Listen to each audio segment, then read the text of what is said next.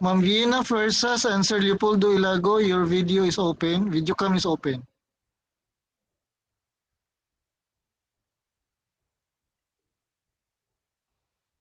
Sir Leopoldo Ilago,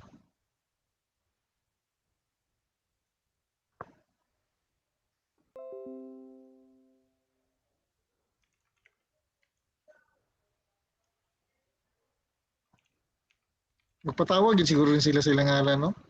Ganahan yun sila.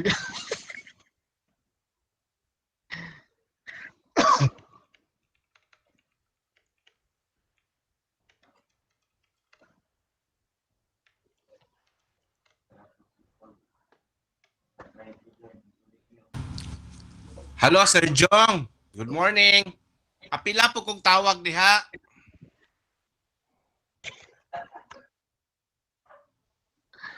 Sir Jason Cohote, your audio is functioning well. Yay! Ganahan kay ko, Ana. Okay, bye-bye. Ay, Sir Jong, ako po, Yapil.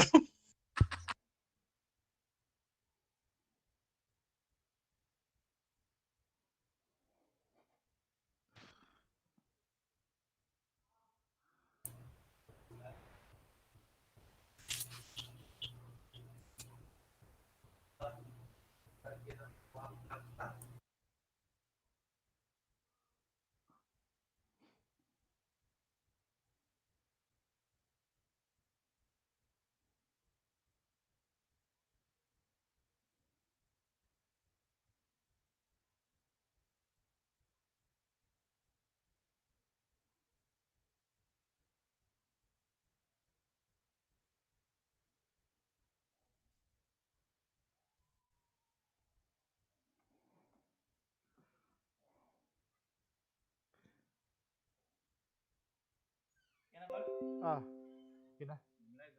Ah,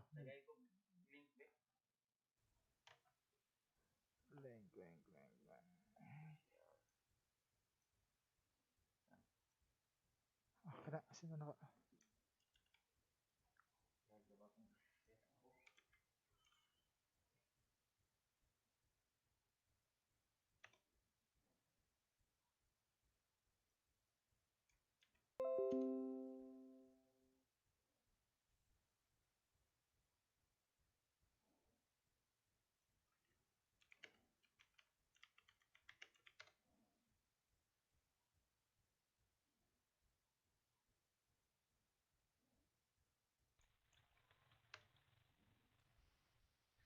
Hello?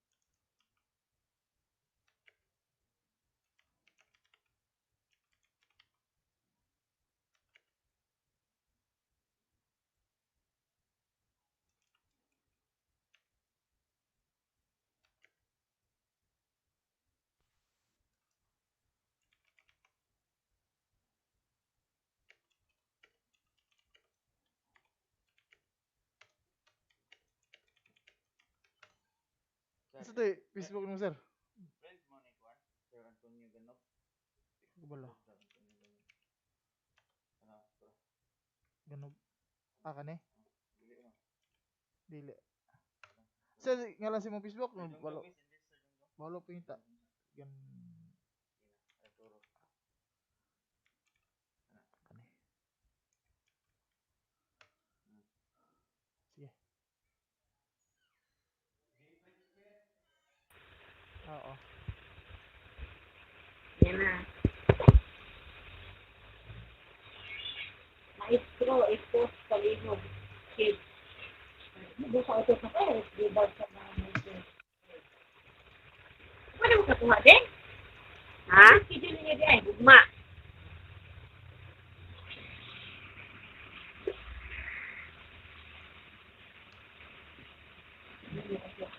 Ito na yung may record. Di ba live lang ka na? Wala na. Ako na siya. Bibit mo na na. Eh, bublit mo.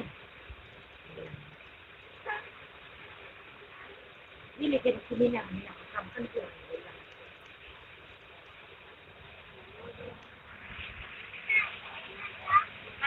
Kajutan ka. Wala ka bulan ka. Dili lagi sila. Makikita. Kita ka ako bulan ka. Yan na.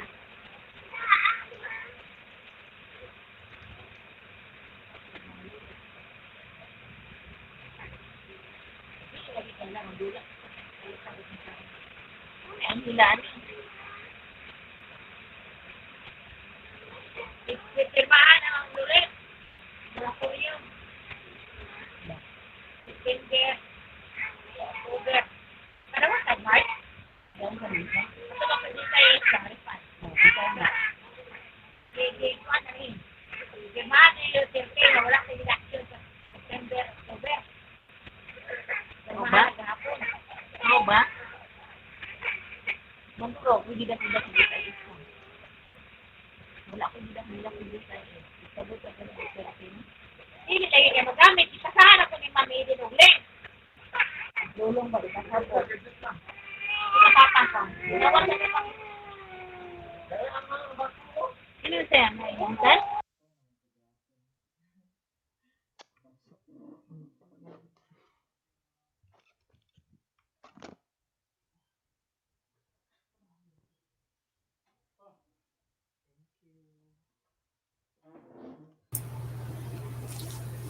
Okay, good morning once again. So due to technical problems, we shifted to for those participants who are now staying under live stream, kindly proceed to another link now because of the technical problems that we experienced in the previous link. So links now are being posted. The new links for live streaming is now posted in our group chats.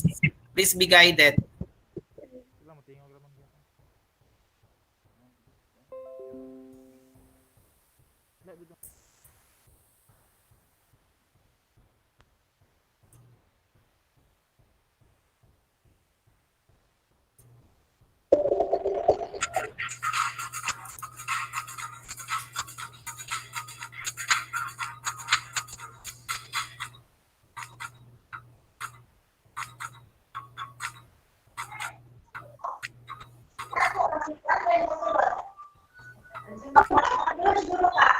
Sir Ton, good morning. Yes, Ma'am Tess. Good morning. Pwede diri sa to ang chat box ibutang po sir para ang katong mga kauban nato nga diri nga for transfer i-click na lang nila automatic ang link.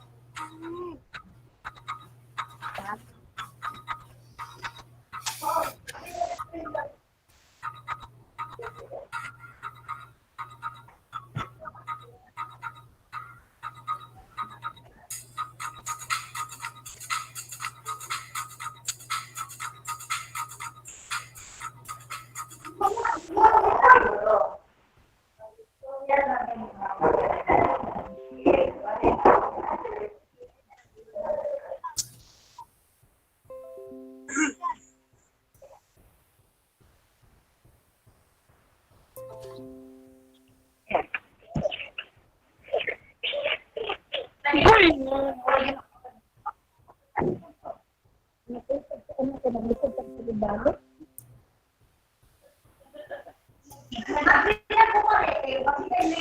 morning, ladies and gentlemen. So my salute to our school's division superintendent, Dr. Maharani M. Jacinto, CESU 6, Assistant Schools Division Superintendents, Dr. Visminda Q. Valde, and Dr. Raymond Salvador, CESE, CID Chief, Dr. Juliet A. Magallanes, and SGOD Chief, Dr. Ernesto F. Tardo, Education Program Supervisors, Public School District Supervisors, School Heads, LAC leaders, and LAC documenters, accept the warmest of my morning greetings to everyone.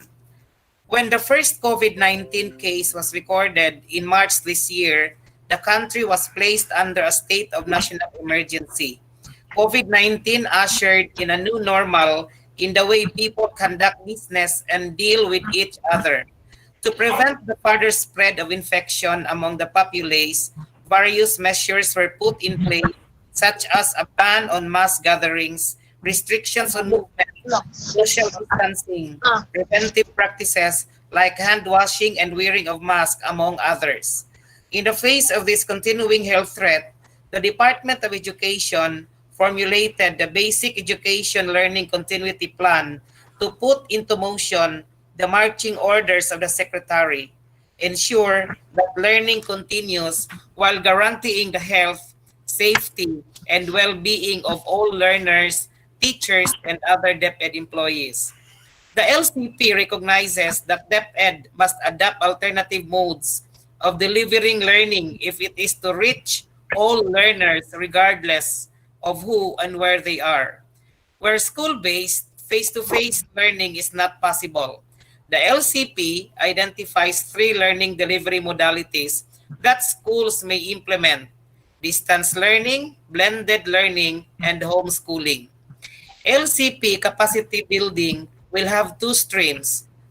This first stream, LDM1, is focused on the implementation and management of the alternative learning delivery system at all levels of the education system, and intended for school and division leaders. This course you're taking now, which is LDM2, is intended for instructional coaches and focus on the instructional implications of using these alternative LDMs. As a designated instructional coach, you are tasked to guide and assist teachers as they go through this course. To start with, let's all stay in silence, and together we will invoke God's divine presence in our virtual doings. After which, let's all together express our sense of patriotism through singing our national anthem, to be followed by our regional hymn.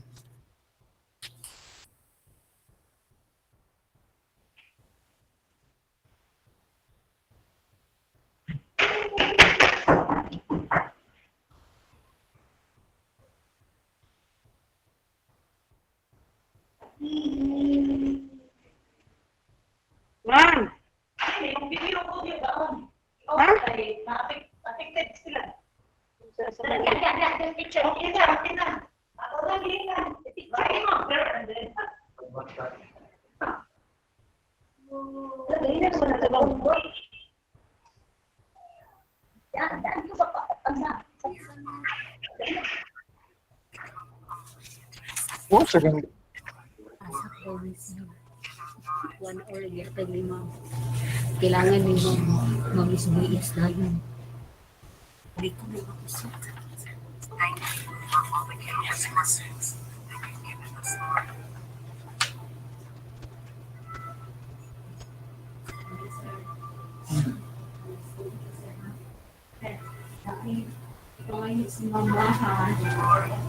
Please forgive our human frailties, our insecurities, and our doubts.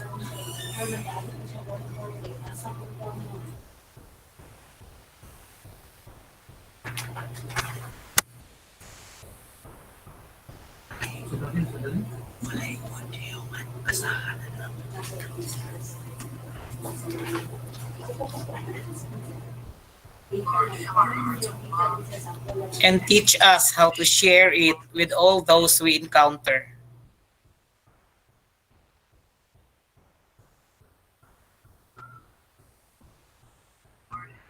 Help us to be kind to those around us, and especially those who may be more difficult to love.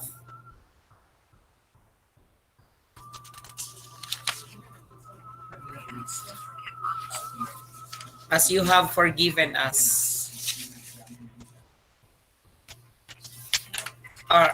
Today we open our hearts to you, Lord, for we know that you love us and that you have a plan for our lives. Shape us and use us, Lord, for your perfect will. Jesus Christ, we pray. Amen.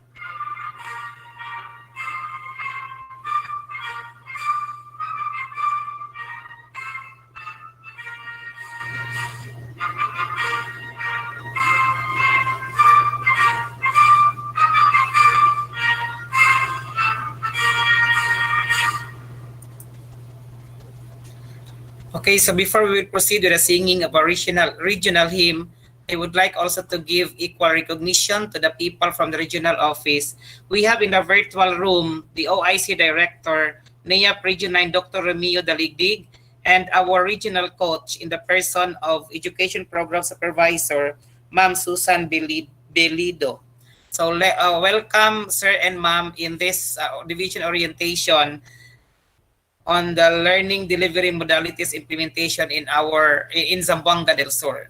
Let's now together sing the regional hymn.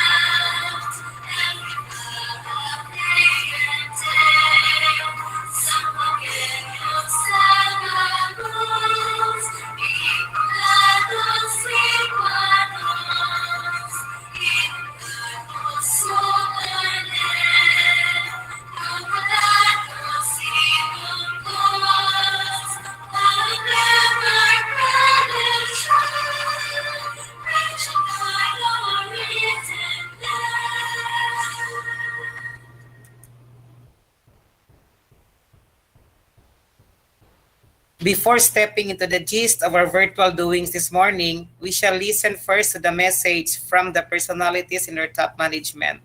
This message will not only inspire us, but this would definitely add to the substantial information that I am sure all of us are excited to hear. Now, ladies and gentlemen, let's all heed to the message of our newly assigned OIC Assistant Schools Division Superintendent. Let us all welcome Dr. Raymond Salvador. Sir. Good morning to everyone, to our guest from the regional office, Chief Romeo Daligdig. Sir, good morning. Also to Ma'am Susan Delido. To my counterpart, Dr. Balde, the ASDS for District 1. Our two chiefs for SGOD, Sir Tardo, and the CID Chief, Ma'am Juliet, and to Sir Ganop for this for leading this group. No, to all our participants, I believe we are all here because you all know the reason, because we need to get ready and be equipped, no, for the preparation of the opening of classes, and we must all give our attention because the Department of Education is really trying to make ourselves prepared, because it's not easy, because as we face the new normal and the new learning that we are having, some of us are not yet that exposed to the different learning modalities. As mentioned earlier, there are three types as the department tries to push, no, the different modalities. We have the blended, the distance. To some, these are already not familiar modalities, but for our teachers, no, but for our teachers, especially our new teachers, these are something for them to really to get a good understanding on this. Sana, what we are hoping and what we are anticipating, this LDM course will really be cascaded properly to our teachers. You being the facilitators, you were chosen, you were recommended, not because no, not because you were the favorite, not because you are the palanga, but because the person who recommended you, so we have the potential to cascade this to our teachers and act as their mentors as we deliver these modalities to our learners. Not only to our learners, we also need to make sure that we are able to, you know, explain to our parents, to our stakeholders, what are we doing in the Department of Education. Of course, with the leadership of our schools division superintendent, Dr. Maharani, and all the members of the division personnel, we are also doing our part.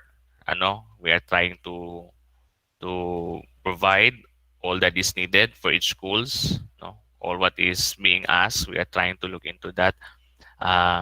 I cannot say I know what is happening because I have just officially reported yesterday, and this is my second day. So I know, no, the division of Zamboanga del Sur is very much ready and 100% at the back of each schools. So sa atong mga school heads, sa atong mga master teachers o teacher, don't worry if you need assistance. We are all here. No, I, for one, I'm very much willing to assist you should you need my assistance. But dili pud ko mag-assist kung dili pud nyo kinahanglan akong assistance. Oo. Feel free to message me. Ako ang Facebook. Uy, kana lang yun, Raymond Salvador. Makita ninyo sa profile kanang ako ang duha ka anak, ako ang nagitna na account. Okay, so sometimes we need to keep an open communication. Our communication will not only start when we have webinars or when you visit the office, but our communication will always start when we ask, no? When we try to clear things up. So yun ang sana namin gustong mangyari, that this program, because this was crafted, no, for all of us to be able to really impart what we are doing in the department. Kasi we don't want misinformations, miscommunications, and gaps between DepEd and our learners and our parents. That is why this course, no, was developed for all of you for all of our teachers to be ready and fully equipped come opening of classes on October 5. Murag dili na gyud ni siya ma-postpone, madayo na gyud ni siya October 5. So we are just counting the days, barely less than 3 weeks if my mathematics is right. So I hope with your cameras closed, dili ko kabalo gaon sa mo diha sa inyohang balay or sa inyohang school. It is very nice because we are at the comforts of our home. When we need to go to the bathroom, we need to refresh and give sustenance to our body. When we are tired, we are at the comforts of our place. So what we are asking on your part is to give your utmost participation and attention. Take note, if you want to ask, naamay diya ang chat box, diya ang chat box, pwede mo mag-chat. Ang uban, pwede po mag-message. So again, we are very happy that all of you here. I think we are more than 200 or 251, nahimo nag 249. So thank you so much for your participation. And God bless everyone. Keep safe. Hope to see you soon, face to face, because I also want to get to know all of you. But conditions will not allow me to see you first. I'm in my self-isolation mode right now. But rest assured that I'm doing all the precautionary measures. I'm taking all the necessary preparations para safe po tanan. So I'm here to serve you, and I'm very much willing to be serving you. So God bless everyone. Keep safe. Thank you so much. Back to you, Sir Antonio. Okay, so thank you for your substantial message, sir. With gladness in our hearts, we say welcome to Zamboanga del Sur. Together, we look forward for a productive work relationship and experiences with you.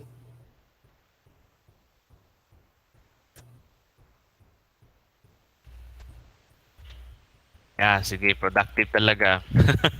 Because I know napaka-productive natin. Okay, so at this point in time, let us all welcome to the enlightening message from no less than our school's division superintendent, Dr. Maharani Makaraig Jacinto, CESO 6. Ma'am. Good morning to all of us. Thank you, Sir Gado, and congratulations for this activity.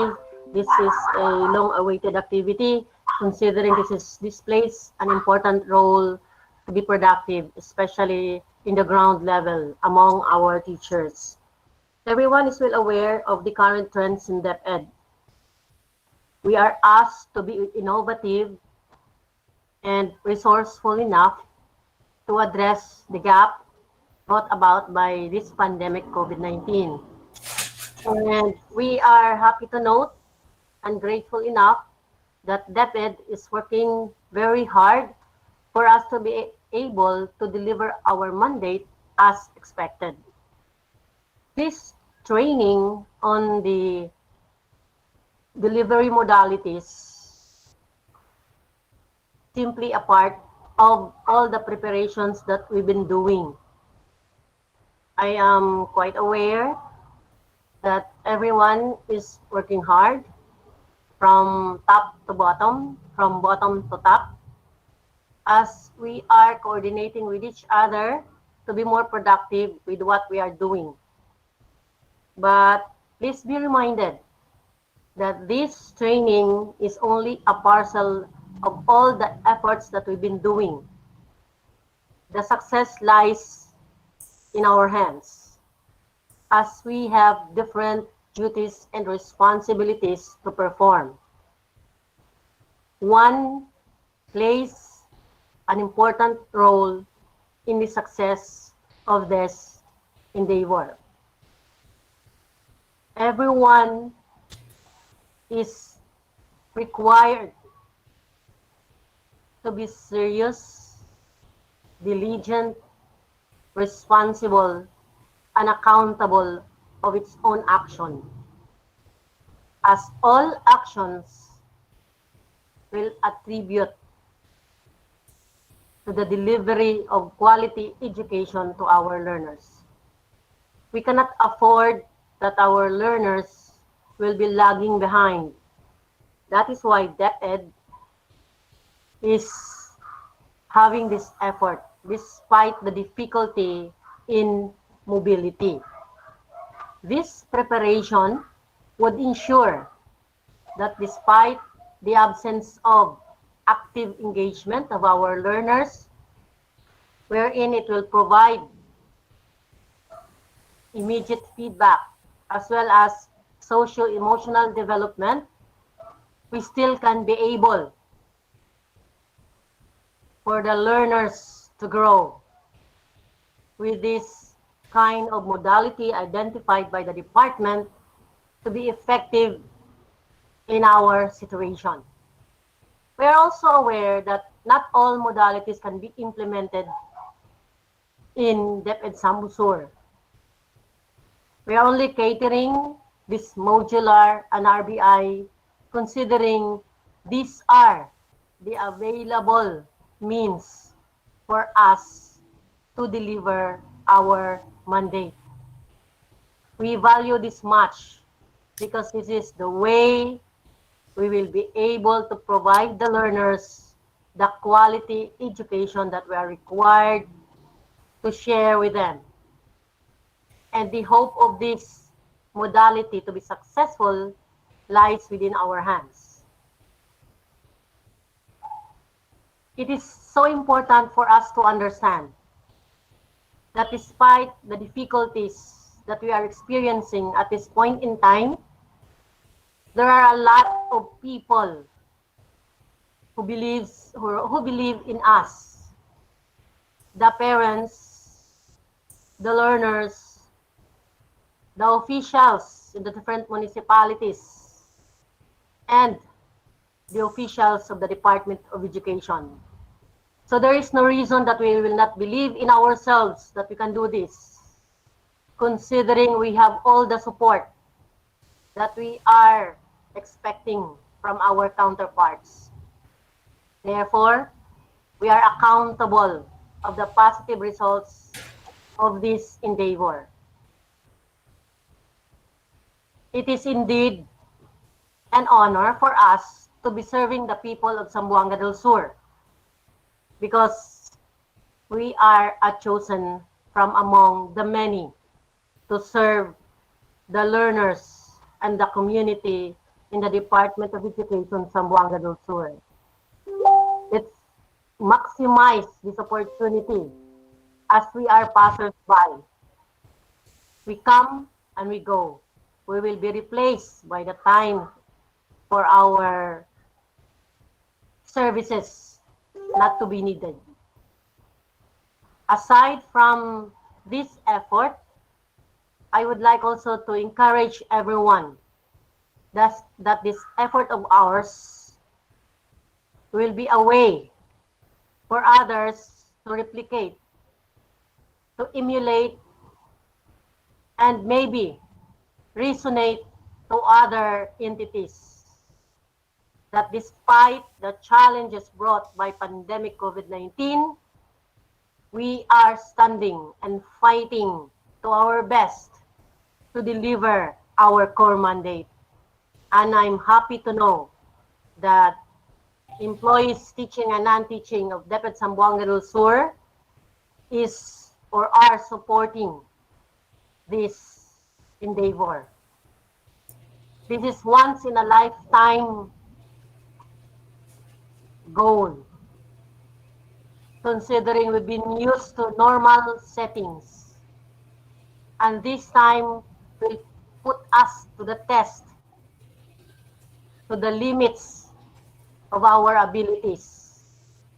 Will push us to go beyond what we believe we can do for the development of our learners. And therefore, it is, of course, a privilege to be sharing this endeavor with you, since this will be recorded in history, that once in our lifetime, in the service of delivering quality education to our learners, we work together, we serve together, to achieve our goal. For we know that we cannot be successful alone. We cannot reach success by working alone. This will only be successful through a concerted effort of all people who have stake for the good of the learners. For in the end, it will be the good for all the community and to the nation as well.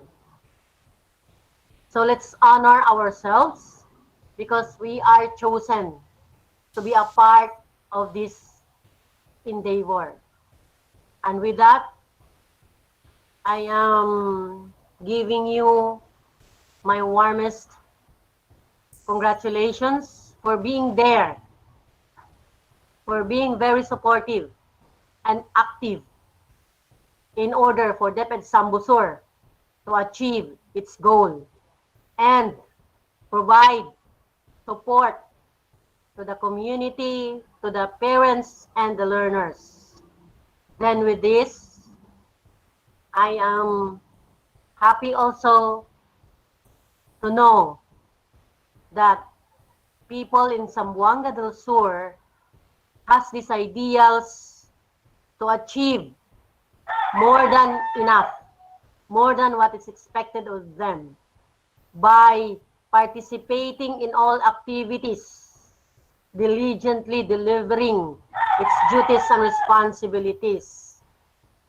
As we work together, we can achieve more. Thank you very much and good luck to this endeavor. Hope this will be a tool for you to be more productive as you return to your respective stations. Once again, good morning. Thank you so much, Ma'am, for your heartwarming message. Thank you even for reserving your time to be with us this morning.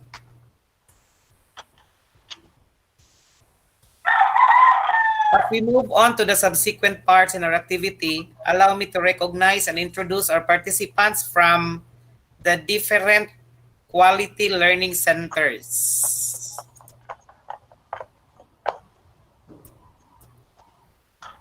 As I call the quality numbers, everyone from the quality number will open their camera and unmute your microphone and say hi, plus waving of the right hand in 30 seconds. So let's start from quality 1. You can open now your camera and unmute your microphone and say hi. Quality 1, people from quality 1. Hi. Okay, so we have here Good morning. on screen now, you can see the people from quality 1. So thank you so much. Wave your hands, quality 1, to be seen on screen. Okay. Good morning. Okay. Good morning. We have Ma'am Arcely Alonso, Ma'am Sir Joel Arsenal on screen, and Sir Jason Cajote. So thank you so much, quality 1.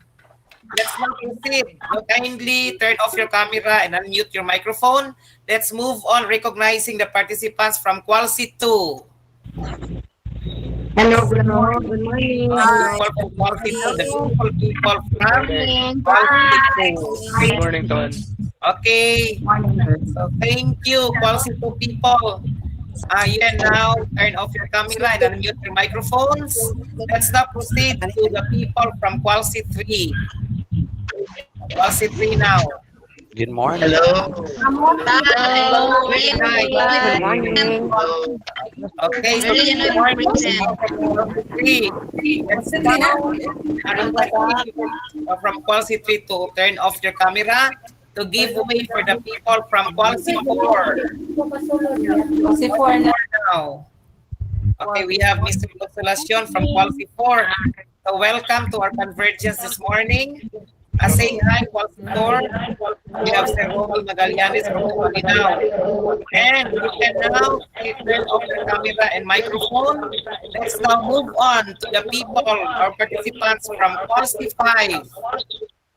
Okay, we have Ma'am Judy Palmado, Sir Fernandez, Okay, good morning and welcome to our virtual orientation week 5. And you may now turn off your camera and unmute your microphone. Retrieve room for our participants now. Thank you so much, 41. Now. Okay, 46. Okay, ladies and gentlemen, right now the Hello. 46. Good morning.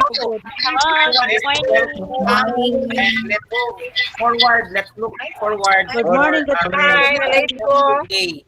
Good morning. Thank you so much. Good morning. Good morning. Morning, sir. And now turn off your camera and mute your microphone. Off na rin. Okay, congratulations everyone. So thank you for turning off your camera and your microphones. Okay, so at this point in time, let me share with you a reminders on for us to observe in attending a video conference like this. First, we all have to show up on time. You may not disrupt the presentation by lagging late, but you may miss important information. So second, turn off your webcam during the presentation. Nothing is more likely to elicit giggles than to have the presenter turn off their PowerPoint presentation and the software default to someone watching. Third, wait for your turn. So you are requested to wait for your turn. In a live setting, you can see who has a question or when a presenter is ready for an interruption.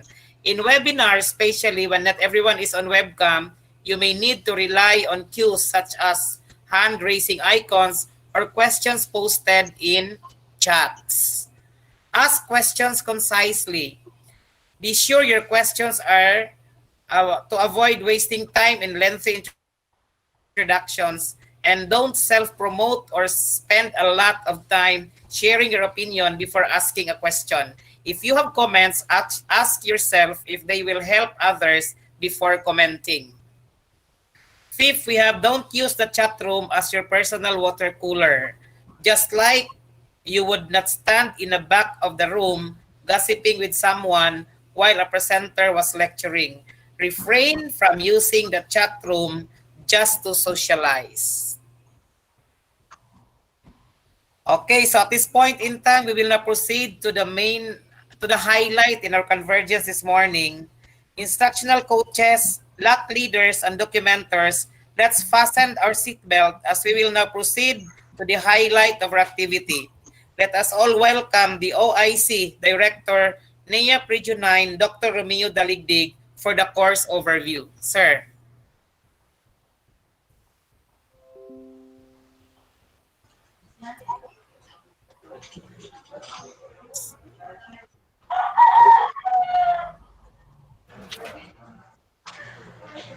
Sir Romy, take it away. Good morning.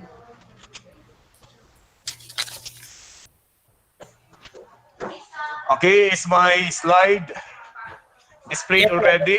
We're projecting now. Okay, thank you. To our Schools Division Superintendent, Dr. Maharani Jacinto, good morning.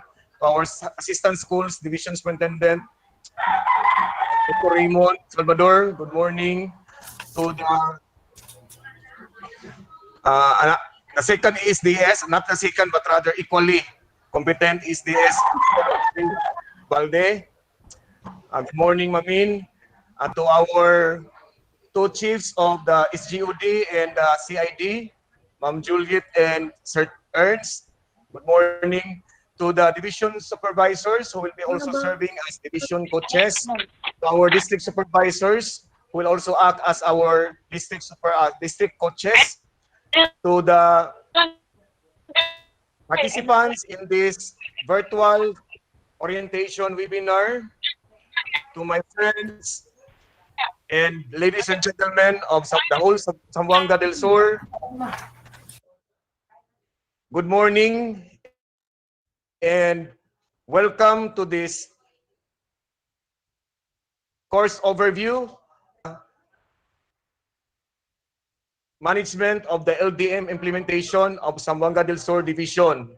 Congratulations to all the participants and learners or students in our first semester LDM, and that is LDM1. And you are now really moving to the second semester, the third semester, the fourth semester, which are under the stream 2 of the learning delivery modality courses of the National Educators Academy of the Philippines through the National Educators Academy of the Philippines Regional Office 9. I am very proud to congratulate all of you for the successful accomplishment of all your outputs from Module 1 to Module 6, and be ready to face Module 7, the practicum, which will kick off upon the opening of classes on October 5. So you are not yet done totally with the requirements of LDM1 course, but rather you have just completed the academic requirements, because the practicum will come your way on October 5, 2020, because we cannot have the practicum if classes are not recited. Though it's webinar, though it's online, I'd like to revisit the big 4 modalities that are available in the COVID time. And COVID has really COVIDified our education because it allows us to explore other learning modalities out of the big 4 learning delivery modalities. The first big one is face-to-face, which is already abused and overused. And here comes distance learning, which has 3 children: the online, the modular, and also the radio and TV instruction or TV-based instruction. And then the third one is blended. Blended can be a combination of the children of the distance learning, the online, the modular, and the radio and TV instruction. And then the fourth one is homeschooling. And all the schools divisions in the region are given the maximum freedom to choose what modality they are going to employ when classes open on October 5, 2020.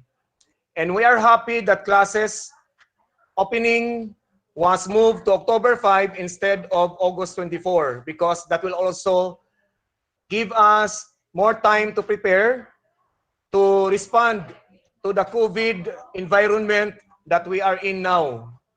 As if we are in the tunnel, moving in the tunnel, waiting to have the light at the end of the tunnel, because as of the moment, our uncertainties are just the only ones certain. We are certain that we have this uncertainty at the moment when will COVID be over? That's still a question. But we will cross the bridge when we are already there, when COVID is already totally gone. At the moment, we are still in the COVID education with COVID environment, COVID-19 alert here, there, and everywhere, that we cannot do otherwise except to pray for all of us to be healthy, to be safe, and to be of service to humanity. I hope God will always instill in us the resilient and, of course, a supportive and nurturing heart, so that we can always advance personally and grow intellectually as teachers, as instructional leaders, and as implementer of the K-12 basic education program. So NAIAP is not also very confident that all the teachers in the field are really well versed and have understood what is this learning delivery modality. For some who are advanced, we congratulate them because they also found time and find ways to explore other modalities using their own powers, using their own innovative mind, and of course, using their own will to really be equipped with the 21st century, and that is 21st century skill, and that is ICT skill, because that is the priority of the moment amidst this COVID education. So COVID has not only affected people, but even abstract things like education. And as the mantra of our Honorable Secretary, education must continue regardless of crisis. So I hope Zamboanga del Sur Division, instructional coaches and teachers are always on their toes to really be ready to respond to the demands of time. And at this moment, we have no time and space to complain, because if you have 100% complaining, that means you have 0% working. So as to the flow of the orientation, I'd like to share with you the sequence so that you will be all guided. The flow of the orientation, we have the preliminary, and then the course overview, which I am doing now. I will be given 45 minutes. Then session 2, technical assistance and coaching in LDM. LDM means learning delivery modalities 2, 20 minutes, and then walkthrough of the LDM, and then synthesis, next step, and activity evaluation, which will be done by the division representatives of this program. So, as far as the regional office is concerned of NEA, we also have some assignment in our regional supervisors, and the regional coach for Zamboanga del Sur, we have EPS Susan Billido, who will cater groups 1 to 16 of your group in the division. Then EPS Mario Mosueto Sihala for groups 17 to 33, and PDO4 Rowena B. Balsamo for groups 34 to 47. If you want to have their appearance, you can have the Facebook page of their account so that you can always contact them when you need troubleshooting of the problem that you will encounter later. But so far, Zamboanga del Sur teachers and supervisors are all intelligent to understand all the provisions in the modules, because so far in LDM1 we received less requests for technical assistance from Zamboanga del Sur division. But we hope that we can also deliver and provide technical assistance to all of you. So just don't hesitate to contact us. We can always be available at all times, that is at all times, for your concerns regarding LDM delivery and LDM implementation in the division. So this program is aimed at improving the readiness of teachers and school leaders for the implementation and management of learning delivery modalities consistent with policies and COVID-19 response framework adopted by the government. That's why we have to connect with the regional IATF for some ordinances and some executive orders from our LGU, because DepEd cannot stand alone. If you want to walk very far and successful, please walk in team or in pairs. Do not do it solo. And then second, we wish to provide guidance to the field officials in making informed to the implementation of the different learning delivery modalities.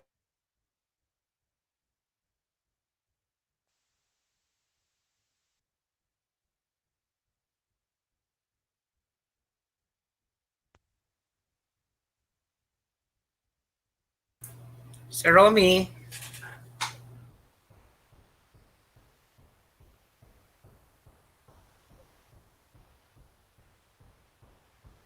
Sir?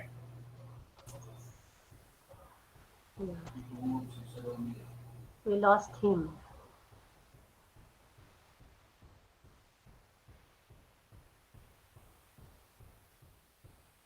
Sir Romy?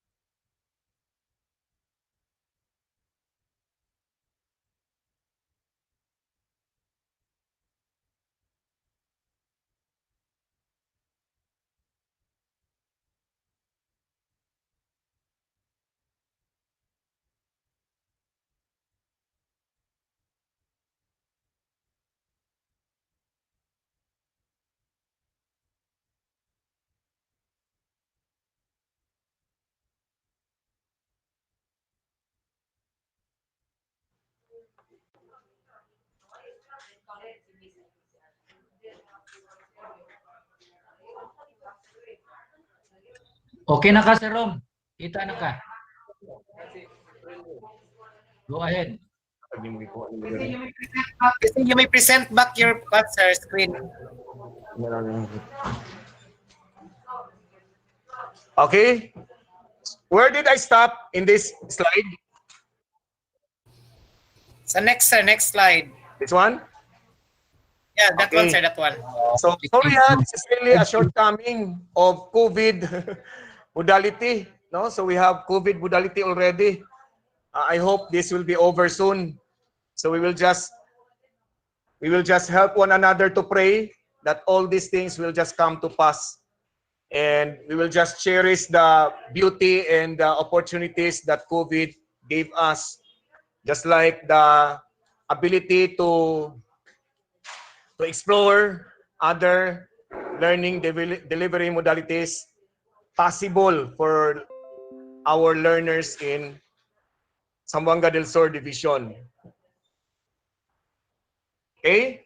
So, you are already aware of the learning modalities because you have been into webinars, left and right, front and back, that you have no time anymore to move from your chair because of the webinars at all areas in your office.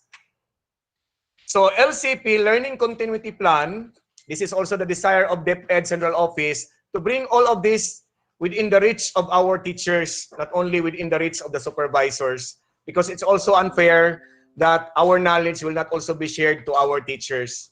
And based on our data, we have 37,000 more, 37,186 teachers, but only very few, I think only 80% participated in our LDM. I'd like to knock at the hearts of the supervisors and principals to involve all the teachers in the field to be aware of this LDM and to understand the intricacies of the LDM, especially those who are in the far-flung areas. So our first SEM was LDM1, Learning Delivery Modalities. And then we have also course 2. This is for the teachers and the teachers and the instructional coaches. Learners welfare being, this is the generic, no? This is for the second semester because we had already the first semester. We can just associate this with the schooling in a school. Okay, LCP courses for school and division leaders. So I put there IC. What does IC mean? That is instructional coaches. So LDM1, this is the first SEM. management of LDM implementation. So Module 1, Module 2, Module 3, Module 4, Module 5, Module 6, and Module 7. This is under LDM1. And then we have the first SEM, and then the second SEM. This is first SEM because that belongs to Stream 1. And then we have Course 2. This is under Stream,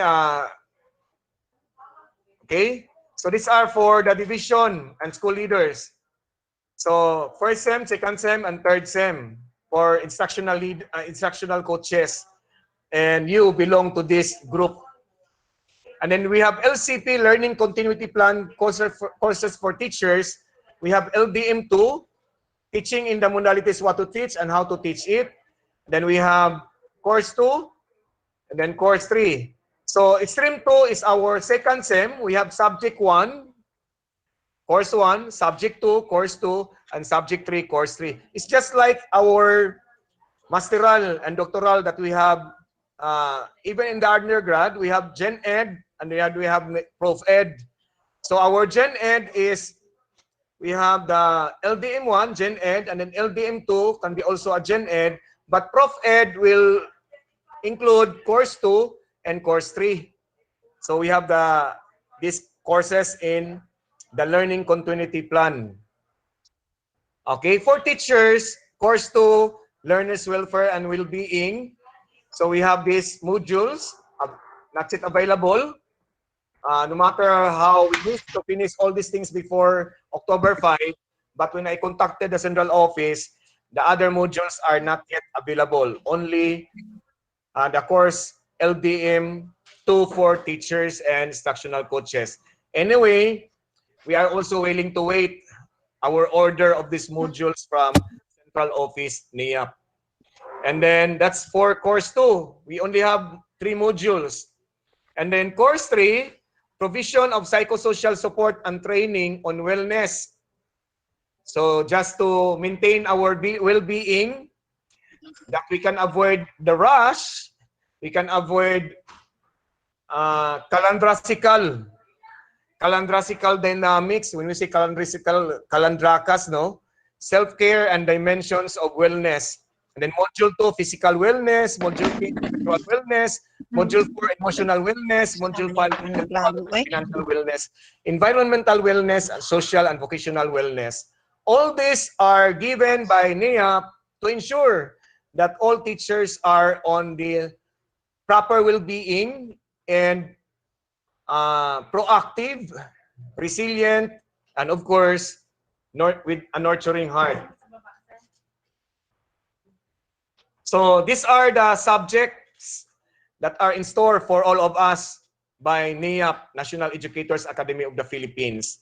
But we will have to take one at a time. So we will have it time after time. So NIAP would always understand the imperfections of some participants because even perfect situations can go wrong. How much the imperfect situations? So we are here to understand each other. We are here to consider each other. We are here to help one another. And we are here to succeed in this undertaking prescribed by Department of Education.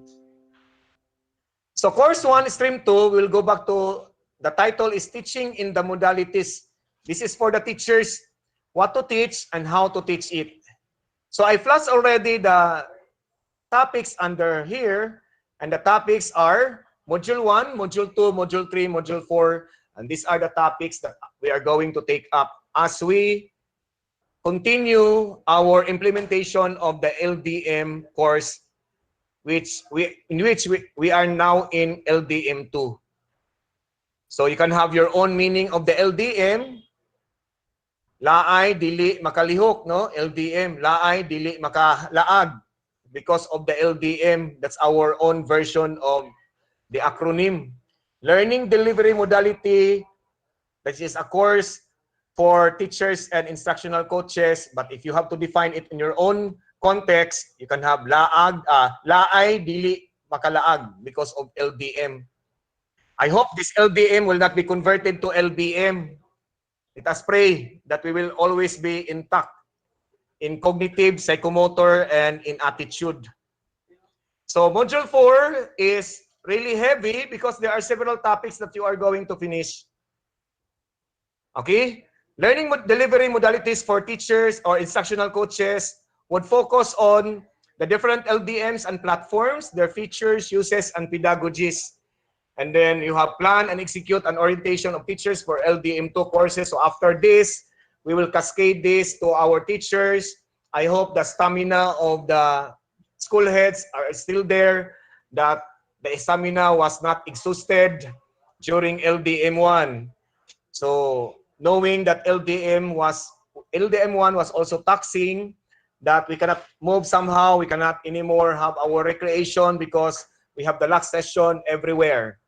And then this will also include the planning and executing an orientation for teachers, planning for the technical assistance and coaching of teachers in the LDMs. Our presumption, if the division office or schools division will not anymore contact the region for technical assistance, because we are assured that Zamboanga del Sur division coaches are already ready and equipped with the appropriate knowledge and skill to deliver and provide technical assistance. But we are just here in the region waiting, willing to wait for your requests as to the technical assistance that you need.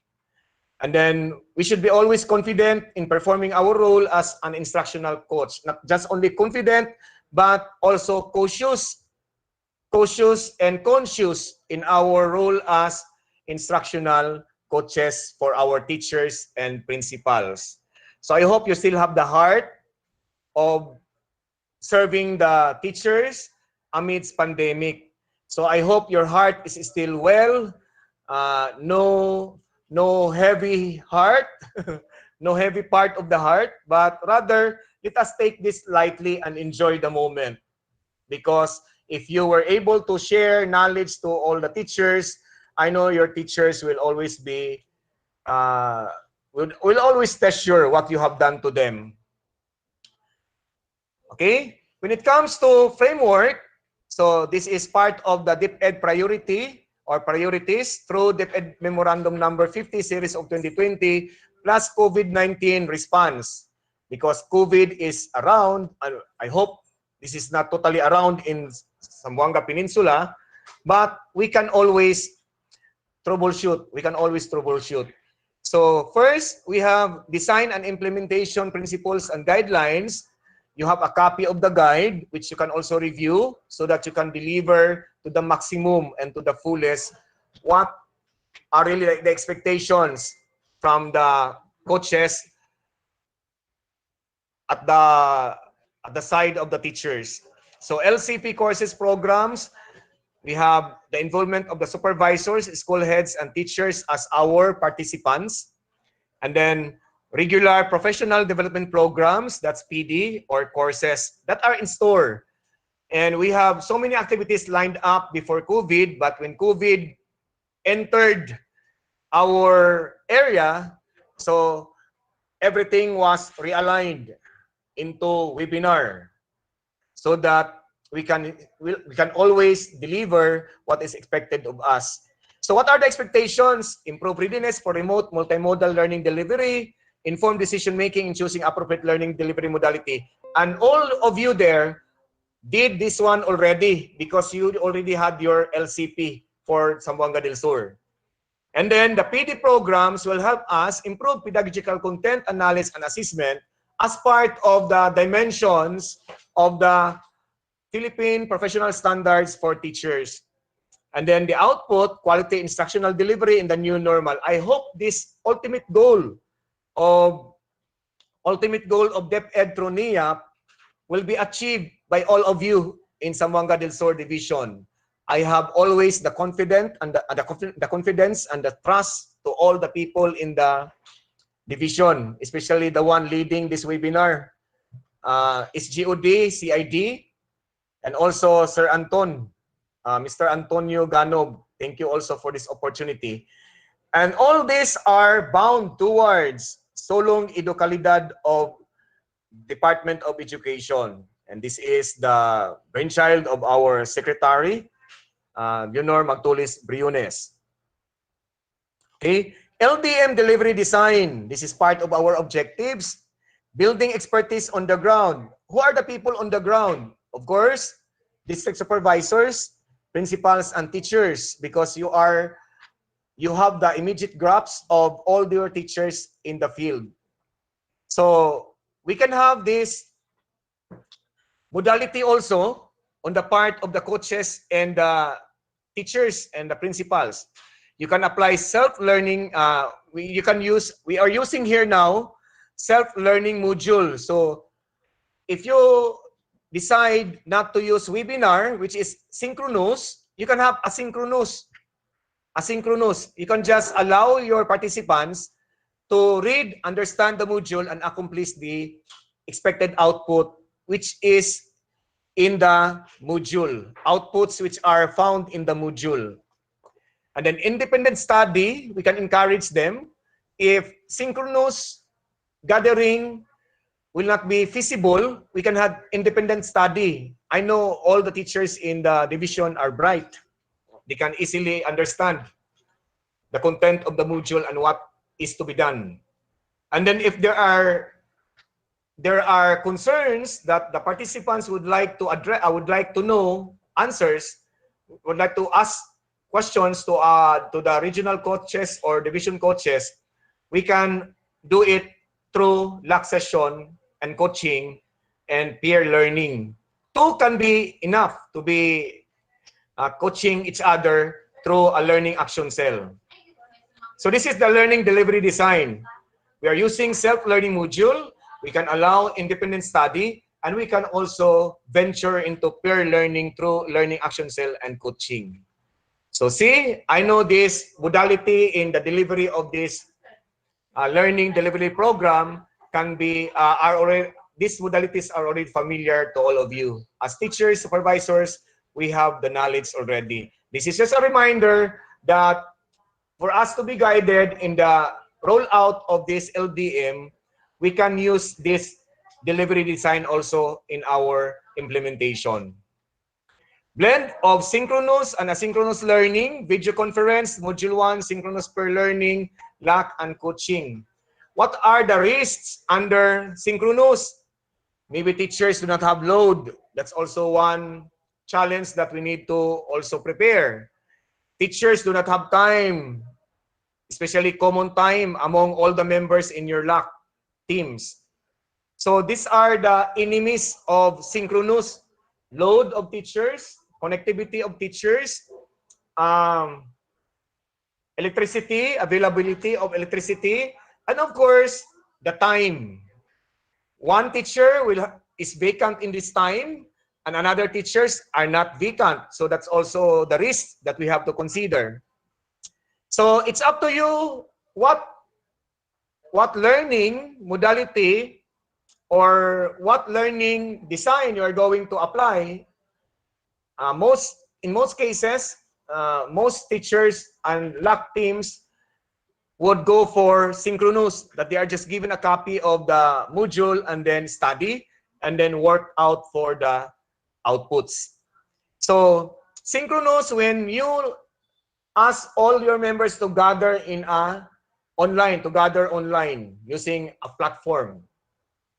But we can always have the other options. And this one option is asynchronous peer learning via online platform like email, Facebook, Messenger, MS Teams. You will just download there what you want them to do. And then it depends upon your participants when to open. But please also follow up with text. Please check your MS Teams. I have sent you something, or you can have Viber, you can have group chat, that's Facebook or Messenger. You can have Skype, post in the Skype, and then teach them how to do it, and teach them how to give the guidelines on how to trade in that particular module. So it's just a matter of choosing what is possible, because everything is possible. Okay, so and everything and all problems have also a solution. So this is it. So asynchronous is I know you are familiar with that. No need to expound. Okay? Building expertise on the ground. So Module 1, Module 2, Module 3, and Module 5, so on and so forth. And take note, all these modules are self-learning modules. Even if you will not gather them in the web, you can always ask them to do what is asked in the module and just teach them, because some of them, I know, are not reading. Some are reading but not comprehending. Some are reading and comprehending but not implementing. Some are reading, comprehending, implementing, but not evaluating whether what they are doing is correct or not. They just submit without realizing that they miss something in the output. So that is a reminder that we need also to give to our participants. Do not just submit for the sake of compliance. So we have to track, number 1, reading, 2, comprehending, 3, implementing, and then 4, reviewing. So we need to review, my dear participants, especially that we will submit our outputs to the central office. So tell the teachers and district supervisors that they have also to review. That's also ISO matter, no? An ISO matter. ISO plan, do, act, and then review. So we need to review before the submission of the outputs, before we can discover your, funny moments from your output as if you did not understand. So it's not happening in everyone, but this is just an advanced reminder that before the participants will forward their outputs, it should be evaluated by themselves. There should be self-assessment, because this is self-learning module, trying to check if what they are doing is already aligned with what is expected in the module. Okay? So the LAC leader will collect the outputs and then submit to the assigned coach, so that the coach will not be taxing yourselves so much. You can always remind the participants, please review your work. And that is what we always tell to our learners in the classroom, that after the exam, we will allow and give them time to review their answers. In the same manner, we can also do that to our teachers and supervisors. And then submit recommendation, and then for the certification of participation coming from NEAP, RO, and central office. Okay? And update our participants with the professional development record, because part of the requirements in this course 2 of the LDM, part is the individual development plan. So individual professional development plan. This activity, the division can already gather inputs, especially the people in the HR.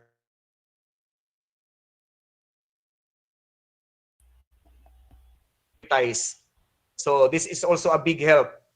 So let us do this with a resilient mind, a resilient heart, but proactive mind and nurturing heart, and everything will just be okay.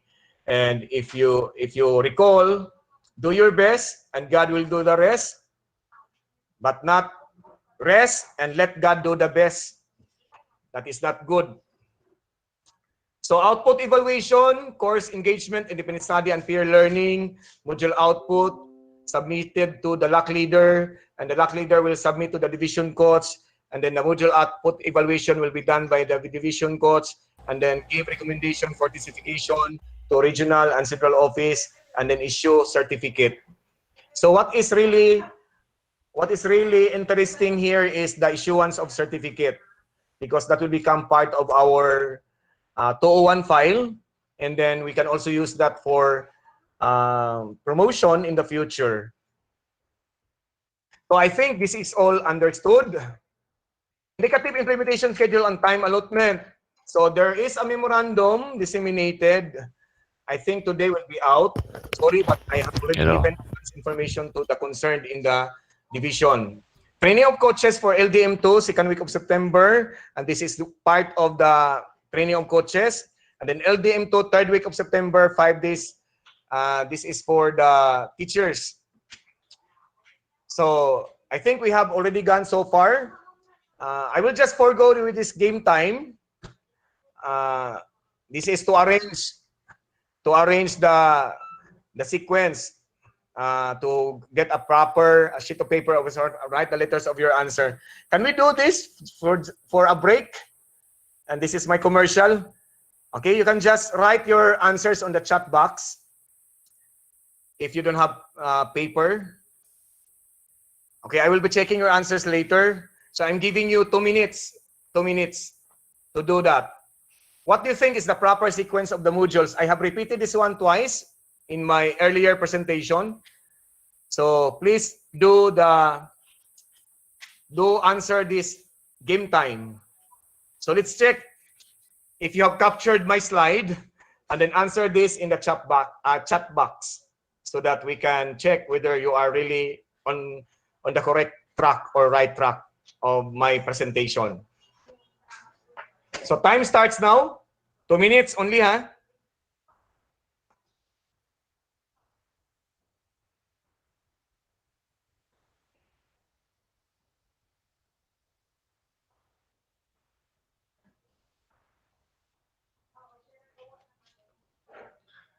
Okay, 1 minute is over.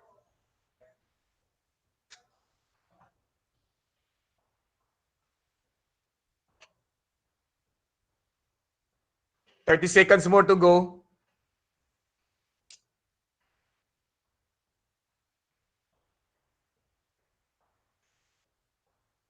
"20 seconds."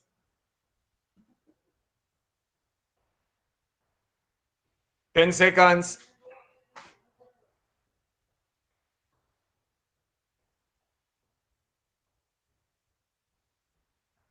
Okay, last 2 seconds.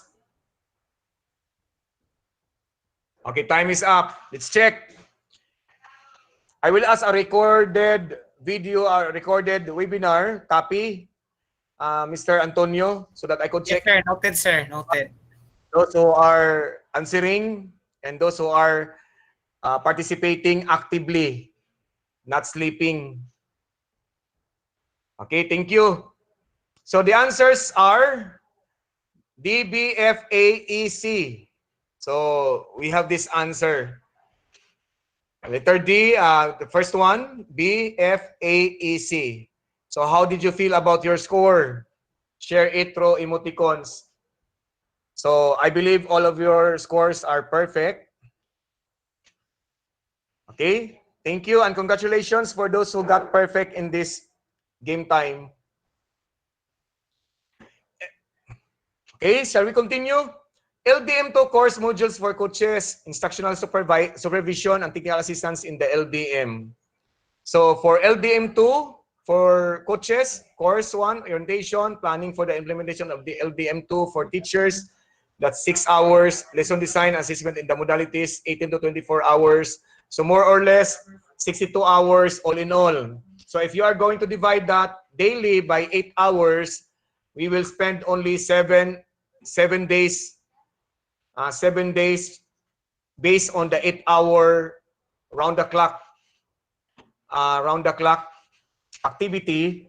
So more or less 7 point something hours. So 7 point something days if you will have your reference as 8 hours. And then practicum LDM implementation on building your TE portfolio. This is module 5, 4 hours. So more or less 62 plus 4 hours, 66. So 8 days. So in the memorandum that will be out soon, I'm going to check first with our records if the memorandum was already sent out. Okay? So, but anyway, I will give you the date, the timeline later. LDM implementation mechanism, LDM course 1. So training for coaches, we are in the blue one, the middle. And then course 2. Then we have this one. Okay.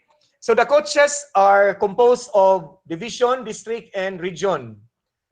And then we have also, we can also assign if we got short of manpower in our district supervisor as coach, we can also assign senior principal in our schools to be our senior, to be our LAC leader or LAC coach perhaps. Okay, LDM2 course modules for coaches. This is the one. So we will have this in September to December. Ano sorry. So practicum should be October to December. Next, course management implementation procedure. If region-led, PRO-NIAP-R constitute the training management team. We already did this last September 8. And then we prepare implementation plan. If division-led through SGOD or HRDS, conduct orientation for the management team. I know you already had informal session as to your preparation for the management team, set up identification and registration of participants, this is what you are doing now. Prepare for the online orientation if applicable. So this is an online orientation. Congratulations, Zamboanga del Sur. Only 2 are conducting today, Dipolog and Zamboanga del Sur. Implement the course following the delivery design, monitor and evaluate. So operationalize M&E mechanism with NIAP-CO Quad providing TA, and then update LDM implementation status trackers regularly, and submit M&E report, and then progress report should also be submitted. So these are just tips on how you are going to to run your implementation. So suggested program management team, overall team lead, we have NIAP-R chief, SDS through SGOD. So I would like to also commend the efficiency and effectiveness of our SGOD and also our CID chief. Overall CO team lead, CLD chief, CID, and then facilitators team, it's you who will identify, and technology and platform team, ICT, secretariat, NIAP-R, and then M&E, Quad, SGOD, and M&E, and then coaching team, FTAD. So we would like also to encourage all of you to contact all the division coaches. If things will now go beyond your control, you can also contact your regional coaches. And I know they are always ready to help you. Procedure for management of coaching TA mechanism for LDM, LDM2 coaches through FTAD. So our chief of FTAD now is OIC Chief Lukman Manupak. Under him, we have EPS Peralta and EPS Hala. So, constitute the coaching team in the region composed of RO supervisors, central office specialists. We invited our central office specialists last September 8 for our regional webinar. And then we have also EDOC Forum partners, EF. We will assign coaches to the divisions. I know with the help of the division, Zamboanga del Sur, we have already the list of groups or LAC teams. And then if necessary, orient the coaching team, monitor coaching activities, address issues related to coaching activities, and report coaching activities. These are the things that we are also gathering from you. Maybe after LDM1, we already have the report for LDM1. What's the participation of the regional supervisors in your implementation of LDM, and also the division coaches? Because central office will also ask this one later when we do that audit of LDM. So the audit report also will be done after the completion of this LDM implementation and management in the region. So LDM2 for teachers constitute the coaching team. So it is now the division who will do this through SGOD, of course, with the assistance of ROFTAD providing TA. Assigned coaches. So we are already giving this responsibility to all the division coaches because you know more your people than the regional office personnel. So that's the advantage, no? If you know your people, you can easily assign who will be the coach and who will be the members. Familiarity also helps us in facilitating the organization of the learning action cell teams in the division. Okay? So that's all for my overview, but I'd like to share with you the summary of outputs that I have finalized last night. And this is, I will present this to you so that you will be guided. Time out, I will be sharing my screen. Mamin, thank you for the time. Okay, this is the summary. Now, I have already given you the summary of LDM1. I hope that has helped you in tracking your outputs. So this is what I prepared last night. All these requirements are found in the module. Okay? So part 1, selection and implementation planning, expected outputs for instructional coaches. These are the major exams. These are the major outputs. Okay? So module 1, lesson 2, we have log profile sheet. So I have already finalized this one. Okay? For the coaches to be guided, what are the expected outputs per module? And then for other requirements, the other requirements serve as our formative tests. So study notebook number 1, 2, 3. So that means lesson 1 has a study notebook, lesson 2, lesson 3. So please be guided. In module 1, entitled course orientation, you have lesson 1 and then lesson 2, study notebook number 1. By the way, this is not lesson 1, lesson 2, lesson 3, but rather activity 1, activity 2, activity 3. So for lesson 1, study notebook number 1, number 2, number 3. These are indicated in the activities provided in module 1, lesson 1. So please be guided with this tracking mechanism that we have also created in the region. Okay? So study notebook is a learning journal. That's NAEAP term. That's NAEAP word. Other than this specified expected outputs, we can consider or categorize this as our major exam. But in the teaching learning real situation, we have major exam. We also have formative exam or formative tests. Okay? So the formative test for module 1, we have this for coaches. And then module 2, we have this formative test. Could be reflection, could be learning insights, could also be matrix output. And then module 3A, we have two module 3s, module 3A and module 3B. And they also have their own share of the formative tests. So do not just capitalize on the major outputs. You also have to do more on writing. So this is added to your writings, to your life works and writings, my dear instructional coaches. So I know you have your life works and writings also. So these are additional writings that you will accomplish during COVID time, during COVID LDM. And then these are also the up to module 5. So module 5, even if you have already the practicum, you still have to submit narrative report in your practicum that you will compile all these all these requirements. It's taxing, but if you will just take or have the real experience of these activities, this is very enjoyable, and you will gain learning experience. Learnings are very, very good in this module. Okay.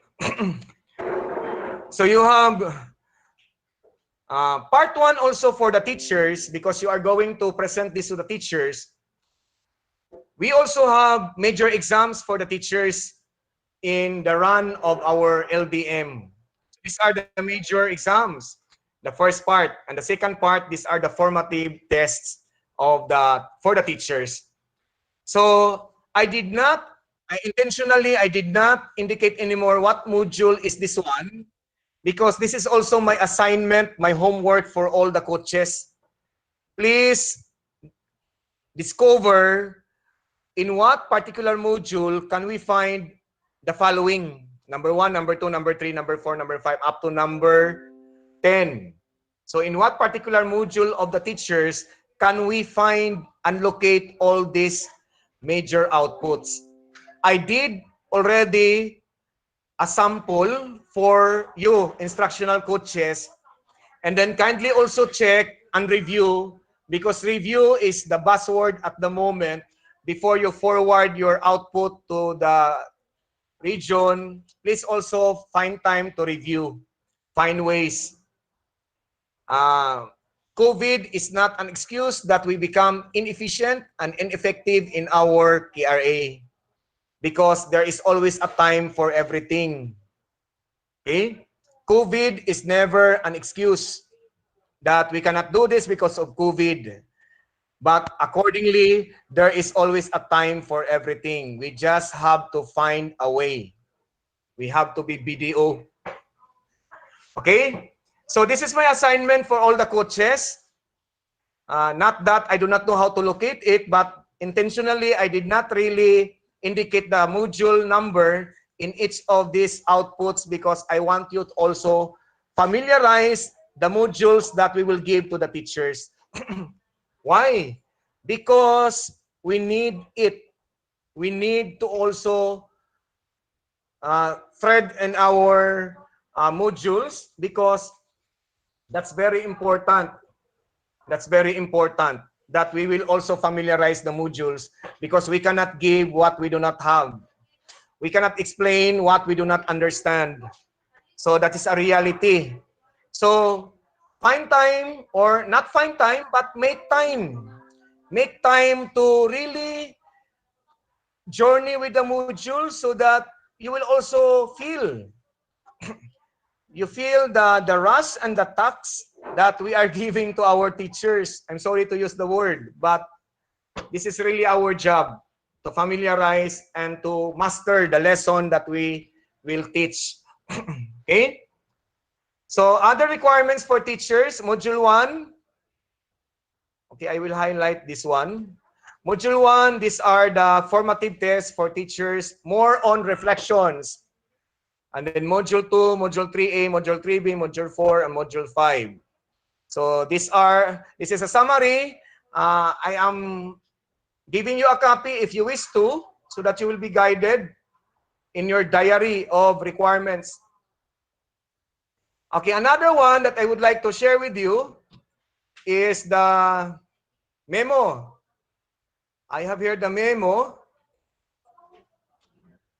I'm out. Memo. For a while. Memo for the, sorry ha. Okay. So I'd like also to introduce how you will save your file. It should be saved by dates, not by title. It should be saved by dates, because we are also asked to submit accomplishment report. So all the things that you do in a day should be also saved according to dates, so that you will be guided. You know, sometimes our memory will not serve as well. So that's why I would recommend that when you save your file, it should be saved according to dates.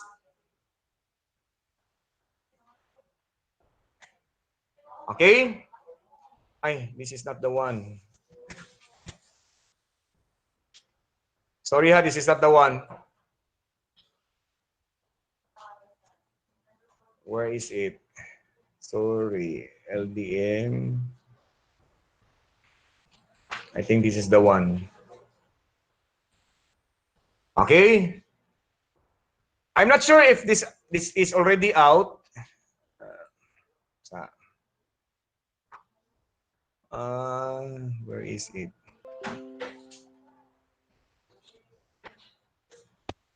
Yep. Excuse me ha. For a while.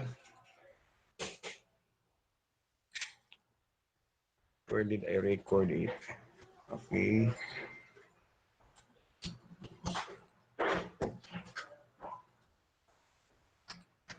Ay, nawala na.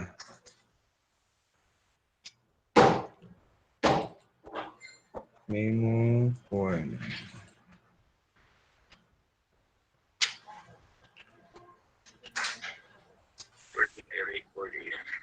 Okay. Nasa na, nana.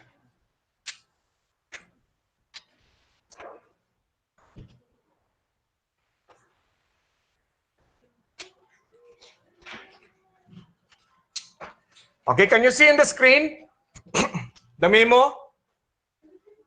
Yes, sir, Rom. Yes, sir. So, modules 1 to 5, which are the only modules available for September, how we wish to finish all this course 1, course 2, course 3 at the end of September, so that we can already give freedom to our teachers in October 1 to 5 in their preparation for their modality, no, that we will use in the opening of classes.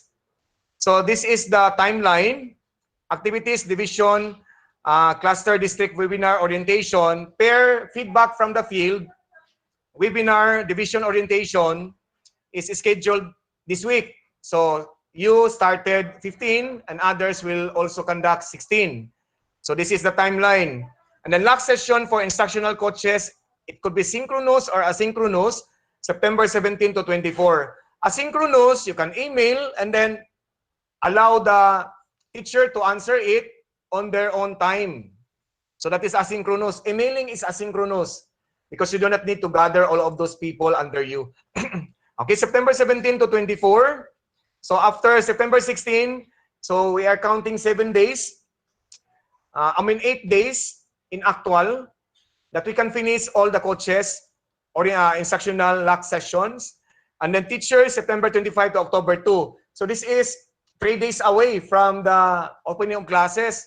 I hope if you will follow this timeline, I hope the teachers can also manage to use the weekend so that they will not also reach October 2 in the accomplishment of the report. This is a suggested schedule. This is a suggested schedule for lock session. If you do it September 17 to 24, 2020, if this is possible, you can have the morning for instructional coaches and you can have the afternoon for teachers. But since we are also allowed to use asynchronous, then side by side, coaches will do the LDM on their own time and on their own space, and then the teachers also will be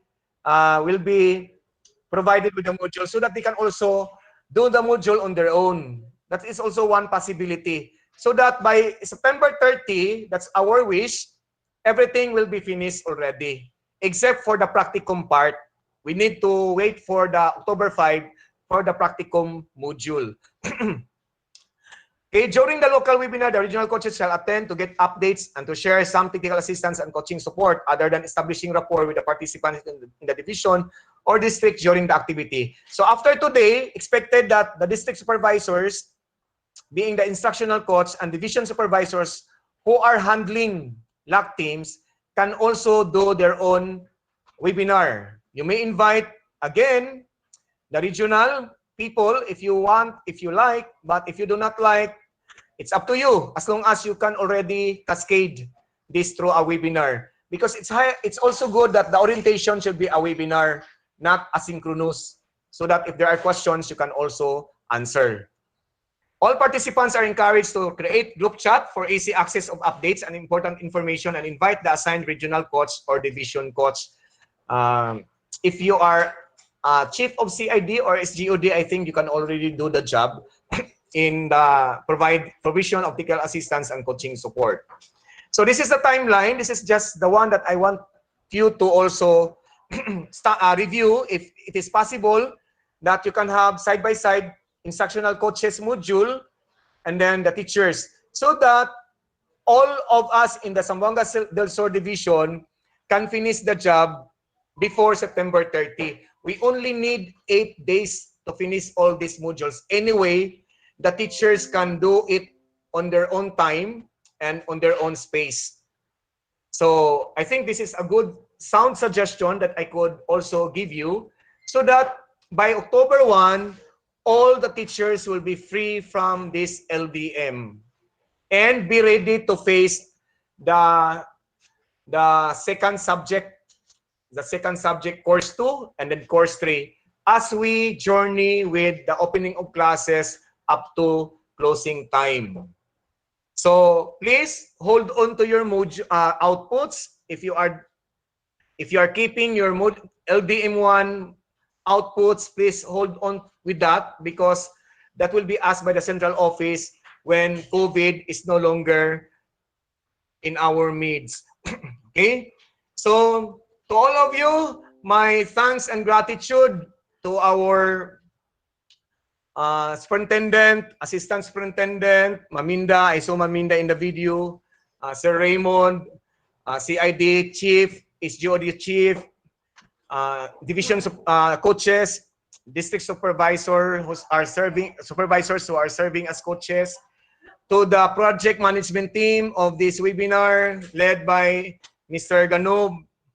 Thank you very much for this opportunity, for sharing to you what is LDM and what's the plan of our NIAP towards the battering COVID in our country. So we will just pray that all of this will be out, all this COVID will be out soon, and cases will be flattened or will become zero, and then continue to maintain your division office as COVID zero division.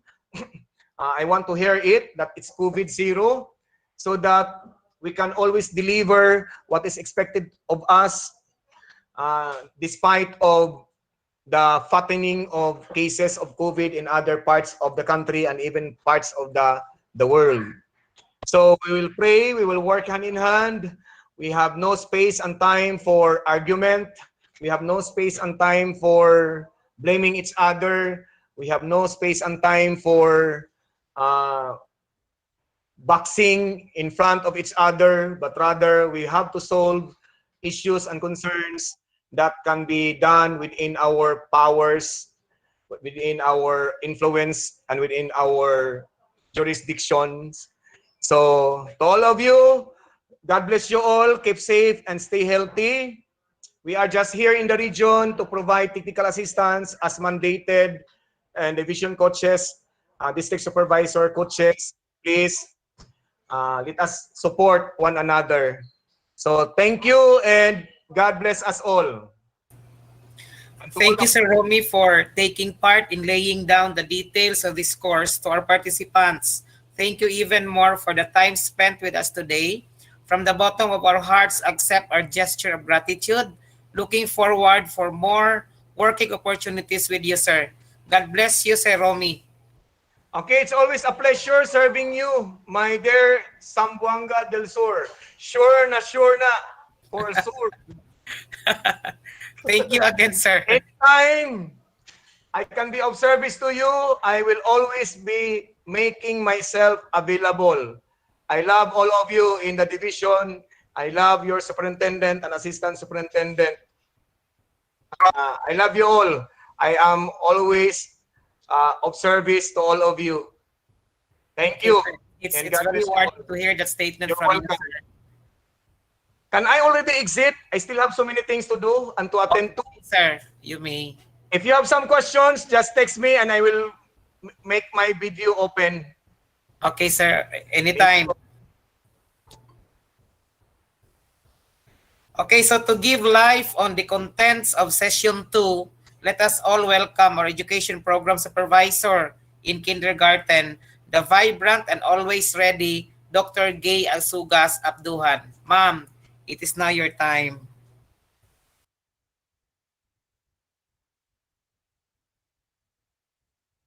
Ma'am Gay?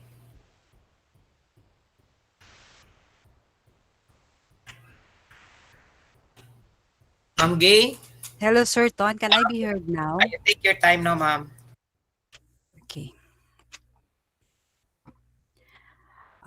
My respect and salute to our Schools Division Superintendent, Dr. Maharani Jacinto, and to the two Assistant Schools Division Superintendent, Dr. Salvador and Dr. Balde, to the two chief, Dr. Tardo and Dr. Magallanes, my fellow coaches, instructional coaches, district supervisors, teachers, school heads, ladies and gentlemen, good morning.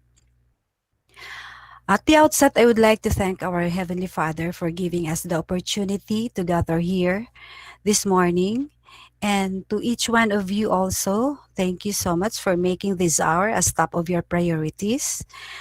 Kahit may pandemic, binigyan pa rin natin ng panahon ang pagtitipong ito dahil po mahal natin ating trabaho. Mahal natin ang mga batang Pilipino. So thank you so much. According to, I know, please be comfortable in the place where you are now and be safe. Kasi sabi po ni Secretary Briones, let us ensure our teachers, our children, school children, and our DepEd personnel, no? Ensure that health and safety and well-being of all learners and teachers and other DepEd personnel, no? Ito po ang kanyang primary considerations, no? So, itong dalawang marching orders ng secretary, no? Ensure the health and safety and well-being of the learners. Kahit may pandemic, tine-check po natin na secured po ang ating mga teachers, ang lahat ng mga personnel ng DepEd. So, hindi po ibig sabihin na para po magiging secure, para po magiging safety ang lahat, hindi po matutuloy ang edukasyon ng isang tao, ng isang mag-aaral. So, gaya ng sinabi niya, learning must continue. These are the two marching orders of our secretary. So, kaya tayo nandito ngayon dahil po sa isang mahalagang bagay, mahalagang dahilan na isa pong mabigyan ng importansya ang ating mga guro, no? It's a professional development. So, sabi ng secretary, in these two marching orders, no, we are instructed para po matuloy ang learning ng isang mag-aaral, we were instructed to craft a learning continuity plan. And in the plan that we have crafted, we started with this following. No, data analysis. Then, after gathering the data, after analyzing the data, ina-identify po natin kung anong modalities ang akma po sa ating school, sa ating mga mag-aaral. Capacity of teachers and school leaders. So, after the learning modality, kinakapacitate po natin yung mga teachers natin. No? Nag-attend po sila ng webinar, no? Nagkakaroon ng workshop for the operations coming for a very good and effective operations and implementation of those things. So, the crafting of the learning continuity plan. So, our session objective this morning is for us to be oriented, is for us to know our role as teachers, as instructional coaches, no? How to give technical assistance, how to provide technical assistance to our teachers.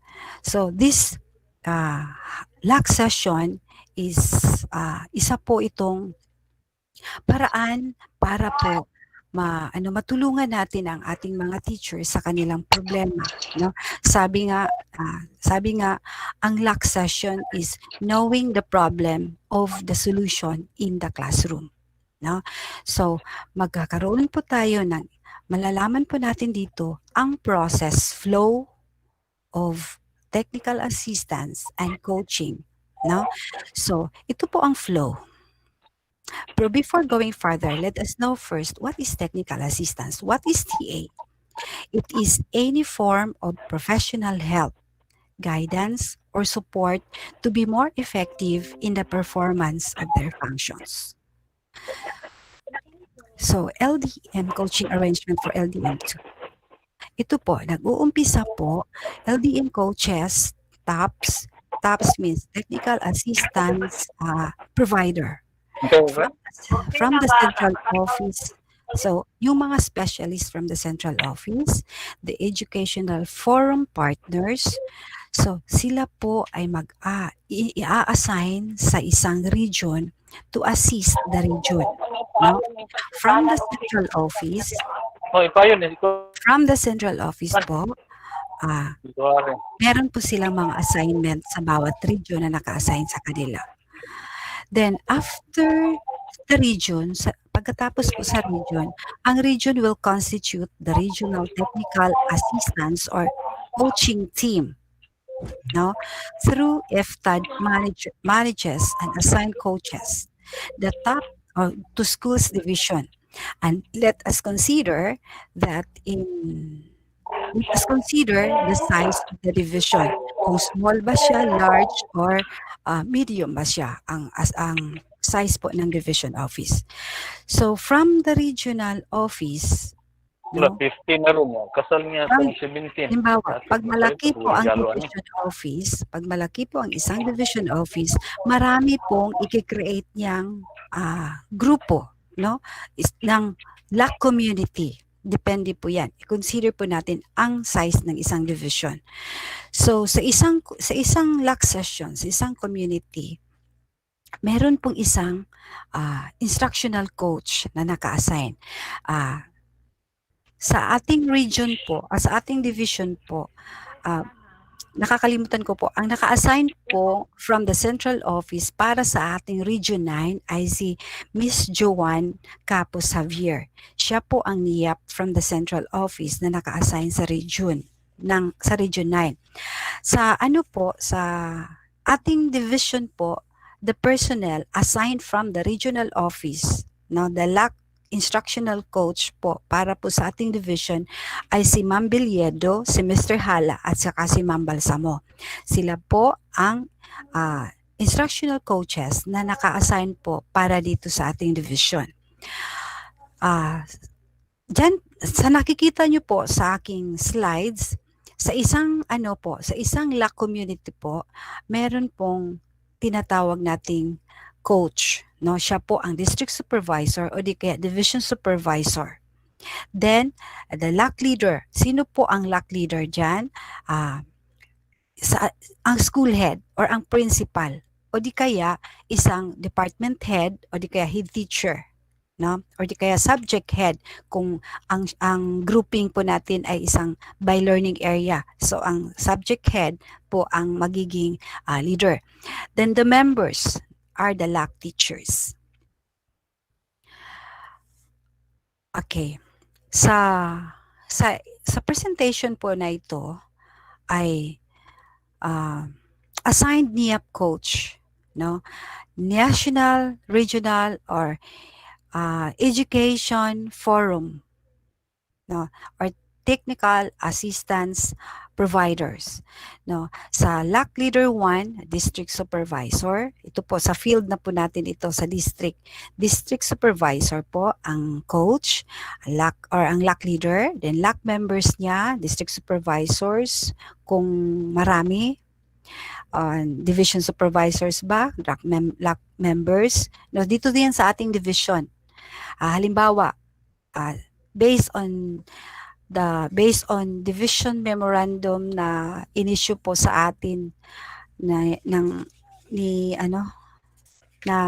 just disseminated po. Nakalimutan ko lang po kung anong number po 'yon. Na halimbawa po ako po ay isang coach. Ang under ko po, ang nasasakupan ko pong district ay Mahayag North, Mahayag South, at saka Tambulig. So, the members there are the district supervisors or the principals assigned there. And doon po sa isang organization, sa isang pong LAC community, doon po magsaselect ng LAC leader, LAC facilitators, documenter, at mga members. So what are the responsibilities of technical assistance provider or the responsibilities of the coach? So to provide technical assistance or coaching for the LAC through the LAC leader. So magbibigay po tayo ng technical assistance. As we all know, nabibigay ko na po sa inyo kanina kung ano pong ibig sabihin ng technical assistance. No? It is a professional guidance, a professional input to a certain group or a certain individual. So provide technical assistance or coaching for the LAC through the LAC leader. So magbibigay po tayo ng assistance doon sa isang LAC community through the LAC leader. No, so mas maganda na dadaan po talaga tayo sa LAC leader. Bakit po ba?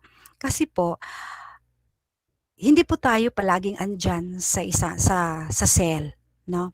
Hindi po tayo palaging nandyan. Pag alis natin, pero ang school head andyan palagi. Yung input na ibinibigay mo through the leader, dala-dala po niya yan.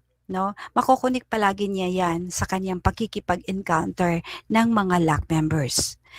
And directly provide individual or technical assistance coaching when so requested by the individual participants. So, pwede yung participant, yung member, direct po siyang maghihingi ng technical assistance sa coach. No? Pwede siya direct, but the coach or the TA provider, dadaan, magko-coordinate pa rin siya ng LAC leader. So si member, si participant, direct po siyang hihingi ng help or ng guidance sa coach, pero si coach, i-answer po niya yung problem, yung kakailanganin ng member, ng individual participant, but he or she must coordinate pa rin with the LAC leader. Address concerns of participants. No? Ang concerns, ang problems ng participants or ng isang individual in a cell. So, i-address pa rin yan ng coach through the LAC leader pa rin. Dadaan pa rin siya sa LAC leader. So, kaya kailangan talagang andyan palagi yung LAC leader. No? Kasi, based on my observation sa mga nakaraang mga panahon, na yung mga yung mga LAC leader natin, aalis. Iiwan na lang nila ang LAC session sa LAC facilitator. Okay rin naman, no? Okay rin naman, pero mas maganda na ang LAC leader andyan palagi during the conduct of the LAC session. No? Hindi natin iaasa sa lahat ng panahon sa ating mga facilitators. Kasi po, kailangan na, kung napansin nyo, from 1 to 3, laging dadaan si coach sa LAC leader. Kung wala si coach, kung wala si LAC leader, kung wala si principal, paano siya? Kanino siya dadaan? Sa facilitator? Okay rin naman, pero mas maganda na andyan si principal palagi during the conduct of the LAC session. Then, next, refer and address concerns to the coaching team. Halimbawa, may mga issues during the LAC session na hindi po maa-address ni LAC leader, na hindi po maa-address ni facilitator. So si coach, pwede sila will go directly to the coach. Pwede po silang dadaan sa'yo, diretso sa'yo, at ikaw naman kung hindi mo kayang ma-address dahil not within your level, i-consult po natin yan sa appropriate person or sa the right person for an appropriate action, no? Through FTAD sa region po. Refer the concerns to the appropriate official or office for the appropriate action. Not only to the region, but if the concern, if the issue, the problem is pwede na siya masagot sa division, pwede po siya i-throw po doon sa division office. And don't forget, still coordinate with the LAC leader. Provide feedback to the LAC or individual members. So pagkatapos nyo po nahanapan ng paraan ng solusyon yung issue, yung problema na hindi kaya masettle ng facilitator, ng LAC leader at ng coach in that cell, dumaan ka sa region, dumaan ka sa division, after finding the solution or the answer of the issue, do not forget to inform the group, to give feedback sa grupo tungkol po sa concern po nila na pinapasa po sa inyo. So coordinate with your LAC leader, coordinate, address the issue to the division or to the appropriate, to the higher authorities, to the higher officials, kung saan po siya appropriate na i-address or ihahatid po. LAC implementation process. So, this is one of the processes. Before the LAC session, we're going to assess. We're going to assess the needs. We're going to assess the problems, the issues. How? By gathering the data. No, through the assessment tools, the classroom observation result, no, yung result, kaya nga kailangan si principal nag-o-observe talaga ng klase, kasi in her or si school head, no, si LAC leader, in her observation sa mga klase, makikita niya ang problema na dapat i-address, makikita niya po ang problema ng isang guro ng klase. No? So, pag nakikita mo yung problema sa isang klase, pwede natin yan dalhin doon sa session, sa LAC session. No?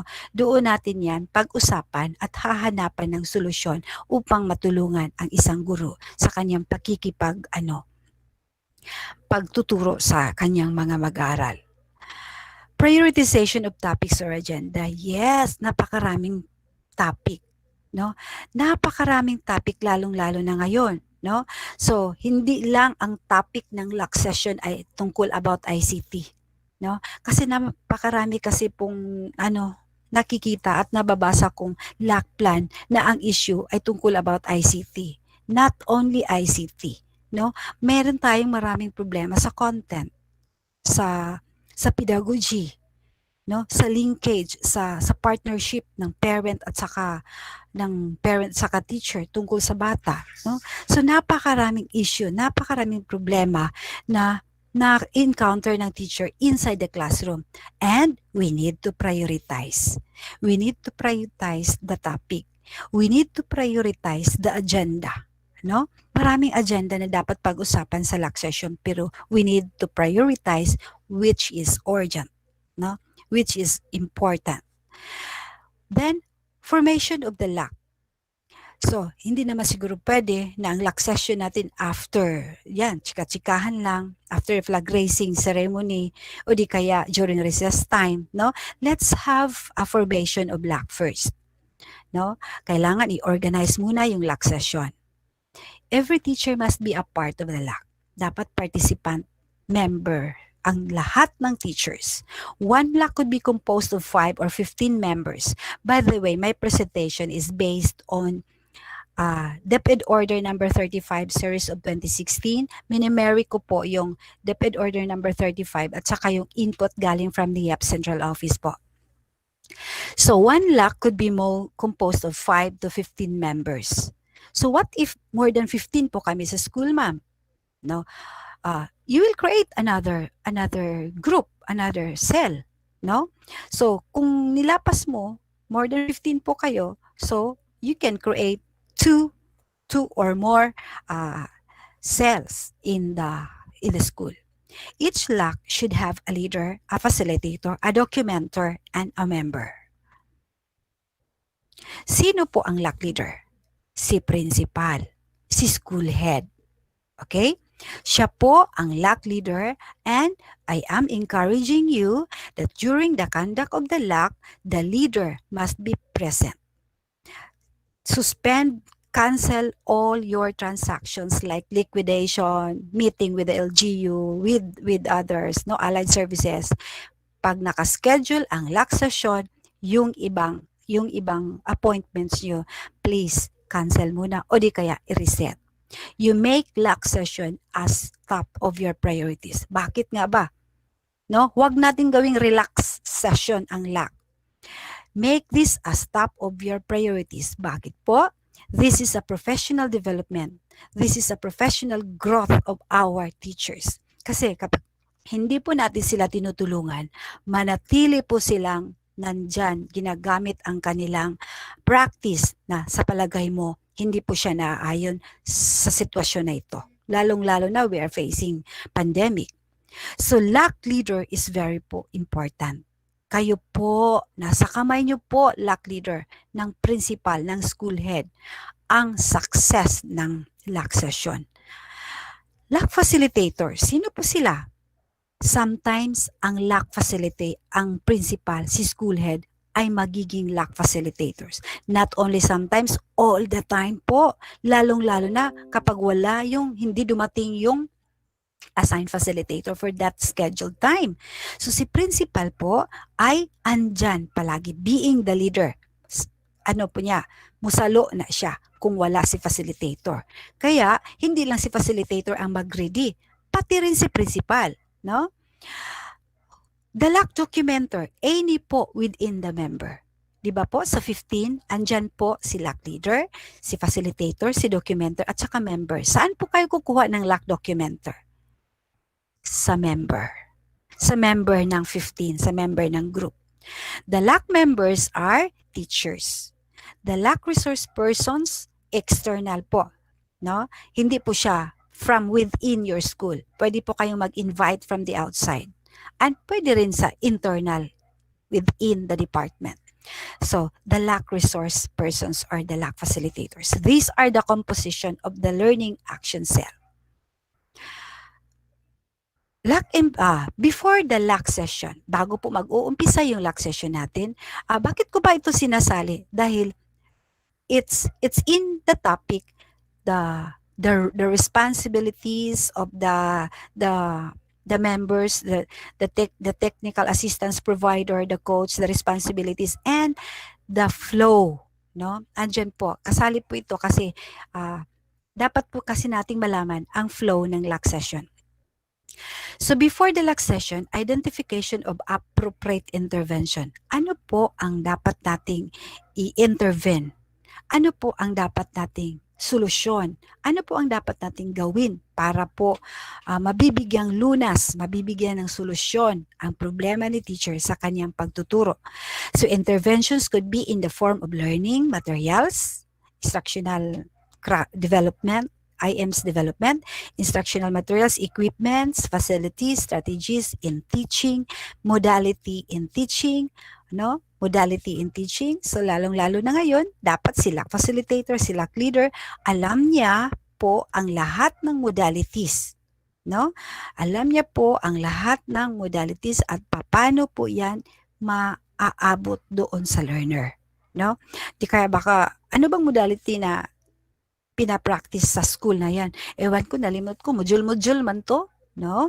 We should learn all those modalities, no? Kasi po, dapat alam natin dahil alam din natin kung ano po ang appropriate sa learning or sa grade level na yan, sa community, sa mga batang ito, sa mga teachers or sa mga parents na nandyan under in your school. So, dapat alam ni teachers ang mga modalities. Scheduling of meetings. Yeah, marami tayong meetings, di ba? Nag-overlap, webinar dito, webinar doon. Nag-overlap na yung mga schedules, but we need to schedule para po hindi mag-overlap. Para po lahat makater natin dahil ang lahat ng mga yan ay nakakatulong po sa atin for professional development. So, marami, nag-overlap, so we need to schedule. No, we need to schedule. You make a calendar of your activities, of your schedule, para po wala po tayong ma-miss. 1 to 2 hours a week is strongly recommended. Ano ba? Ano bang schedule ng LAC session? 1 to 2 hours a week is strongly recommended. LAC sessions, however, should be conducted at least once a month or 1 to 2 hours a week. But this is not fixed. This is a suggested one. This can be changed depending on the instruction, no? So kung ano, halimbawa ngayon, no, meron na sa memorandum ng region kanina pinapakita naka-arrange na yung mga schedule kung kailan tayo magkakandak ng orientation sa district, kailan po ikakandak papunta doon sa sa mga teachers. So meron ng mga schedule. So how many hours? So meron ding suggested hours na ibibigay po kanina. So this is not fixed, no? So, depende po. Schools are encouraged to prioritize LAC sessions instead of administrative meetings. No? Prioritize LAC session instead. Well, administrative matters is also very important, especially this time. But it is more important po ang LAC session. No? Naaalala ko po si Sir Sandy sa kanya science, no? Marami po kasi siyang nai-schedule na LAC session sa mga teachers in science. Lahat ng district, lahat ng grade levels, 4 to 6, 4 to grade 12 po ng science po. Marami po siyang nakaschedule na LAC sessions. Bakit po? Nakikita ko po kung gaano po kaimportante ang LAC session. At bakit LAC session? Bakit hindi district conference? Bakit po hindi nagpapatawag ng district teachers conference? Bakit po LAC session?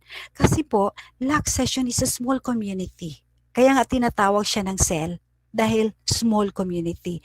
Mas close kayo with each other, mas open po ang communication, free po ang communication, hindi po mag-aatubili at nahihiya yung si teacher mag-share sa kanyang problem dahil small group lang po. So let us give priority to this LAC session. Setting up of resources. Resources in the conduct of LAC. Hindi lang po materials ang kakailangan natin. Manila paper, PowerPoint, DLP. Hindi lang po yan. Nangangailangan. The most important one is the human resources. No? Human resources could be individuals who are tapped as resource persons, the speakers that you have invited, or the facilitators that you assigned for that session. No? So we need to plan for that. We need to arrange that one. The speakers. Remind ahead of time, check the topic, kung okay na ba, the materials, the PowerPoint, di kay pagsugod na sa LAC, saka pa maghihiram ng DLP, no? Saka pa bibili ng pentel pen. So, I know, alam kong alam niyo po yan. Mas magaling kayo magplano niyan. Assignment of work. The LAC members could be given specific roles to perform during LAC session. Hindi lang po yung mga LAC members ay nakaupo lang po, nakikinig sa facilitator. Bibigyan din sila ng mga roles to perform during the LAC session. These roles could be rotated among the members of the group. No? Baka yung mga members, forever silang members. Baka yung documenter, forever na rin siyang documenter. Hindi po, i-rotate po natin yan. Halimbawa, siya ngayon sa documenter, sa next LAC session, iba na naman documenter. Kung facilitator siya ngayon, titingnan natin kung saan magaling si member na ito. Baka magaling siya in other aspect. Doon po tayo mag-dwell sa kanyang kagalingan. No? Para naman marurotate yung task, yung role. LAC implementation norms. Yes. Norms are the framework from which team members commit to conduct business. Implementation norms, katulad po ng pag-attend ng webinar. Webinar na ganito, may mga norms po tayo, di ba? Dapat raise your hand if you want to speak, off your mic, para po hindi po tayo makakaisturbo. Sa LAC session po, meron din. No? LAC implementation norms, time and venue. We need to be responsible of the scheduled time. Kung nag-schedule po tayo ng 3 p.m., be there 10 to 5 minutes before the time. Be there in the venue po before the time. Baka po, sir, no? Ganito ng practice sa iba nating mga kasamahan sa field.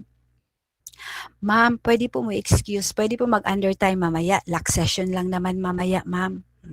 Ma'am, may lalakarin sana ako, ma'am. LAC session na bitaw, ma'am. Pwede ko mo absent. Oh. Remember, hindi pa nila na-realize kung gaano po ka-importante ang LAC. No? So, and it's our role being the leader. No? We need to persuade. We need to encourage them. We need for them to realize how important LAC session is. No? Dahil ito po ay professional development. Lalong-lalo na po ngayon, no? Baka yung alam natin, traditional pa. Marami tayong dapat i-consider na dapat yung pagtuturo natin akma po sa pandemic, akma po sa panahon na ito, no? So, listening Baka po lahat ng mga members sabay-sabay na nagtutok, kahit may nagfa-facilitate, lahat po hindi nakikinig. Baka na nagtitinda, o di kaya may nagchichika, may nagfi-Facebook, hindi na nakikinig. Confidentiality, yung topic po, yung topic po ng session, kung ano pong napapag-usapan sa LAC session, dapat po may confidentiality. Kasi po, baka yung problema na sinishare ng isang guro, narinig yung isa, ipinagsasabi, pinagkakalat doon, o di kaya ipinopost sa FB. So dapat utmost confidentiality po, at nasa atin po yan, being the leader. Decision making, yung mga decision po natin, no, you are a very good decision maker na lahat kasi mga principals po tayo. No, kung nahihirapan po tayo, call a friend. Yung person kaya na sa palagay nyo po, season na po siya sa mga bagay na yan. So, para naman matulungan kasi yung mga desisyon. Participation. Lahat po magpa-participate. Baka yung iba, nasa loob ng classroom lang siya, hindi nag-join sa LAC session. No? O di kaya, wala siya sa platform. Doon siya sa ibang platform. Nagpi-Facebook. Nag-a-attend ng nag-mine. Di kaya, mine, sinong gusto dito? Mine lang, PM me, o gano'n, nagtitinda. No? Hindi na nag-attend sa platform. Sa LAC session. Expectations, no? Dapat yung mga expectations, yung mga inaasahan, yung objective for that day, ma-realize po. Ipaalam po natin, ipapersuade po natin sa ating mga teachers na tutulungan po natin ito, sabay po natin itong i-achieve. Kasi hindi po ma-achieve ang objective for that LAC session ng isang principal, ng isang facilitator kung hindi po magtutulungan yung members at saka yung facilitator. Pre-planning, preparing line item budget. The budget, of course, should come from the MOOE. At hindi po yan basta-basta po magagamit kung hindi po siya nakaplano. So, paggawa nyo po ng LAC plan, sa inyo pong mga plano, ipaplano nyo po kung ano pong budget, ano pong gagamitin dyan sa LAC session na series po na na ikakandak po. Kasi hindi po lahat ng gusto natin na allowable po sa MOOE. Meron din pong hindi allowable. Kaya nga, based on my experience, nagpapapirma, nagpapa-approve ng LAC plan kay CID Chief, at nakikita na sobrang-sobra naman yung expenses, no? Lavish expenses na kasi minimal lang sana. Pwede kayong magalat ng snacks pero minimal lang, no? Hindi pwede yung hindi pwede yung hamburger, di kaya halo-halo pero doon naman sa Cebu bibilhin. Napakalaking gasto niyan, no? So minimal lang po, allowable lang po subject for existing accounting rules and regulations. Writing a LAC plan. Hindi po, kasi po, na-practice po, based on my observation, nagkakandak muna ng LAC plan at saka pa nagpapapirma, nagpapa-approve kay Dr. Magallanes ng plan. Tingnan nyo, nauuna po yung conduct, nauuna po yung implementation, saka na po nagpapapirma ng plan. So, hindi po yan tatanggapin ni Dr. Magallanes. Sabi niya, uunahin natin prepare yung plan, saka na yung implementation. The LAC plan should be written and documented following the template. Schools are allowed to modify the template based on their needs. No? Based on their needs. Kung ano na po yung na-approve ni Dr. Magallanes na plan, that can be revised kung depende sa needs, no? This plan should be integrated or linked with the school improvement plan, of course. Kasi yung LAC plan may financial resources, dapat naka-align po sa SIP, naka-align po sa inyong learning continuity plan, sa inyong AIP. So lahat po, dahil that is government's fund, lahat po documented, lahat po may approval ng top management o di kaya ng persons in authority na pwede pong mag-approve at mag-check sa ating mga plano at ating mga dokumento. Ito po ang sample ng LAC plan. During the LAC session, the priorities set out in the LAC plan are implemented through the variety of activities. Lahat pong nandoon sa LAC plan po ninyo, ito po ang mga activities. It can be lectures, it can be workshop or orientation, coaching, workshops, and development and utilization of instructional materials. Tingnan nyo. So, please be reminded, hindi po lahat ICT utilization ang about LAC plan. Ang crafting ng mga topics ng plan. During the LAC session, collaborate discussion of possible ways forward. No? There should be a collaboration. Don't forget, wala pong LAC plan na mangyayari na hanggang papel lang, hanggang plan. Walang members, walang conduct. No? The final activity of the session will involve individual and group action planning in order to implement agreed activities in the classroom. Kaya in the crafting of your LAC plan, dapat involve po ang lahat ng teachers in planning para naman po kasabay po sila, madali po silang dalhin sa pag-i-implement kasi they were involved in the crafting, in the preparation of the plan. Kasali po sila. So, hindi po sila mahirap dalhin na during the implementation because meron na silang sense of ownership dahil kabilang sila sa pag-craft ng inyong plan. After the LAC session, LAC members are expected to implement the proposed strategies or activities in the classroom. Lahat po ng napapag-usapan nyo sa LAC session, based on the LAC plan, i-implement po yan ni teacher sa kanyang klase. No? The LAC member should be prepared to report back on the success of these activities. I-implement po niya sa klase ang natutunan niya sa LAC session. I-implement niya sa klase pagkatapos i-report din niya doon sa next meeting kung ano, what went well and what went wrong with those input received by her during the LAC session. No, i-input po niya sa school head o di kaya sa facilitators kung ano po ang nangyayari sa kanyang pag-implement sa kanyang klase. Not only the positive one, but also ang negative. Kung ang positive i-report mo sa kanya back, mas maganda para naman ma-benchmark ng ibang teachers.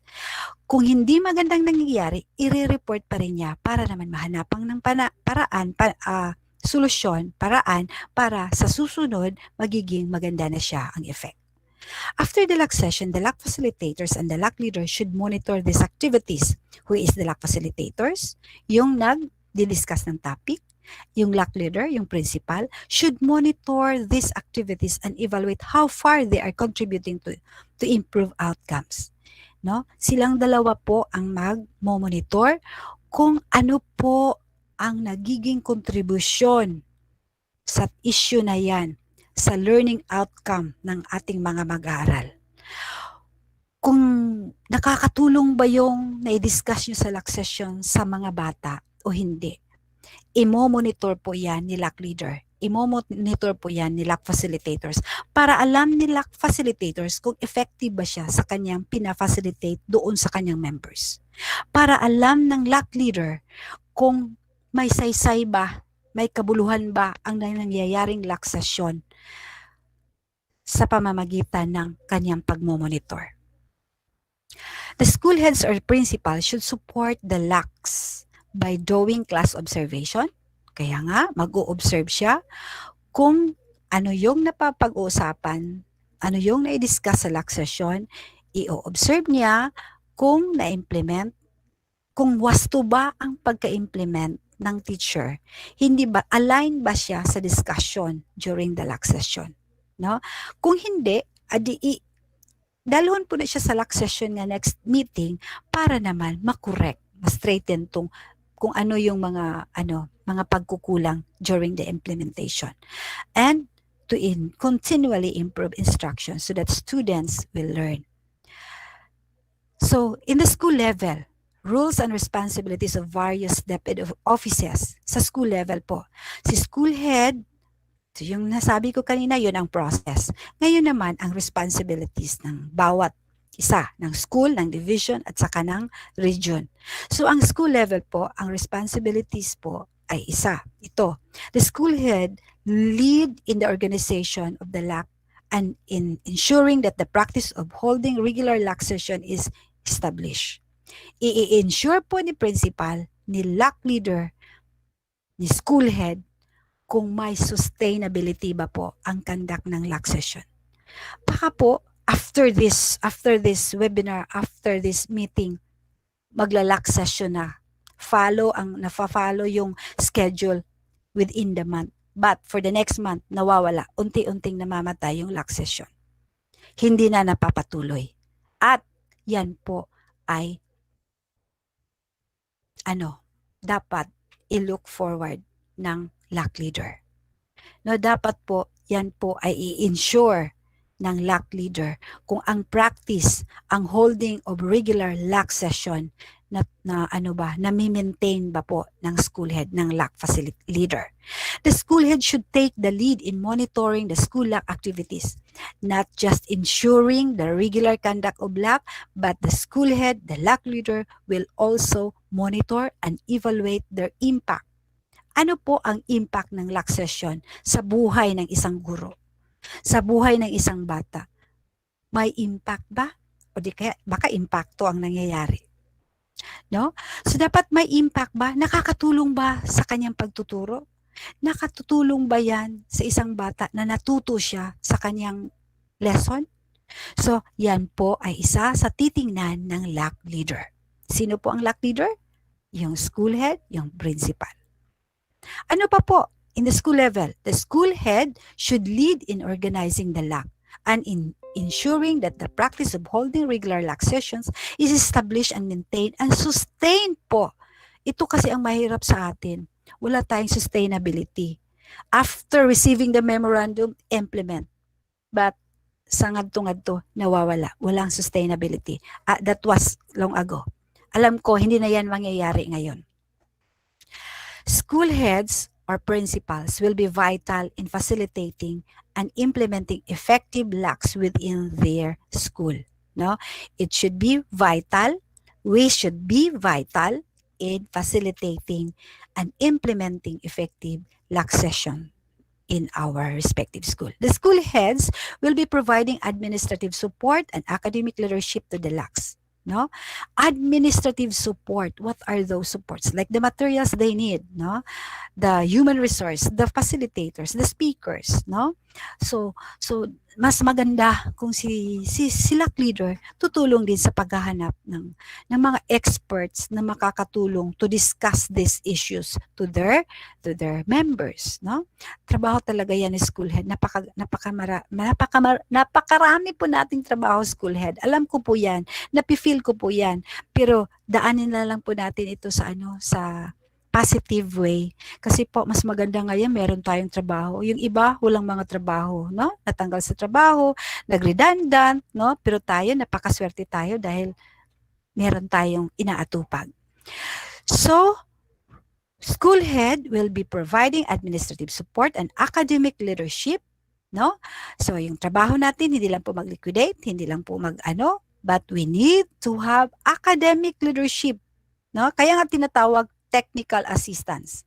We are going to provide professional, we're going to guide, we're going to give input to our teachers na nakakatulong sa kanyang pagtuturo. Strengthen the school's development of professional learning communities that value their communities of practice in favor of the students' learning and holistic development. Division, the SDO, the school's division office responsibility.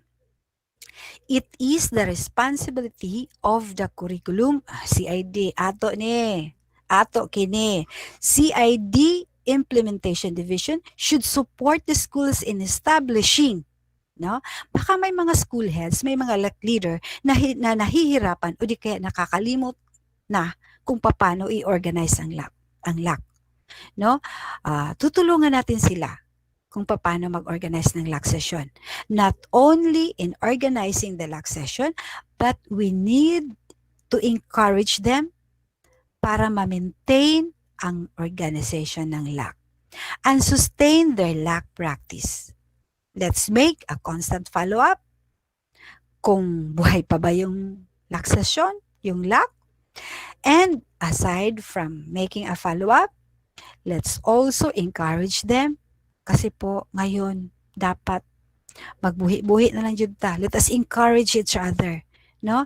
Dahil hindi natin maiiwasan, makaka-feel talaga tayo ng minsan weak tayo, no? Minsan ma-discourage tayo, minsan napapagod tayo, tao lang po kasi tayo, no? So dapat let us encourage ourselves. Let us encourage one another that we are blessed, we are lucky because we have the job, we have this job, na kahit ilang ulit po tayo pagawa ng ganito, pero at least may nag-uutos sa atin na ipapagawa po yan. Kasi kung walang nag-uutos, andyan lang tayo sa bahay, sige lang tagbugwal sa itong mga tanom, so walay mahitabo. Labing mahal, 150 ragid ang halin ang atong mga gabi-gabi. But we are blessed because we have this job. Though it's maraming task, at least maraming task. Ibig sabihin po yan, kabalota. Ibig sabihin po yan, nag-exist pa yun ta sa DepEd. And it should provide technical assistance as may be required.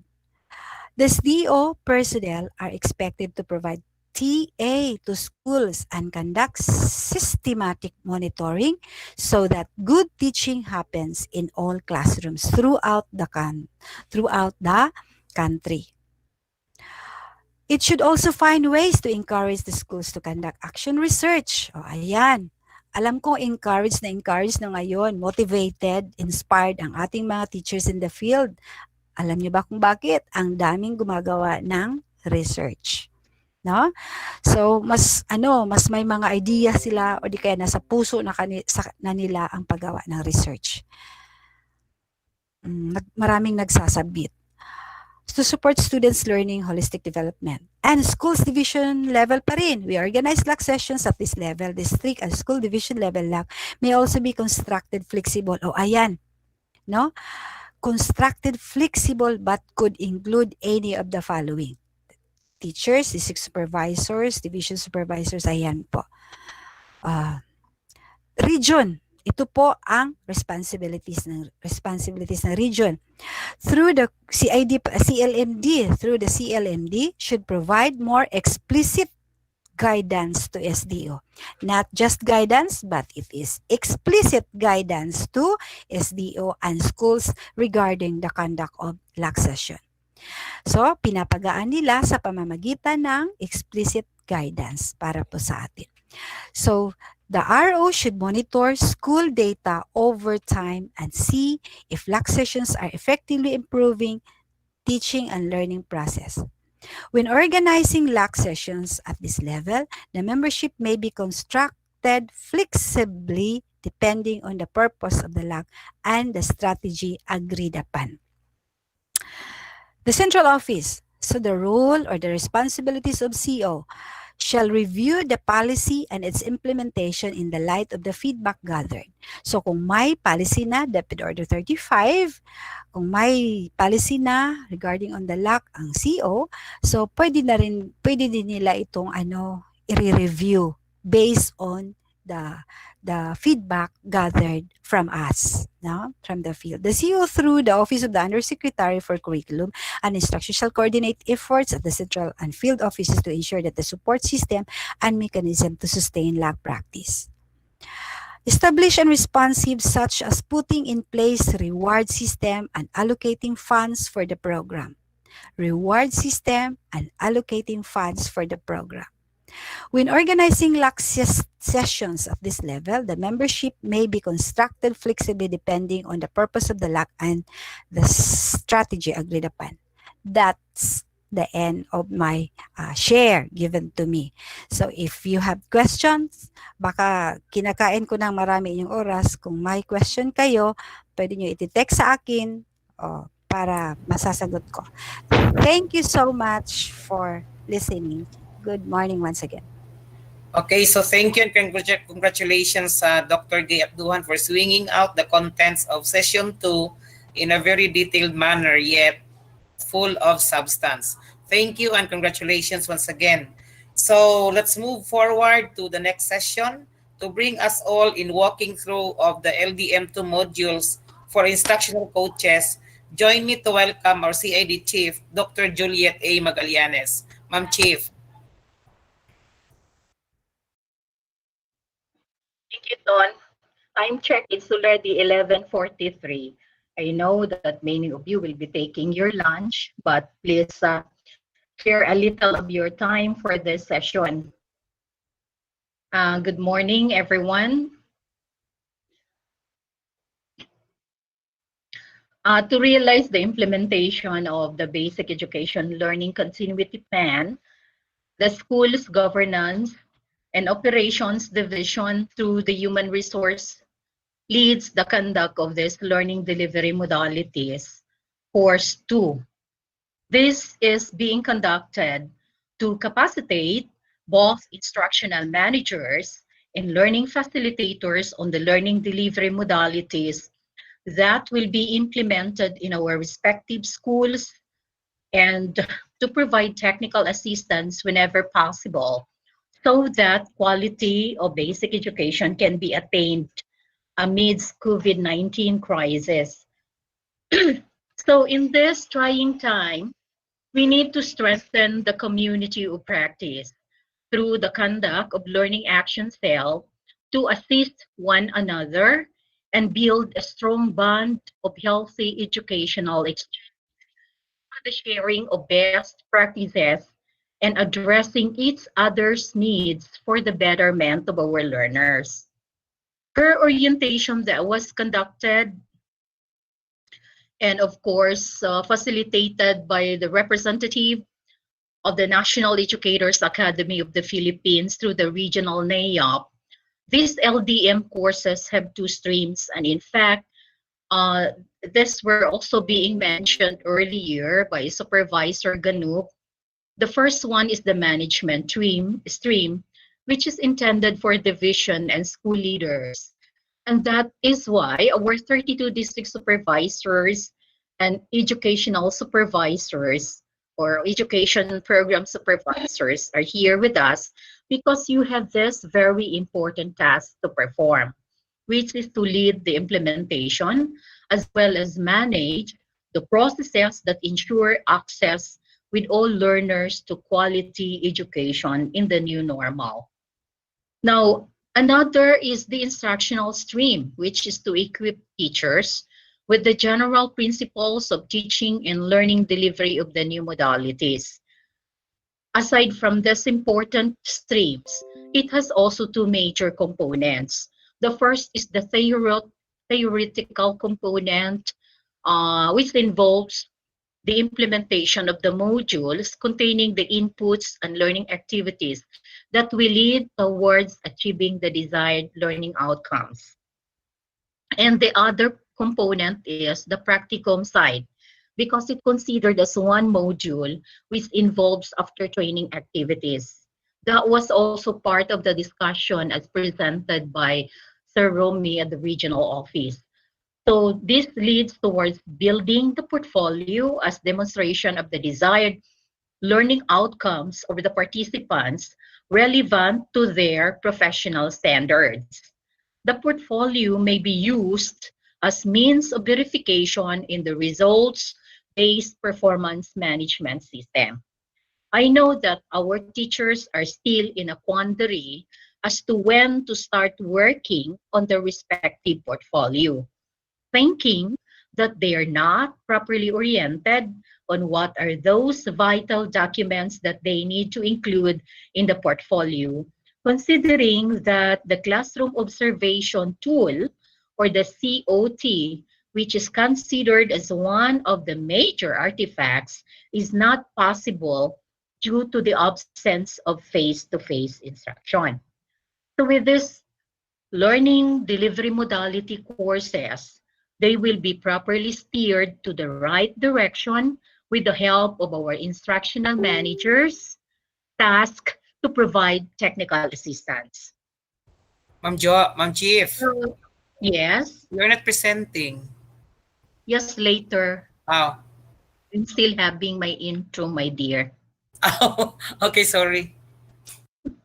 The first session, facilitated by Supervisor Abduhan, talks about technical assistance and coaching, considered as our main responsibility in this course for this program to prosper, which calls for our commitment and perseverance to perform the assigned task. So to start with my session, please give me a few seconds while I'm still preparing my presentation.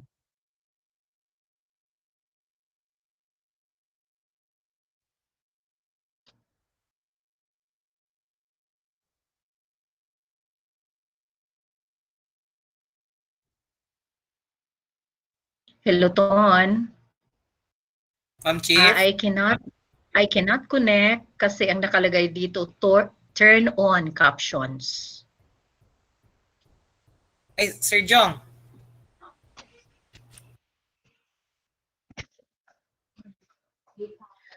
I am just waiting for my... I For a cannot while. connect. For a while, Ma'am Chief. Please, I need technical assistance. Because what is being displayed here is turn on captions. I cannot share my slides. Like, ato asa say ko andi.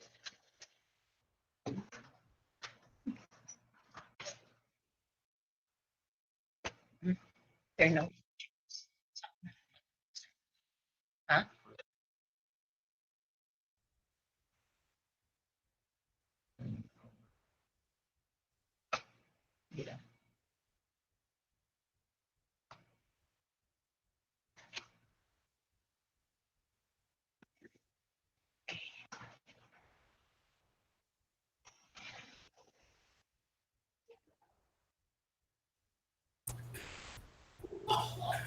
Chief. Click the three dots daw, Ma'am Chief.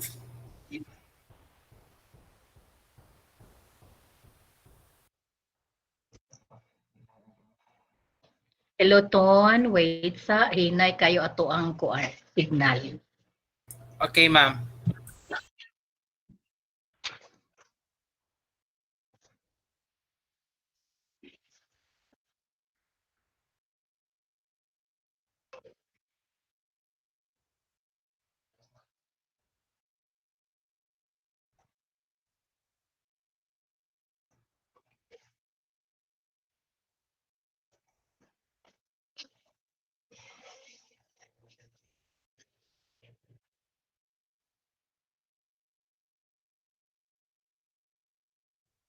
Hello.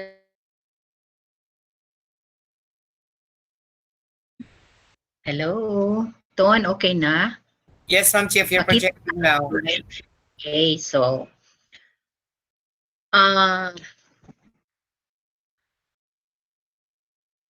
my session talks about the walkthrough of the LDM2 modules for instructional coaches. The session objective will give you a thorough discussion on the module objective, content, duration, activities, and expected outputs. The objective of the session describes what this course is about and how it will help you understand and carry out your role as instructional coach to teachers while they undertake the LDM course too and as they apply what they have learned in this course. The content includes lesson 1, talks about the course overview. There are 2 lessons actually, and the second one is organizing your learning action cells. The corresponding number of hours for the session is 3 hours. And for lesson plan, there are 3 activities that you need to undertake. The first activity is reflecting on the course overview. And then activity 2, describing your context. Activity 3 is discussing answers to activities 1 and 2. And for lesson 2, it's about how you are going to organize your learning action cell. There are also 3 activities that you need to undertake. First one is reading of DepEd Order 35 and reflecting on it. And then for activity 2, it's forming your LAC. And then activity 3, filling out the LAC profile sheet. Then your expected outputs, LAC rules organizers to instructional coach. Now, for you to be able to be properly guided as to how you are going to undertake this. Although as mentioned by Sir Romy a while ago, you will be provided with a module. That particular module will serve as your guide as to your responsibility in conducting this particular program. So for the first orientation, the lesson 1 talks about course overview. At first, after the first regional orientation that was conducted last I just do not know. The was conducted just this month or last month and cascaded at the division office. As instructional coach, by now, you must have already completed your Learning Delivery Module Course 1. It was mentioned again by our Regional NAIAP Director. Kompleto na daw yung submission ng ating mga reports. In other words, we have finished our Module 1, and this time we're now starting to work on Module 2, which aims to support school and division leaders in implementing their adopted learning delivery modalities.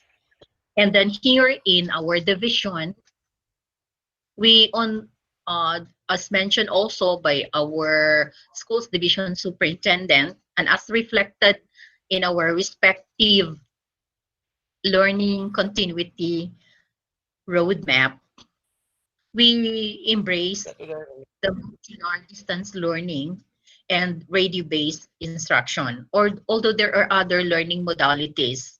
But these are two learning modalities applicable in our division. So the implementation of the learning delivery modalities in schools will necessarily impact on the teaching learning process. Hence, the other component of our LDM training program is the training for teachers, which is called LDM Course 2.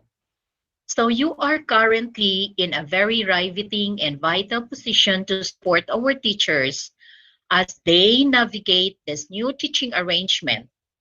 This course is going to help you carry out this role. So we will begin with LDM2 for instructional courses. A guide will be provided to you, so you will be properly channeled on your role in LDM Course 2, including the different activities that you will undertake as district and division instructional coach.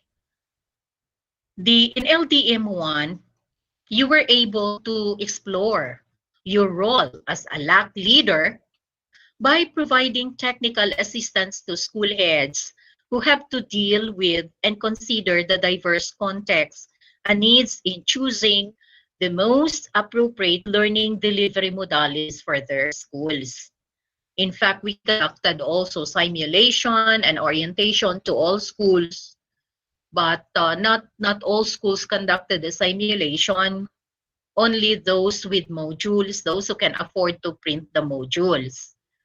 But we encourage really all our schools to conduct simulation because we would like also to receive or to get feedback from our parents who are also assigned as learning facilitators as to the learning delivery modalities that we need to implement this coming October 5 or starting October 5. So in the LDM2, also known as Course for Coaches, you will be exploring your role as an instructional coach to teachers as they go through their implementation of the learning delivery modalities in their school. As division and district supervisors, you will be learning how you can effectively perform your role as an instructional coach to better assist teachers in facilitating learning in the new normal. So this overview will cover the whys, the whats, and hows of this course. It will walk you through the coverage of the course as it relates to your role in supporting teachers. What are the key topics or the concepts that you need to undertake? First, on the content and delivery, the course design, the course rationale, the objectives, the learning the LCP capacity building framework, learning action cell, and the self-learning module. So these are the concepts, the topics that we need to focus on this particular lesson. The resources required, the LDM2 course overview for the coaches. You also have the study notebook and the study notebook brief. Okay. For Activity 1, reflecting on the course overview. Now it's more on reflection. All you need to do is to read the LDM course overview for coaches, and this is part of the materials that you will download or that will be provided to you. Then reflect on the overview by answering the following questions. And your answer will be reflected, or your insights will be transferred in your study notebook. Just like, for example, just to give you an idea, because as I said, these are already reflected in your module and this serve as your guide. So what are the ways you can prepare as an instructional coach to teachers in the new normal? So you need to reflect, you need to provide at least 3 ways. As an instructional coach, you need to identify 3 main techniques or methods that you will undertake to assist teachers in this new normal. How do you think this course will help you effectively perform your role as instructional coach to teachers in the new normal? How this LDM course too will guarantee the effectiveness of your performance as instructional coach to teachers in the new normal? Then how will you describe the main delivery modalities of the course? I believe all district supervisors, including our teachers, were already oriented on the different learning modalities because we started the mass orientation last June. The instruction that was given to all our educational supervisors to conduct orientation on the most essential learning competencies. And during that time, we also provide you orientation as to the different learning deliveries. Of course, that was during the discussion on our respective learning continuity plan, based on the learning continuity plan of basic education of the central office, wherein we talk about the different learning modalities like the modular distance learning, television, the radio-based instruction. We talk about online distance learning, the application of synchronous and asynchronous, and then what are those materials that we need to prepare, and also the blended program. So these are actually a review, those things that we discussed during previous orientation. Actually review na lang ito. So hindi na ito mahirap sa mga supervisors at sa mga principals natin. So what are the 2 support mechanisms that will help you with your learning in this course? So it talks about, activity 1 talks about reflection on the course overview. Now, the activity 2 is describing your context. So it's not just merely transferring transferring your thoughts in your notebook, but this time in the activity 2 calls about describing your context. So, like for example, you need to answer the questions by copying and filling out the table in your study notebook. How will my personal characteristics and circumstances affect? So in other words, you will describe positive or negative characteristics or effects, and then your participation in this course. Bakit nakaskip ka? Bakit hindi pwede na mag-a-attend ka? Ano yung mga reasons doon? You need to describe all of those. And then how can I ensure that I am able to sustain my strengths and address the obstacles that will hinder me from completing this course? Take note, we are not there to just simply monitor. As supervisors, we are there first and foremost to provide technical assistance to our school heads. And in return, school heads, the first major responsibility of our school heads is to provide technical assistance. The reason why we failed to raise our achievement for the past years because we also failed to perform the major responsibility that we need to undertake, and that is to provide technical assistance. So in this sense, you have to describe your context. So like, for example, what is it that I repeatedly do that may affect my participation in the course in a positive or negative way? So you need to describe that in your notes. And then what are the obstacles? Ano yung mga road bumps na dapat i-hurdle natin? What will prevent me from participating fully in this course? And then what will push me to participate in this course? So ano yung nagmo-motivate sa inyo na kailangang i-push talaga yung pag-participate sa course na ito? And then how about the environment? Where will I accomplish the requirements of this course? Describe this environment. All these things will be properly described in this particular activity. Now let's proceed to activity 3. It discusses your answers and reflections to the questions in activities 1 and 2 with a colleague. After reflecting and after writing your thoughts, you need to share that. You need to present that to 1 and 2 with those 1 and 2 with your colleague, and take note of their other insights that may also help you as you go through this module.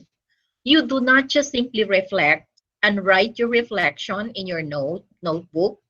You do not just simply describe kung ano yung bakit hindi mo natapos yung course.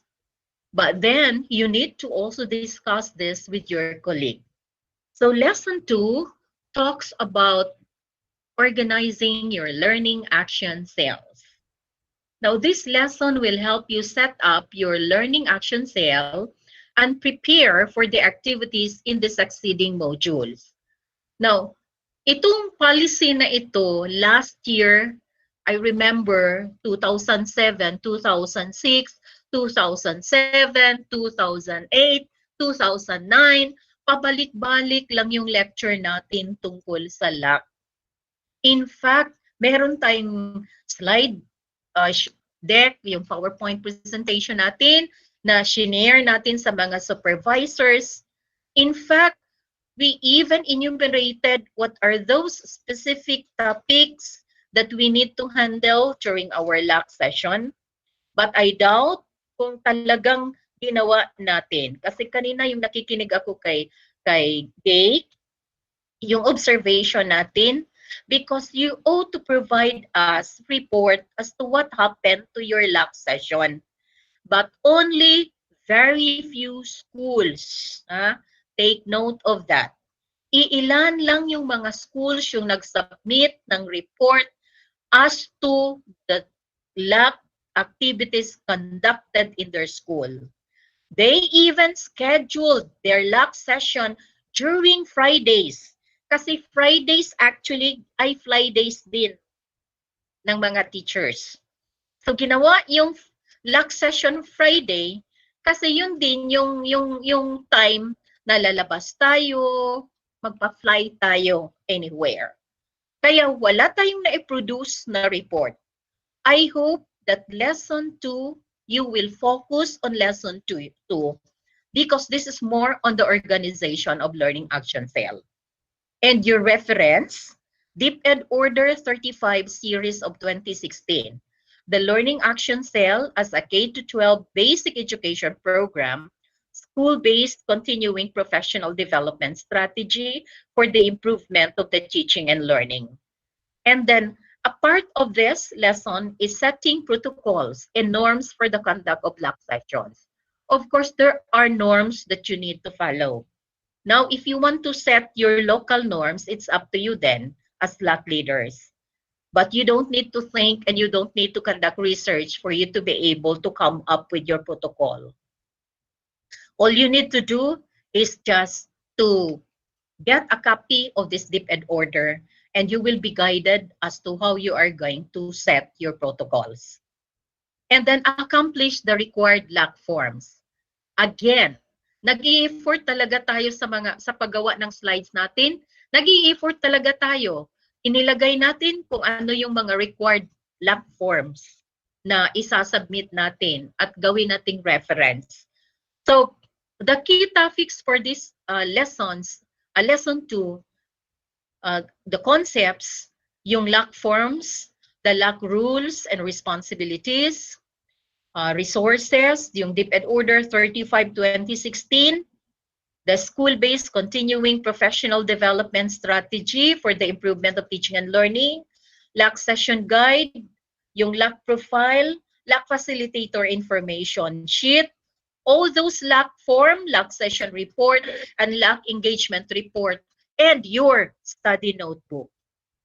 So, in the first activity under lesson 2, you have the reading, more on reading the DepEd Order 35 and reflecting on it. To begin by refreshing your memory on the Learning Action Cell, read this particular DepEd Order, the Learning Action Cell as the K-12 Basic Education Program, school-based continuing professional development strategy for the improvement of teaching and learning. And then once you're done, accomplish the following items. Write your responses and any other ideas and reflections in your study notebook. For instance, how does participating in a LAC influence your learning? Draw a graphic organizer. So you will be asked to write a graphic or to draw a graphic organizer or a chart to illustrate the relationship between the two and give a brief explanation.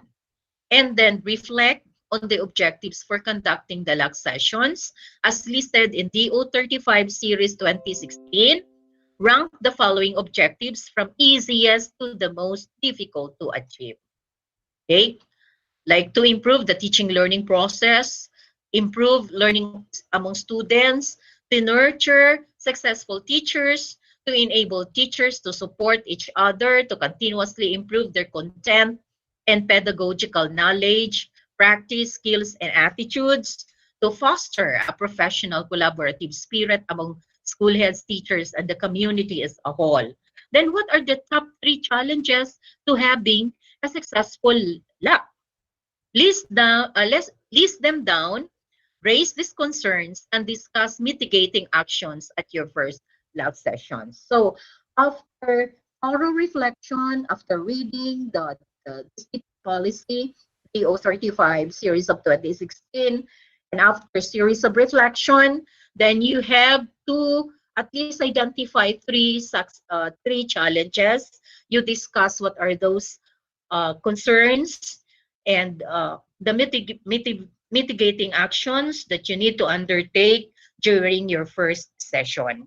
So in this policy, the DepEd institutionalizes learning action cells. So as stipulated in this particular DepEd order, it aims to develop and support successful teachers by nurturing their knowledge, attitudes, and competencies in terms of curriculum instruction and assessment in their workstations. So in this DepEd, a learning action cell is a group of teachers. Excuse me. Kasi may minimum number lang po yung teachers natin. Kung halimbawa nag-iisa ka lang sa school, paano mo yan i-discuss kung wala ka namang kasama? So in other words, you ought to perhaps organize a cluster cell or a small community of small community wherein it composed of 5 or 7 teachers. Mag-group kayo. And then you engage in collaborative learning sessions to solve shared challenges. Kasi hindi pwede na ang LAC session ay magiging avenue natin to discuss other things outside the educational system. In other words, we need to discuss important things, especially that we are implementing this learning modalities. Okay. Now, LACs will become the school-based communities of practice. Yung community of practice ay practice na talaga natin during the time of SEDIP. kung na-remember nyo pa yung mga CDIP school heads natin, yung produkto ng CDIP, talagang very intensive yung pag-conduct natin ng community of practice, yung LAC session. So positive, caring, and safe spaces. Kung may mga issue kayo, personal issue, huwag yung ilagay at huwag yung isama dyan sa LAC session ninyo. Pag halimbawa, may issue yung principal at may hinanakit naman yung mga guro, ay huwag yung isama yan sa LAC session. Kasi dito kailangan positive, nasa caring and safe environment kayo.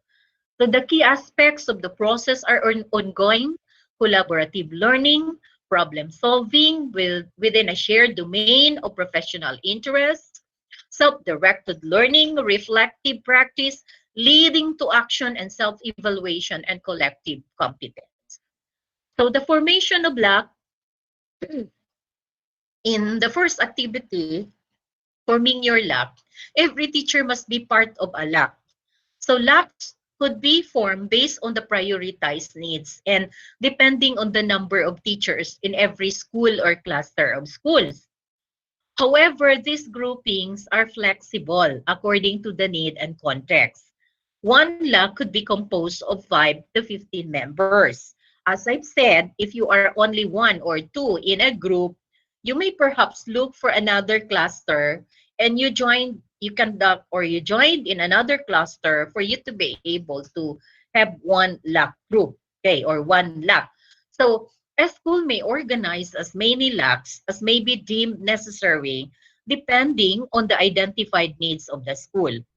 So in all schools, teachers may convene in groups that are strategically decided, and this may be by key stage, pwede yung key stage, like for example, a group of kindergarten grades 1 to 3, or perhaps by grade level, or you may do it by learning area, or programs offered by the school. Now, for example, in a secondary school, like a big secondary school, you are not just offering one program, but there are also other programs being offered. Like for instance, you, the academic side, work on it, or you group your teachers, and then halimbawa pag may special program kayo or special science, you ought to have another group, then another group for another program. So, yun ang pwedeng gawin ninyo as part of the composition of your LAC. Okay? So, yung activity 2 naman natin, actually, napakaikli lang po yung session ko. Pinahaba ko lang sa discussion. Okay? To give justice also sa session na ibinigay sa atin. So, sa activity 2, balik tayo sa activity 2, is forming your LAC or instructional coaches by following the chart. So figure 1, LAC arrangement for instructional coaches. To form your LAC, coordinate with the SDO leaders and your designated coach. Then agree on a date and time to meet and discuss. Forming your LACs, then set a date and time for your first LAC session. Then follow LAC session 1 guide for the conduct of your LAC. Then after forming your respective LACs, assign a LAC leader.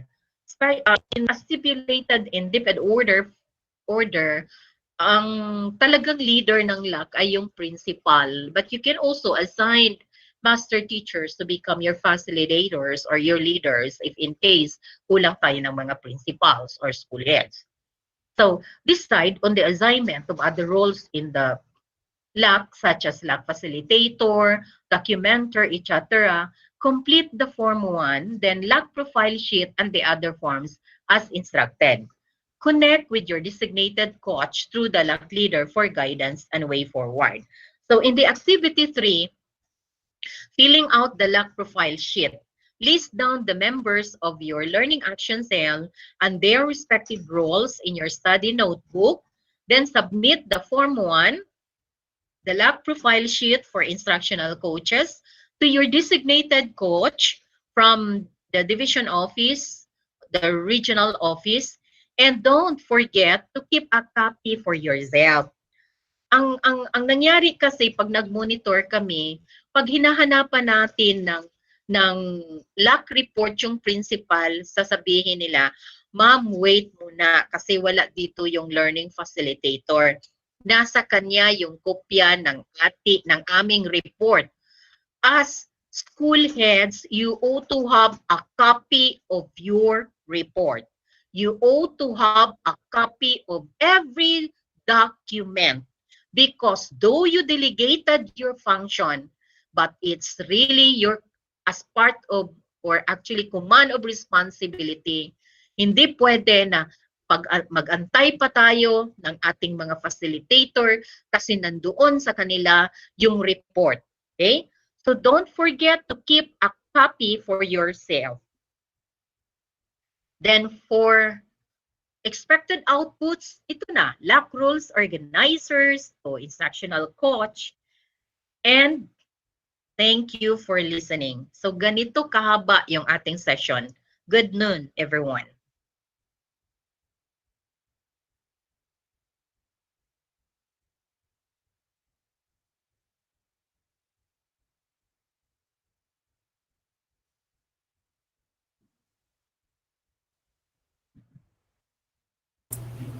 Okay, so let's all give our cheerful cheers to our CID chief for swinging out the contents of session 3.1 with full of enriching inputs. Thank you, Ma'am Chief, and congratulations. Okay, so as we stay in tune listening to the various insightful information stored for us today, we will again open our cup to another perceptive topic that would apparently help us in planning for the implementation of LDM2 for teachers. Ladies and gentlemen, let's all welcome our Education Program Supervisor in Filipino, Dr. Josephine L. Tumbo. Ma'am Jo. Hello. Hello, good morning. Oh, good afternoon na pala.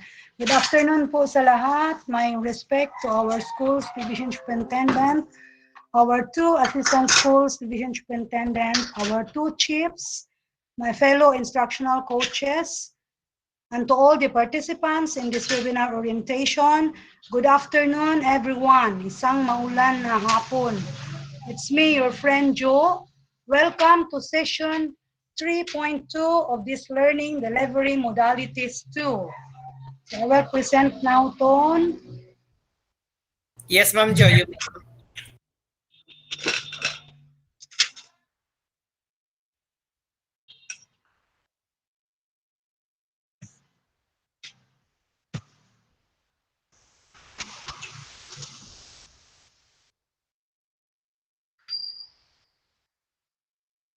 Kita na po ba to? Nakita na po ba? Yes, Ma'am Jo. Okay, salamat po. Di mo ang nakita. Di mo? Yan, Ton. Not yet. Not yet. I-click ang katong imo ang PowerPoint yun. Wala, i-click naman ako. Okay. Yes. Then i-zoom. Hello, Mr. Cano. Yes, ma'am. I think it would be wise to declare for a break. It's 12:20. Declare for a break, sir.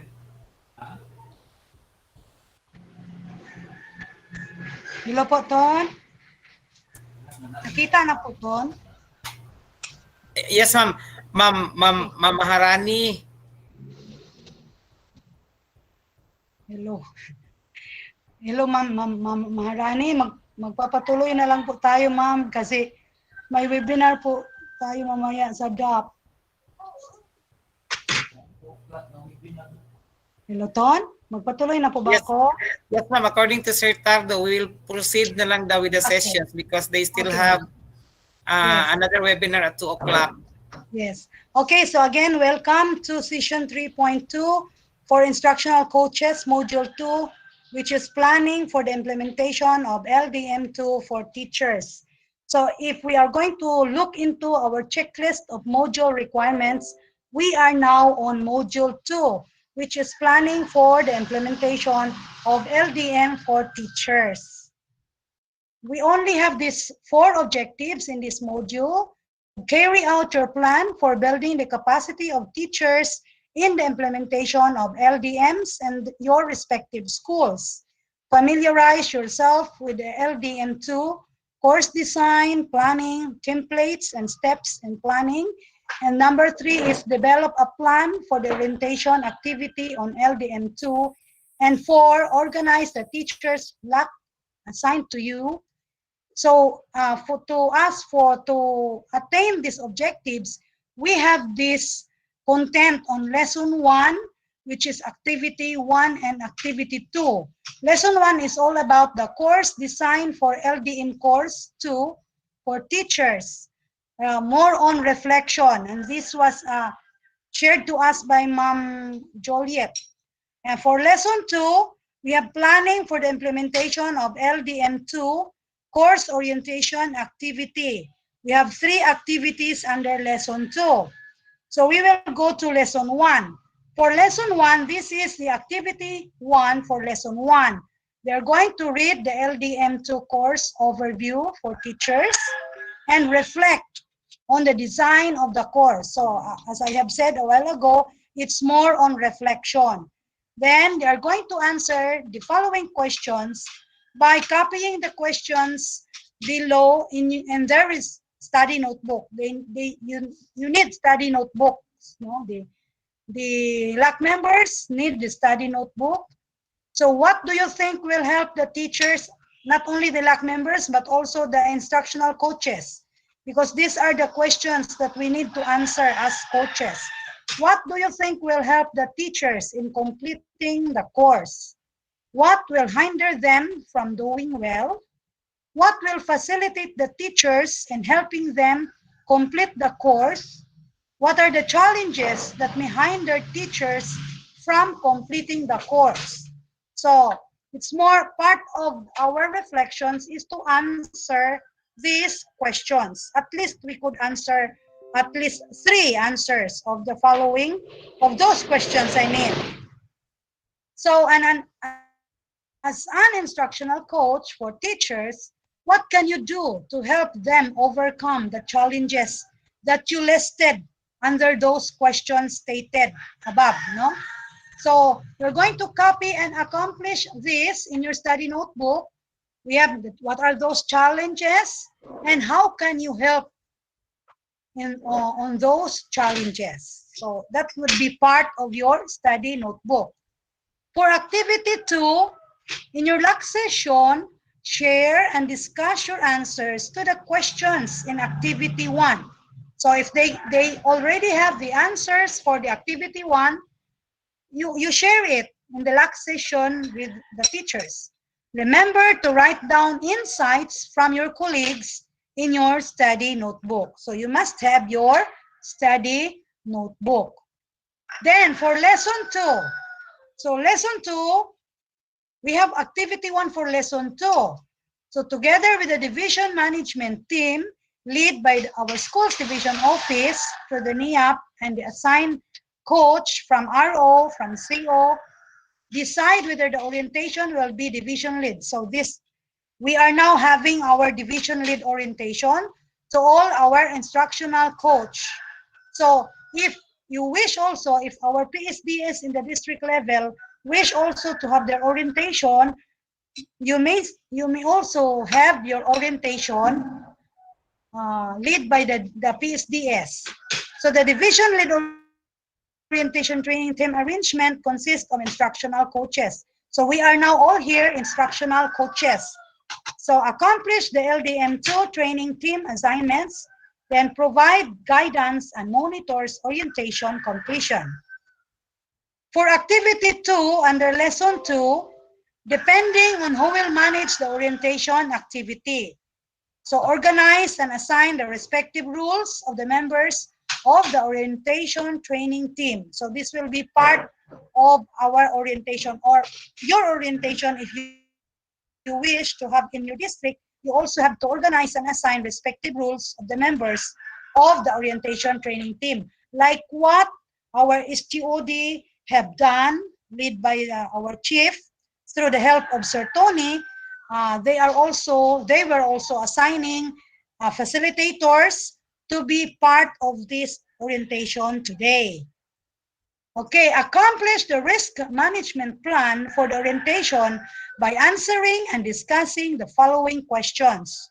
So what can hinder the smooth implementation of the course orientation activity? So these questions would really help you in carrying your plan. How can you prevent these challenges from occurring or mitigate its possible adverse effects in the plan? So discuss your answer with the training team. So execute your plan and monitor its implementation. So these questions could really help us assure the success of this LAC session that we have, which is in the completion of our LDM2. So the activity 3 under lesson 2, as a training team with their division lead or instructional coach lead, meet and accomplish the following. Study the plan for LDM2 course orientation for teachers and accomplish the implementation plan for the LDM2 course orientation. You may bring up concerns that come up during your planning. As a team, decide on whether the orientation will be synchronous and asynchronous or a combination of both. No need for us to discuss in detail the synchronous and asynchronous. It was discussed well during the time of Sir Daligdigan. So decide on the appropriate materials to be used for the modality. Synchronous and asynchronous or a combination. So if your team decides on synchronous or combination, read the facilitator's guidelines for the orientation. So I hope our Sister Tony will be sending you all the copies sent to us from the region with more on the details of this LDM2. Because if you have all the modules of LDM2, you could also review, because this orientation would not be enough kasi yung edad natin hindi na pwedeng ma-master kagad-agad, no? We need to review. So agree on assignments for the session. Use the facilitator assignments for the orientation to establish your rules within the team. Okay, so we will now proceed to lesson 3, the organizing the teacher's LAC session, which was also explained to us by Ma'am Juliet. So passing lang pong itong sa akin kasi na-explain na po ni Ma'am Juliet and well explained also by Ma'am Gay. So in this lesson 3, under module 2, organizing the teacher's LAC session, we have 2 activities. Activity 1, forming the LAC for teachers, and activity 2, submitting LAC forms to assign coach.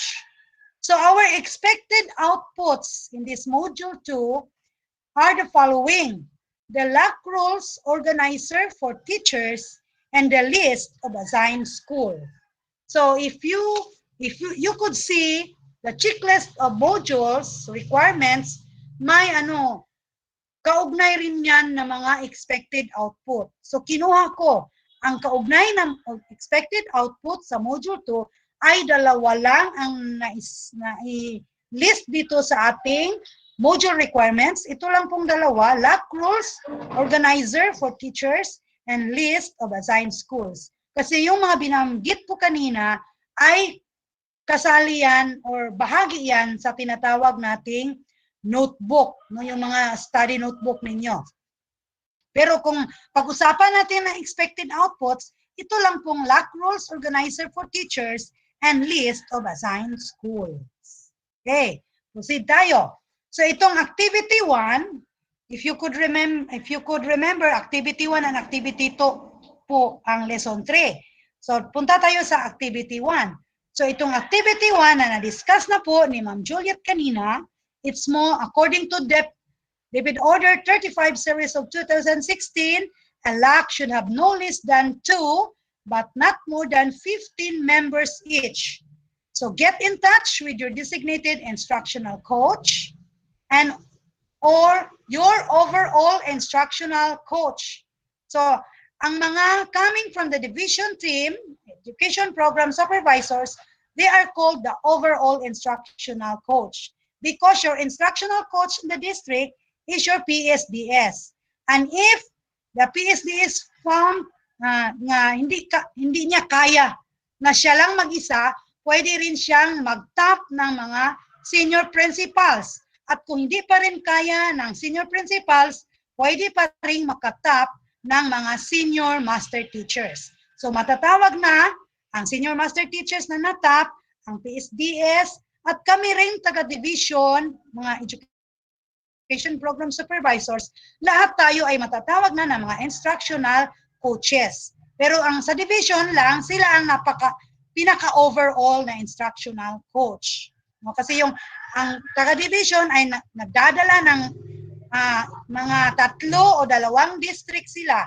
So, matatawag na silang overall instructional coach. So, each instructional coach or the supervisor or the principal or the master teacher, senior master teacher, should be assigned a set of schools by the school's division superintendent. And this will be explained to us by our next speaker, our chief from the SGOD, Dr. Tardo. So follow the steps in forming the LAC for teachers. Coordinate with the SDS and identify the schools that are assigned to you for technical assistance and instructional coaching. I know you have already submitted the list. Parang ang iba, pero ang ibang district parang hindi pa po. So siguro ma-discuss yan mamaya ni Sir Tardo. Record this information in your list of assigned schools. If you could remember, your list of assigned schools is one of the output of this module 2. Okay, meet the school heads and organize the teachers into LAC, including your respective roles in the group. I'm happy to learn that many of the school principals have already organized their LAC. No? Use the LAC rules, organizer, o isang output na naman. Kung naalala pa ninyo, no? LAC rules, organizer for teachers. Ito ang pangalawang output sa module 2. So LAC leaders can be assigned to more than one LAC. No? Kung ang isang LAC leader, siguro may tanong na dito na, kanina may tanong na paano ang school na 2 lang? Pwede ba silang maisali sa iba? So siguro ang LAC leaders sa ibang LAC, pwede rin maging LAC leader doon sa tinatawag na dalawang teacher lang po sa isang school. Pero ma-explain yan mamaya kay Sir Tardo. Note that this position should be filled by preferably master teachers or other senior teachers who have proven and assigned the respective roles of the members of the orientation training team. For the LAC leader, review the LAC Session 1 guide for the LAC leader. Yes, ang LAC leader kailangan talagang review paminsan-minsan or palagi. Hindi lang paminsan-minsan. Palaging magre-review kasi po LAC leader po kayo. Hindi po pwedeng iasa yan sa teacher. So ang LAC leader talaga magre-review palagi para maibibigay niya sa kanyang mga LAC members ang tama at wastong dapat na maibibigay. Okay, activity 2. Submit the list of assigned schools and LAC rules organizer to your designated coach from your district and then division. Don't forget to keep a copy for yourself. In-explain na ito ni Ma'am Juliet, no? Kasi sabi ng iba, ay ma'am, andun sa LAC documenter ko. Ay ma'am, andun sa LAC leader ko. Oh, so, kailangan tayo, mga instructional coaches, may lista rin tayo. May list of assigned schools tayo at may LAC rules organizer po tayo dahil itong dalawa po ay ang mga expected outputs ng module 2. Okay, ito na. Ito na ang list of assigned schools. Isa sa output ng module 2. So this is a template to help you keep track of the list of schools assigned to you. Keep track. Iba na kung ikaw, instructional coach, at wala kayong listahan, paano kayo makatrack sa mga schools na na-assign sa iyo?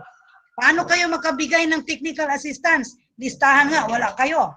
So, kailangan mayroon kayong listahan, coordinate with SDS, and make sure you keep the list updated and keep in touch with your assigned schools. Baka sa umpisa lang, oh, ito na mga assigned schools ko. Uy, pagka taon-taon, nawala na. Pila na kadlaw, nawala naman akong list of assigned schools.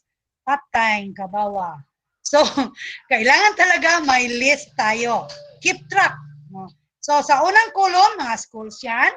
Pangalawang column, anong level? So, elementary ba? Junior high school ba? Senior high school ba? O integrated school ba? And then, number of teachers. So, bawat school, alam mo anong level at alam mo rin ilang teachers meron ang school na yan. So, isang output na yan sa module 2. Yehe, tapos na, may module 2 output na, sabi yung iba. Kaya nakalista naman good silang schools, pero pas lakalak. Okay, joke. Joke po kayo, para baka paniyod to ni uba, no? Okay, next. LAC Rules Organizer. Isang output. Pangalawang output ito sa module 2. So this is a template of your record of all the LACs assigned to you as an instructional coach. You may edit and add as many rows as you need, depending on the number of schools and LAC assigned to you. You may also use the LAC ID naming convention to track the groups. So, pwede rin tayong magbibigay ng LAC ID. Okay, so there are 3 schools, so for example, there are 3 schools assigned to you. School A, 1, School B2, School C3, with 5 LAC groups each. So, ang LAC 2, may ID kayo, 2 dasos, so, yun na. And so on and so forth. May ID ng LAC 3, may ID number ng LAC. LAC 3004, LAC 3005, LAC 2002. So, may mga ID. Ano bang, bakit ba may ID? Para hindi tayo malilito. Uy, ano ba tong group na to? So, di kita magamhanan na makadumdum tanan. So, kailangan natin ang mga LAC ID. Reminders. A LAC shall have 2 to 15 members per DepEd Order number 35, Series 2016. LAC rules may differ every meeting. If the LAC members so decide, a coach may have no more than okay. So ito na, LAC number, LAC ID, then second column, the name of the LAC leader, and then the name of school. So, part pa yan ng ating tinatawag na LAC Rules Organizer for Teachers. Okay? So, yun lang po ang lahat-lahat about Module 2 and what are you going to submit as expected outputs of Module 2. So, thank you very much.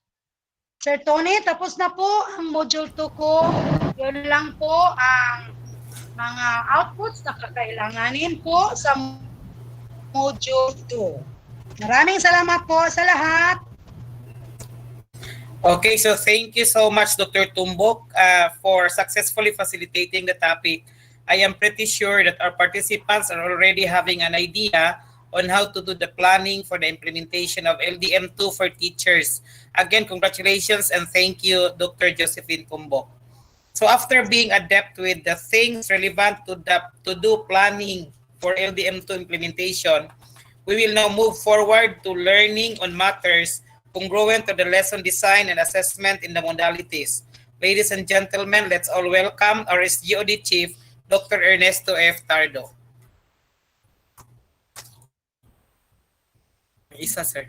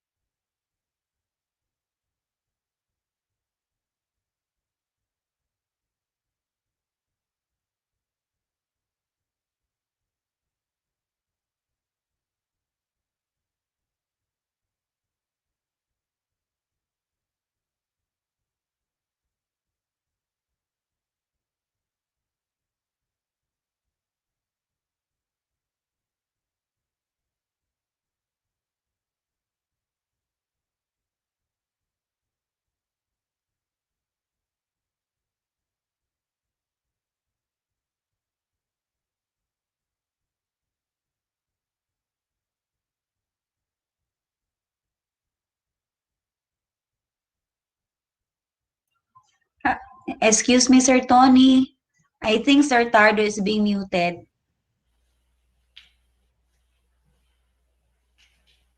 Okay, Ma'am Tess. So thank you.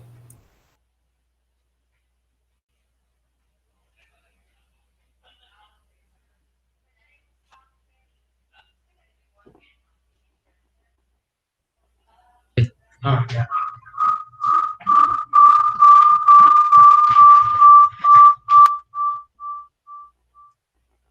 Okay na, presenting ako.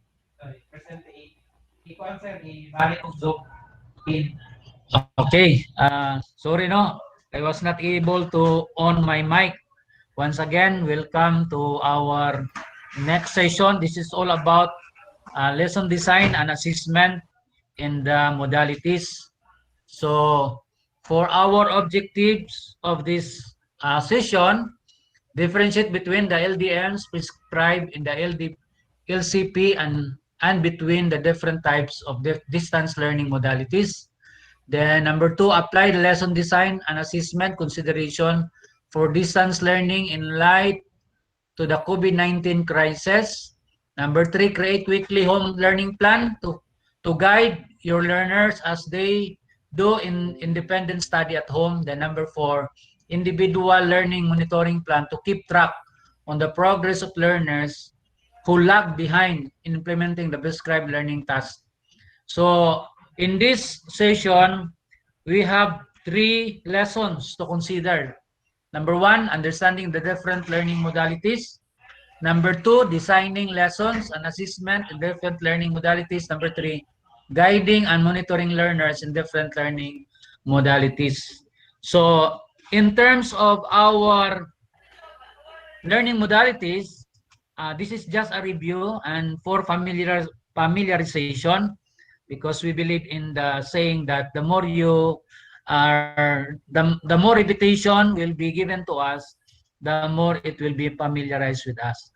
So there are 4 types of distance learning. Number 1 is the so-called modular distance learning, or in short, MDL.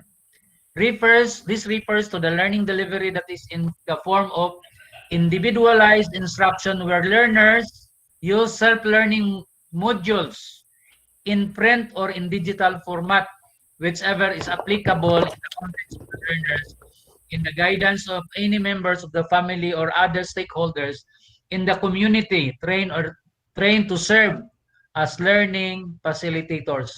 So, Zamboanga del Sur Division, we are applying the modular distance learning because our modules, printed modules, is already available and ready for distribution. When in fact, some of our modules is now in the district office, and maybe some of the school have already claimed their module for the first week up to the 4th week of the opening of classes. Another type of distance learning is the online distance learning. This refers to a learning delivery modality where the teacher facilitates learning and engages learners' active participation using various technologies connected to the internet while they are geographically remote from each other. So we have different platforms to be used. One of these is the one we use is the Google Meet. We have also Zoom, we have Microsoft Teams, and some other platform that we can use on the online distance learning. And in fact, there are also schools in our division office who would prepare to use this, especially those schools who are in the municipal or in the municipal proper, so they can use the online distance learning. Number 3, another type is the TV-based instruction or radio-based instruction, or TV RBI. This refers to the use of television or radio program on channels or station dedicated providing learning content to learners as form of distance learning. And Zamboanga del Sur is also buying for this because we have already service provider in terms of our radio-based instruction. But as to TV, still there are municipalities also trying to, especially for the municipalities who have cable lines, in their TV. So we are also trying to connect with them so that we can also have a TV instruction. And the fourth one is the blended distance learning. So blended distance learning is combination of any of the three modalities. So the first one is modular distance learning and online distance learning. Then pwede po nga modular distance learning at saka TV RBI learning. So ito yung ginagamit ng Zamboanga del Sur, no? Modular distance learning combination with TV RBI learning. Then we have also online distance learning and TVI or RBI, and then there are also blended distance learning who use the three modalities, no? Online distance learning combination with TV, radio, and modular distance learning. So these are the four types of distance learning wherein we can use in times like in this crisis of COVID-19. Now, as to the designing lesson and assessment in distance learning, so we have course design, content, and delivery. Number one is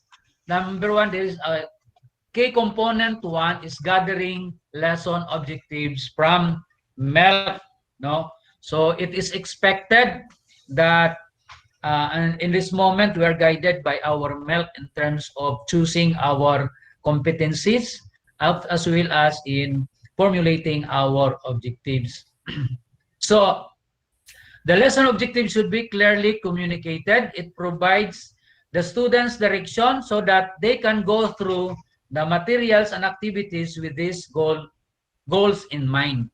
Instructional activities on learning or learning tasks are the heart of the lesson. Consider the learner's characteristics, their skills, their needs, in the learning materials and resources available, and the sequence of learning tasks in order to enable the learner to achieve the lesson objectives. So formative assessment tasks embedded in the lesson can also be used to modify the lesson. So meaning we have also to consider in terms of our assessment, especially in formulating our objectives. So yon ang key component number one. Then ang key component number two is choosing learning resources and learning tasks. No? Choosing learning resources and learning tasks. Once the target learning competencies have been identified from the MELC and set as lesson objectives, you now have to consider the available learning resources and materials that can be used to deliver instruction. So since ang ato karon is modular distance learning, we have already the modules to use. But still, we have also learning resources that is available in our LRMDS. No, para hindi tayo masyadong dependent doon sa module kasi ang module is just a part of the learning materials. But we can also source out other materials related to the topic using our LRMDS.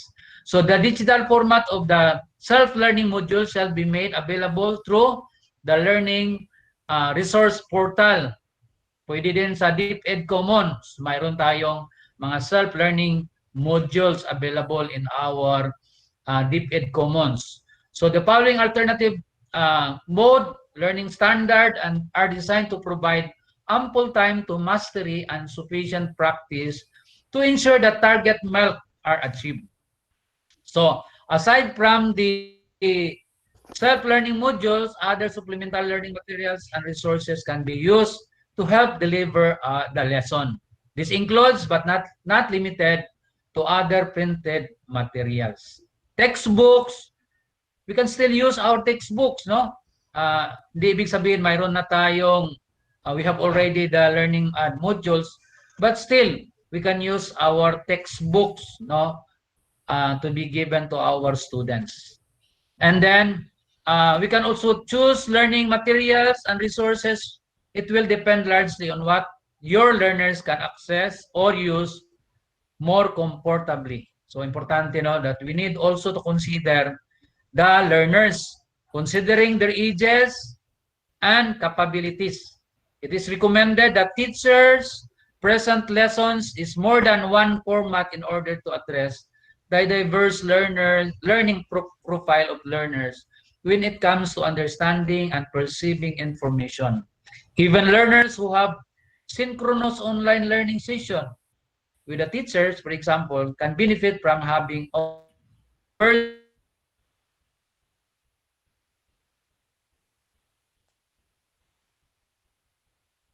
kailangan later on si Sir Loloy Caballero will begin with time later on to tackle about the available learning materials found in our LRMDS. Okay, so then pangatlo na component is the assessing learning. No, the assessing learning component. So lesson plan should embody the unity of instruction and assessment. While planning lesson, teachers need to able to identify reliable way to measure learners' understanding. This means that you need to communicate to learners what they are expected to learn. Involve them in assessing their own learning at the beginning, during, and end of every lesson, and use data from their assessment to continually adjust instruction to ensure attainment of learning outcomes. So ito medyo malaking challenge ito ngayon because although na may assessment doon sa ating learning modules, but still we have to support in terms of our help in explaining what are the expected output of that particular competency by assessment or through the assessment. Gusto ko lang i-comment because as we notice in the printed modules, the answer of assessment is found in the module. So expected na ma-perfect na yung mga bata kasi nandoon sa module. If we are dependent on the assessment found in the module, then more or less hindi na masyadong reliable ang result ng mga bata because I don't know kung bakit nakasama yung key answer key doon sa module na ibibigay sa mga bata. So learners assessment may be through portfolios. No, ito mas I am also amenable or I am favorable that part of the assessment of our learners, especially these learning modalities, we should also assist them through their portfolios. Portfolios that includes learning outputs such as written work, products, and performance evaluated during rubrics, using rubrics. Include the testimonies of parents, guardians, and learning facilitators regarding the learner's progress. The daily lesson, teachers should allow learners to work in their outputs of their own time. They shall submit the portfolio with a schedule that the teacher set. Next is I would like to present to you sample of weekly home learning plan for our learners. This is formulated for grade 7, weekly learning plan for grade 7. Week 1, quarter 1, October 5 to 9. So sample ito na ginagawa ng grade 7 na learning plan. So 8 to 9, wake up, make up. Then yun yung mga usual na ginagawa ng mga bata, they are also should be included in their plan so that the parents will also monitor their activities before the classes. Then 9 to 9:30 have a short exercises, meditation, bonding with family, and whatever other activities. Then in Monday, 2 subject lang per day ang kino-consider dito. Monday, 9:30 to 11:30, Aralin Panlipunan. So ito ay nakabatay sa MELC na suggestion. Then, afternoon, 1 to 3 o'clock, edukasyon sa pagpapakatao. So, these are the learning competencies, learning tasks, then mode of delivery. Mode of delivery. So, yon ang activities niya sa Monday. Pagdating ng Tuesday, the same hour, 9:30 to 11:30, Filipino. In the afternoon, 1 to 3, English. Then on Wednesday, the same hour, mathematics ang morning, afternoon, science. Then on Thursday, TLA yung morning, beauty care. Then in the afternoon is the MAPI. So, ito yung sample na dapat gagawin ng bata para guided sila on what to do within the whole week of classes, even though they are still in their home. Then sa Friday, so revisit all modules, no? I-check yung lahat ng modules, and check if all required tasks are done. Gawin ito ng bata. Then 1 to 4, the parents will bring now the output of the learners to return the modules and answer sheet for the week and get new modules to be used for the following week. So 4 o'clock onward, family time na siya. May note dito, under the learning task column, write the title of the module, the task, consider all parts in the module, and the teacher may prepare a checklist of the module part of additional monitoring guide for both teachers and learners. So, ito yung nakapaloob doon sa lesson design and assessment of in the different modalities. So, because this is just an overview, I will not tackle in details as to the discussion of modules because I believe this will be part of your modules to be discussed, especially in your LAC session. That's all. Okay. Expected output of this session. List of targeted learner intervention, learning tasks for daily lesson, assessment methods in the daily lesson, weekly home learning plan for one subject, individual learning monitoring plan for the student who lag behind the completing learning tasks. So mayroong parang catch-up plan ito ng mga bata, yung hindi makaphabol, no? Especially learners who lag behind, baka may nagkasakit or hindi nakakuha ng module, dapat mayroon silang catch-up plan. Then, lag 3 teacher engagement, then session report. So, thank you very much, Don. This is the expected output of this session 3.2.2A. Okay, so thank you very much, Chief Tardo, for successfully bringing the contents of the session towards its successful end. I am anticipating that all our participants are blessed with essential information that would eventually help them, especially in rating pupils' performance. So thank you and congratulations again, sir. So at this juncture, we will be provided with substantial information relevant to matters dealing with learning resources. To handle the topic, let's welcome in our Education Program Supervisor in LRMDS, Dr. Florencio Caballero. Sir Loy. Yes, sir. Good afternoon, everyone. Wala na tayong pahinga dito. Anyway, dili man po permanente. Diba? Tama ka, Lord. Tama ka dyan. Murag nag-itanggel na nga akong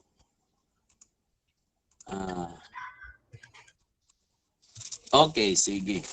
So again, without having much ado, because at my side is another laptop catering to the research proposal presentation of the mathematics group. And then at my left side, I am actually handling another concern in preparation for the report as required. Another Another concern. So to pave the Sir way for Lloyd? yes, sir. Sir, dili ko ba dungog?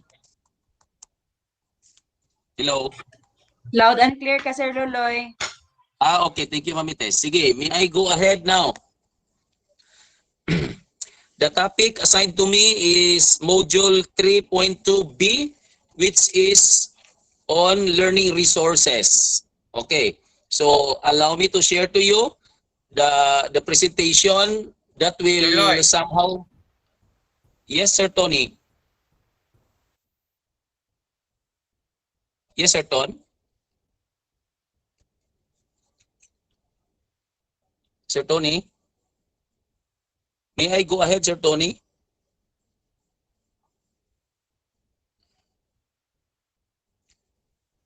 Okay. Ma'am Ites? Loy, continue. Yes, Sir Loloy. Okay. Thank you. Thank you. Sige. Now, Sir Lloyd, you can start now. Okay, thank you.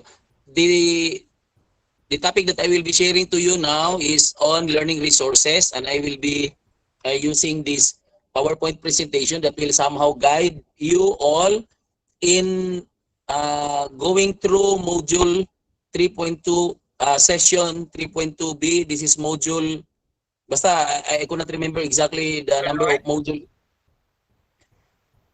Yes, sir. Am I cutting out or what? Proceed now, sir. Okay. Sir Loloy, you sound so good and well. Okay, so thank you. So the LDM, this is actually module 3B for LDM2. So this presentation will guide you in going through module 3B, which concerns learning resources. So the objectives, by the end of this module, you will be able to associate learning resources, or typically termed LRs, with specific learning modalities. Another objective, access resources from online portals such as DepEd Commons and LR portal of the Department of Education. And the last one, explain the importance of using quality assured LR. So quality assured. So take note on that. Then the module content for module 3B includes lesson 1. Actually, there are 3 lessons. Lesson 1, learning resource maps for distance learning. You will be able to map out learning resources that will be available for distance learning in your school. Lesson 2 is accessing learning resources from DepEd portals. As mentioned, DepEd Commons and DepEd LRMDS. Lesson 3 is assessing the LR materials. Kasi hindi pwede basta-basta gagamit tayo ng LR materials kung hindi natin na-assess ang significance niya, relevance, appropriateness, and etc. Okay, let's tackle lesson 1, learning resource maps for distance learning. Okay, as you go through the module, you will encounter this one. This lesson will give you the map of learning resources needed for the implementation of the different distance learning, or DL subcategories. By the end of lesson 1, you're expected to assess the LR needs and concerns in your schools. What are available LRs in your school? What else do you need more, etc. You will also be able to discuss and reflect on these needs and concerns, like how will you solve, or what will you do in order to address the pressing need of learning resources in the school. Next is, you have to gather possible solutions to resolve these LR needs and concerns. Okay, so may I proceed to the next slide? Now, in lesson 1, there is such thing as activity 1. In your module, there is lesson 1, activity 1. The DepEd Memorandum on Suggested Strategies in Implementing Learning Delivery Modalities for 2020-2021 included the Learning Resource Map as a guide in selecting appropriate distance LDM to be implemented in schools or divisions. You have to study the map and answer the following questions in your study notebook. Based on the map, what resources should you have in order to implement the LDM adopted by your school or division? Number 2, do you have the complete resources for the distance learning delivery modality needed in class? If the LRs are not complete or not available, what step will you take to make these available? What are your options to substitute the missing LR? Okay, so that's it. In activity 1, you are going to go through that in your activity 1. Next, continuation. What support will you need to maximize the use of the 2 DepEd sanctioned LR portal? The 2 that we mean here for DepEd sanctioned LR portals are the lrmds.deped.gov.ph and the commons.deped.gov.ph. So ang LR portal at saka DepEd Commons. Based on your evaluation of the materials, are they appropriate to the level and characteristics of learners? So you have to evaluate the materials in your schools. Are the learners who might be disadvantaged by the materials based on reading ability, level of learning independence, level of household support, and distance? What adjustments will you make in terms of the LRs? Basig na yung mga LRs nga pino ra kaayo, and then na yung mga learners ninyo nga dili kabasa og agmay text. So what will you do with that? Now, this is the LR map. Okay? Muna ang mapping sa learning resources needed for each subcategory. Like for example, if you choose online,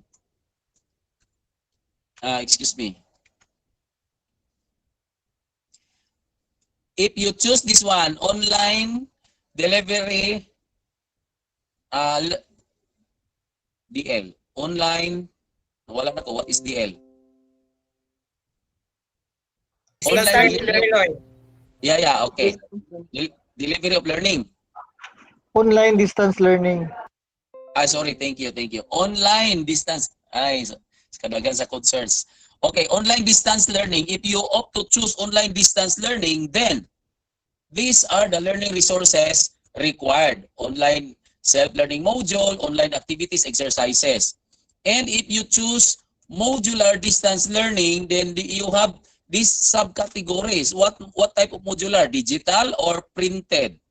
O digital, you need offline digital SLM. If you opt to have it printed, then you need printed SLM on activity sheets. As well as TV, video, RBI, blended. Na-discuss na ni what is blended.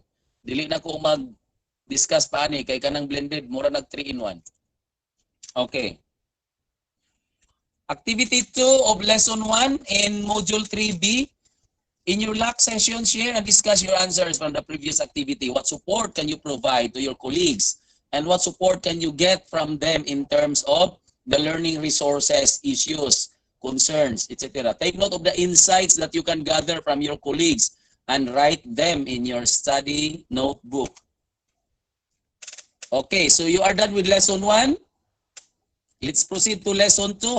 How are you going to go along with Lesson 2? Lesson 2 is to access learning resources from the DepEd portal. So again, the DepEd portal are the LRMDS and the DepEd Commons. So by the end of this lesson, you will be able to establish access to various LR portals. So dapat naatay account sa LR portal. Then discuss the challenges in utilizing DepEd sanction portals such as the LRMDs and DepEd Commons. Determine the support systems available to you as a teacher in the use of LR portals. And then, okay, activity 1 of lesson 2. You have to establish access to the following portals. LRMDS portal, this is the site, www.lrmds.deped.gov.ph. Ensure that you have an LRMDS portal account. Kung wala pa mo kasulay sa LR portal, panulay na mo. If you have not registered yet, follow the LR portal user guide. There is a video on how to use the LR portal to download, to look for a particular learning resources that is applicable to the particular competency that you are in. Okay. I will no longer play this video because it will eat time. So we will proceed to the next slide. DepEd Commons, www.commons.deped.gov.ph. Ensure that you have access to DepEd Commons. I do not know if you have tried. Okay, I have tried accessing DepEd Commons even if I am not from the school. Kay mangayo man gud siyang school ID, etc. So you try kung panulay na jud mo karong panahon na aning DepEd Commons kay naara pod mo mine din nga mga learning resources. Dili kay mag-mine atong mga online sellers. Okay. Accessing, okay. I guess I do not need to expound it anymore. It will eat much of our time. Ingon ani actually ang mugawa sa LR portal. And kanipod ang sa Commons, ang style sa DepEd Commons, etc. Then click the button. Just seek the help of the ICT in your school kung unsaon. Then you explore the portal. Basta mo ni ang content nato sa module 3B. Ang lesson 1 nato is on the mapping of LR needs in the school and availability. So mapping of LR. Ang lesson 2 nato accessing the DepEd sanctioned portals, the LRMDS and the DepEd Commons. So mo na ang lesson 2. And then as what I have said, 3 lessons na ang module 3B. Okay. Okay, there are 2 activities by the way for lesson 2. Again, in the last session, you are duty bound to share what have you learned in accessing the learning resources portal. Then we go to lesson 3. Okay, I have to go it fast anyway. You will be given the slides afterwards. I'll give it to Sir Tony. Si Sir Tony na bahala maghatag sa inyo ha. Again murag as a recap, there are 3 lessons for module 3B. Ang lesson 1, LR map of learning resources. Ang lesson 2 is how will you access LRMDS and DepEd Commons. Then lesson 3 is assessing the LR materials.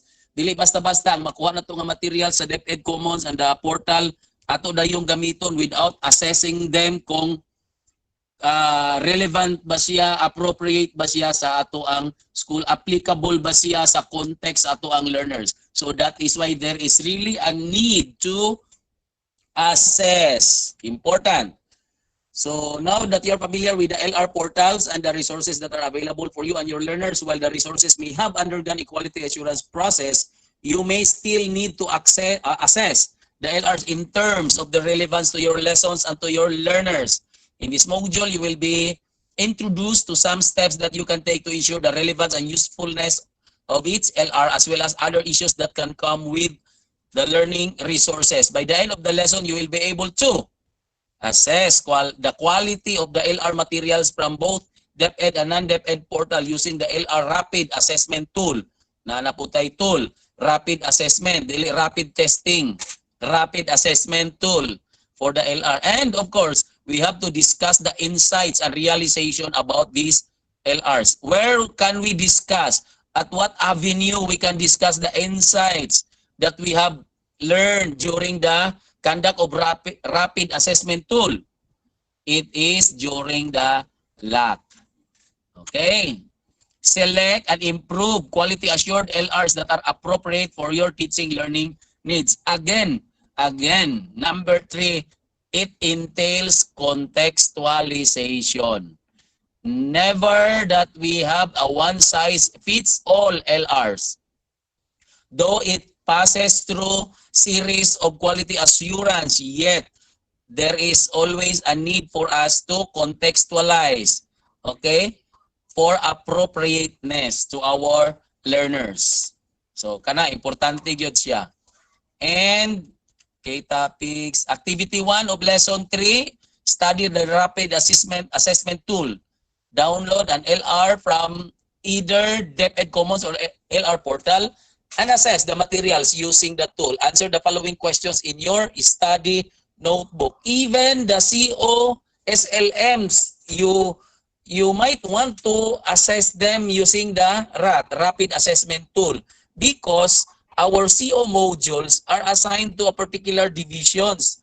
And maybe, kana nga module, dili siya contextualize into the context of our school. That's why, i-assess nato siya, and if there is a need to modify, to contextualize, to localize, etc., then better do it. Okay? Was the material, these are the questions. Was the material able to meet all requirements?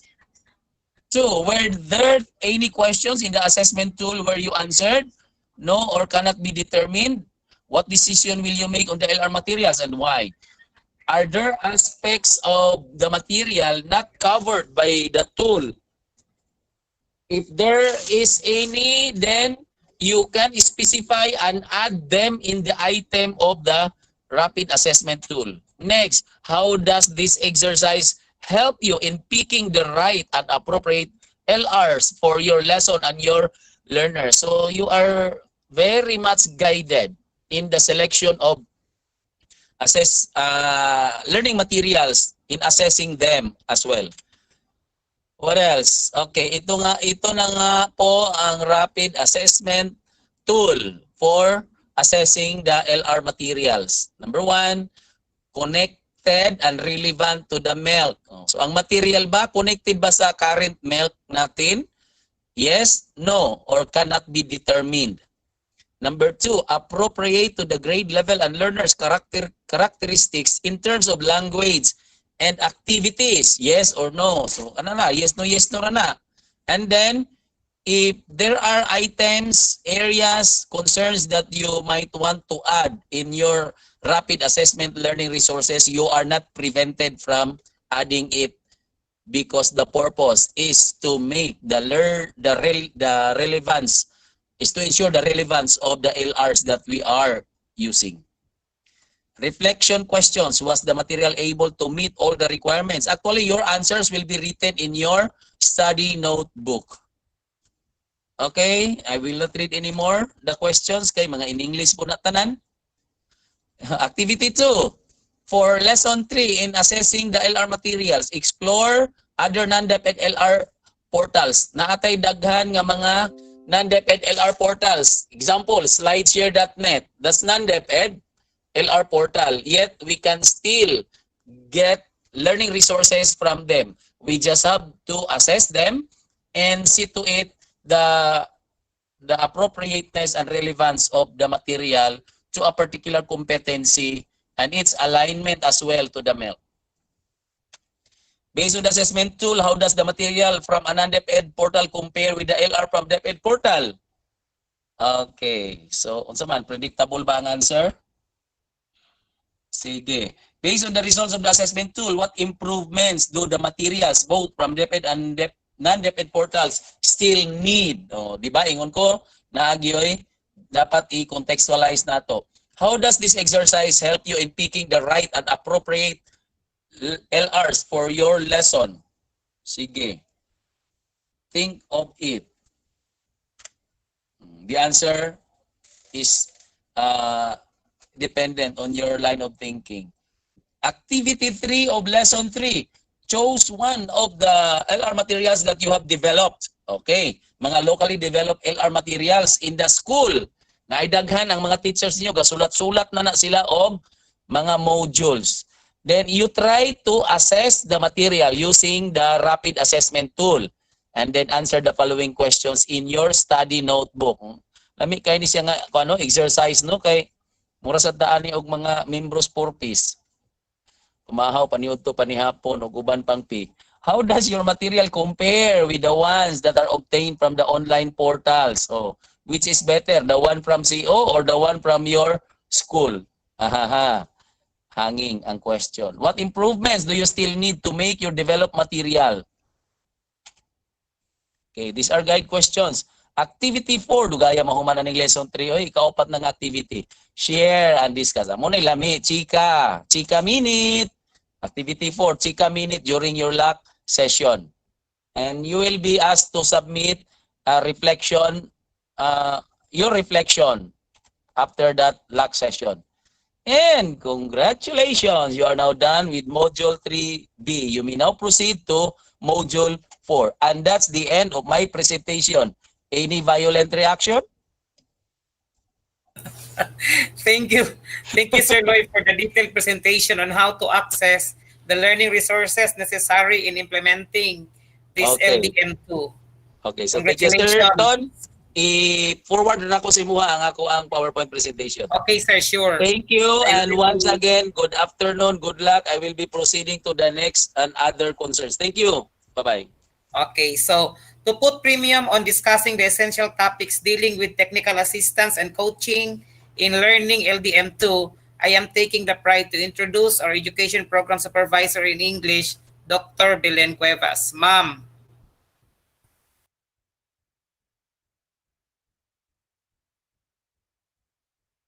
Belen. Bakas ng Belen.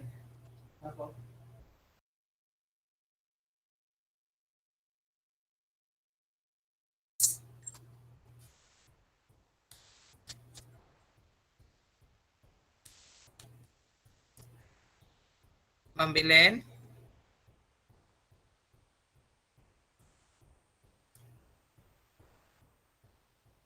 Ay, na.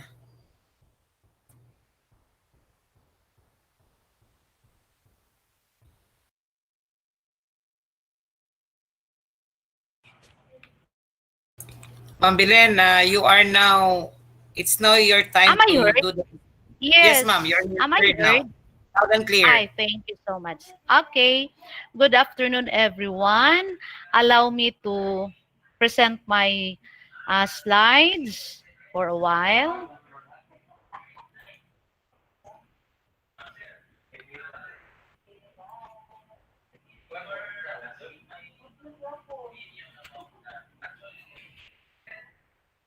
Am I presenting now, Sir Ton? Not yet, ma'am.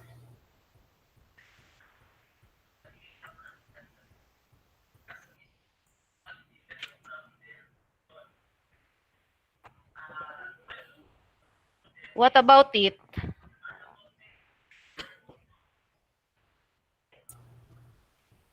Click your PowerPoint, ma'am. Okay. Ayan. Got it. Thank you. Okay, so my session is about the technical assistance and coaching in learning. And this is session 3.4. And with this session, there are 4 objectives. Number 1 is review the basic education learning continuity plan and its impact on instruction supervision. Number 2 is describe the technical assistance and coaching framework. Number 3, implement needs assessment for effective learning delivery module 2 learning. And then the 4th objective is develop the coaching plan. And we have 3 lessons for this presentation. Okay, lesson 1 is on the basic education learning continuity plan and its implication. Ma'am Belen. Yes. Yes, to, nawala. Sa kanang cup nga button, ma'am. Okay, dito sila kakita. Kani asan ton? Kani sa ubos, sa ubos. Sa ubos kamay. Dili, ma'am. Dili dapit Kani sa dili dapit kini sa kuan, ma'am, sa right bottom part. Tika. Right button. Dili Kani? sa ubos, ma'am, ubos. Ay, wala ka slide? Ayan, Wala yan. ka. Yes, click. Thank you. Okay na. Wala pa, ma'am, wala pa. Okay na. Wala ka. And then, time sa okay.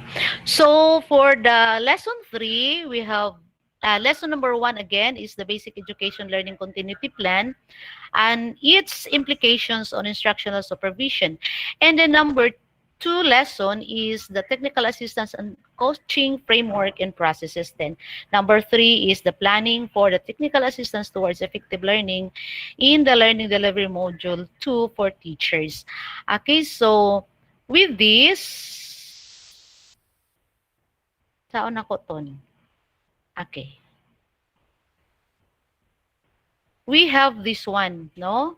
For the basic education learning continuity plan, for us to review, this is based on the DepEd Order number 12, Series 2020. And this is on the adoption of the BE LCP for the school year 2020-2021 in line with the COVID-19 public health emergency. So with this DepEd order, there are principles that we have to always remember. It should be that there's no face-to-face classes. Wala. Kana, nana. Okay Nana. na, ma'am. Okay, sige. Okay. So again, no, we are having this DepEd order number 12, series 2020, as the basis of the basic education learning continuity plan for this time of pandemic. And of course, we have the principles of this DepEd order, which is absolutely no face-to-face classes until safe. And this is DepEd order, which is one of the President's non-negotiable commitment for health and safety of our learners, our teachers, and staff. And this is the most important principle. Now, for the basic education learning continuity plan, other guidelines or other principles also emphasizes that learning opportunities to our students may be provided through blended distance learning modalities until any prohibition by the DOH, the IATF, or the President for face-to-face learning in the schools or in the learning centers is lifted or relaxed. Now, another principle is to ensure that continuity plan should be, this principle also likewise ensure that this learning continuity through the K-12 curriculum adjustments. So that's why we come up with the implementation of the most essential learning competencies, or the MELCs, no? And another principle that this basic education learning continuity plan will also be aligned, or there should be alignment of the learning materials. So Sir Loloy was talking about the learning materials available in the LRMDC. That's why the preparation of localized learning materials are evident. There are teachers who are writing modules based on the identified most essential learning competencies per learning area. And it also based on quarter-hour modules that we have prepared is for quarter 1. And we have week 1 and 2. Others are also preparing for the 3rd, 4th, and even the 8th week for quarter 1. Then deployment also, it is the one of the principles of this DepEd order number 12 is the deployment of the multiple delivery modalities, no, as far as basic education learning continuity plan is concerned. So in this, we have heard Sir Tardo talking about the different learning delivery modalities, no? So we have modular learning delivery, the online, the radio-based instruction, the television-based instruction, and there may be other instruction. So the provision also of corresponding training for teachers and school leaders. That's why there are online trainings conducted, like before, last May, we have conducted ebook development in English, in science, and even other learning areas also are conducting ebook development. And we also went as far as conducting quality assurance of their ebook. And the online MELCs orientation, as mentioned by our CID chief, that was conducted to the PSDSS, to the school heads, and even the teachers per learning area. So we have 8 learning areas, and there was orientation conducted to the schools, to the teachers. There are also webinars conducted by the central office, the regional office, and even the division office, the district, and the school. So, proper orientation of parents or guardians of learners. So, this is being assured, no, as a principle of the Basic Education Learning Continuity Plan. That's why during the simulation, we come up with the orientation of parents, no? There was a simulation on the distribution of modules so that parents will really be guided as to the role in helping their students or their children still continue their learning despite of this pandemic. Okay, so simulations were given to kindergarten. No, that was August, first week of August. We have conducted simulations to some of the, let's say, rural. Some sample schools are in the urban, no? So that's why we conducted it in the first and second congressional districts. We have kindergarten simulation, the grade 5 English, the grade 7 science, senior high school, and of course, highlighting the distribution of modules and parents orientation. So we have also the technical assistance coaching framework. Now, as you are familiar or informed already that another lesson of this session is on the technical assistance and coaching. So we have here the definition of the technical assistance and coaching. So we know that these two are similarly defined as a form of professional support provided towards assisting others to be effective in their functions and or achieving set goals.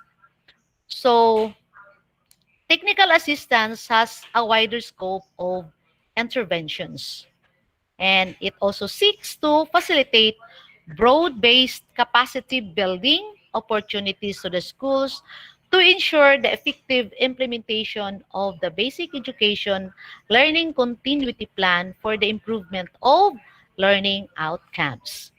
So, coaching is more of relational type of support. So, this can be a short-term, interactive, and collaborative learning modality through which the coach assists the coachee to achieve specific professional goals and improve performance.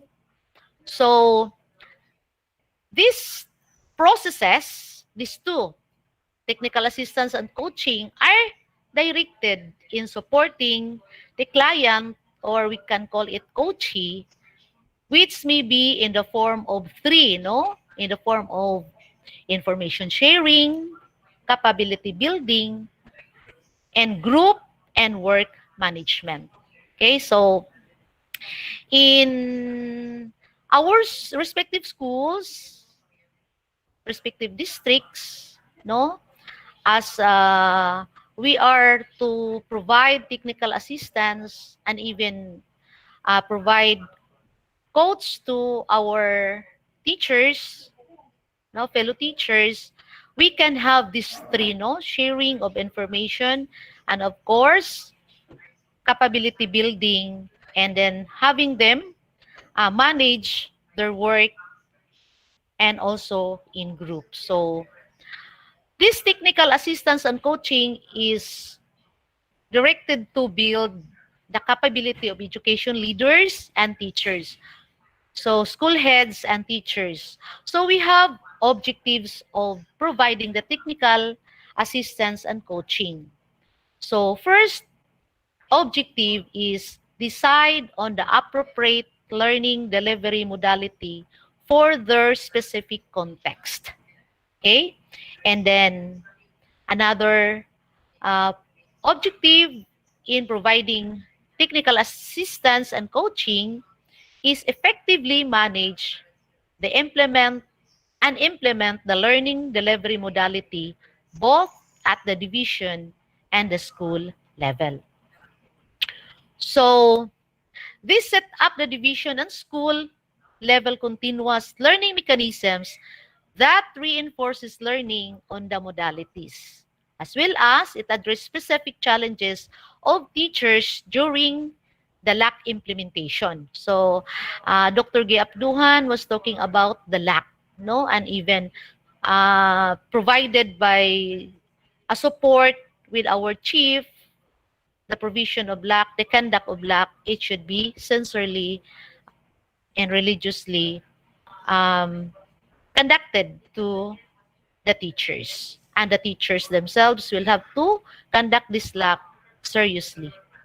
So, effectively apply in teaching the pedagogical and learning assessment approaches that are appropriate for the learning delivery modality being implemented. Okay? So, it also determines through reflective practice if the learned competencies translate to improve instruction. Without D, no, improve instruction. So those are the 5 objectives in providing the technical assistance and coaching. But for this 5th objective, which is determined through reflective practice, if the learned competencies translate to improve instruction, this is complementary to the conduct of monitoring and evaluation. No, because it aids in tracking the progress and results and helps address concerns and enhance performance. Okay, so the 5th objective is complementary to the conduct of monitoring and evaluation. So, the levels of assistance, no? Actually, these are the principles, no? Principles of the technical assistance and coaching framework. So, we have now the 2, no? Level support in providing technical assistance. We have the 1st and 2nd level, wherein the 1st level is on the national coaches working and collaborating within or with the regional office field technical assistance teams, no? Or the FTA, RO-FTA teams. And the 2nd level is the SDO, the Schools Division Office, and the district supervisors, and they are called technical assistance providers or TAP. Okay, so the support, no? Recipient of support. So the recipient of the 1st level support is the schools division office and the school leaders. So this focus on the management of the learning delivery modules in the schools division offices and the schools. Then another support recipient or the recipient of support from the 1st level is the schools division office and the district supervisors, wherein it focus on the role of the schools division office and district supervisors as technical assistance providers to teachers and school leaders in relation to instructional component of the learning delivery modalities. For the 2nd level, so this is afforded by the schools division office and the district supervisors as the PA providers, no? Recipient of the support will be the school leaders and teachers, focusing on the instructional component of the learning delivery modalities, which covers the technical assistance and coaching when the teachers and education leaders are undergoing the training on the learning delivery modality course. Teachers also apply what they have learned and build their teaching portfolio. So, this is now the flow of the technical assistance and coaching for the learning delivery modality courses. Okay, so we have here at the top, we can see the preparations of the school year, and then implementation of the most essential learning competencies. This is based on the Basic Education Learning Continuity Plan based on DepEd Order number 12, Series 2020, no? Because under that is the implementation of the MELCs for this school year alone, because pandemic will really be vanished and we will be back to the normal. So, expectedly, this school year, if COVID-19, of course, we will believe that COVID-19 is gone already. So with this, we can see here the first and second level of support. No, first level, as we already know, that this is given by the central office. No, so technical assistance and coaching from the first level. We have the orientation and training given by the central office. No, with the NIAP, the national coaching team. Then you can see here the regional field training team, field technical assistance team, okay, providing training to, okay, as you can see the arrow, appropriate learning delivery modality for the school heads and also for the teachers. So for effective learning delivery modality implementation, okay, for the school heads, to, of course, we can see here the learning outcomes will really be productive. All this will really be going down or will redound to the learning outcomes of the learners. So both the first level support and the second level support, as you can see here, the second level support, of course, effective delivery of training for the technical assistance providers and the teachers. And so, the same purpose for appropriate learning delivery modality for effective instruction in the learning delivery modality for both the school heads and the teachers. So, this technical assistance and coaching will really be seriously implemented so that we can really come up with positive and productive learning outcomes of our students or learners. So, the fourth principle, or the fourth principles, because we have actually 5 principles in having this technical assistance and coaching. So, people are responsible for their own growth and development. We can remember last time that we were asked, as I believe that was a diagnostic test before, prior to the attendance to the training last time. This was one of the item, who is responsible of our own growth and development. But it's here, it's one of the principles that people are responsible for their own growth and development. So people can set their own goals and achieve them. That's why technical assistance should facilitate the process that will help the client or the coachee identify goals, objectives, based on a clear understanding of the situation and find ways and resources to achieve them. So, ito na po na, hindi tayo ang mag-set ng goals for the coachee, but will have the coachee set her or his goal and will have to assist him in finding ways to achieve that goal. So, technical assistance is aligned with the organization's vision. Okay, so there are 2 factors in a consideration to this principle. We have to consider the individual coachee and also we have to consider the organization. So, this is here. We are trying to align the technical assistance, the goals of the coach here, should really be aligned to the vision and mission of the organization. So that's why it is based in the organization's needs or organizational needs.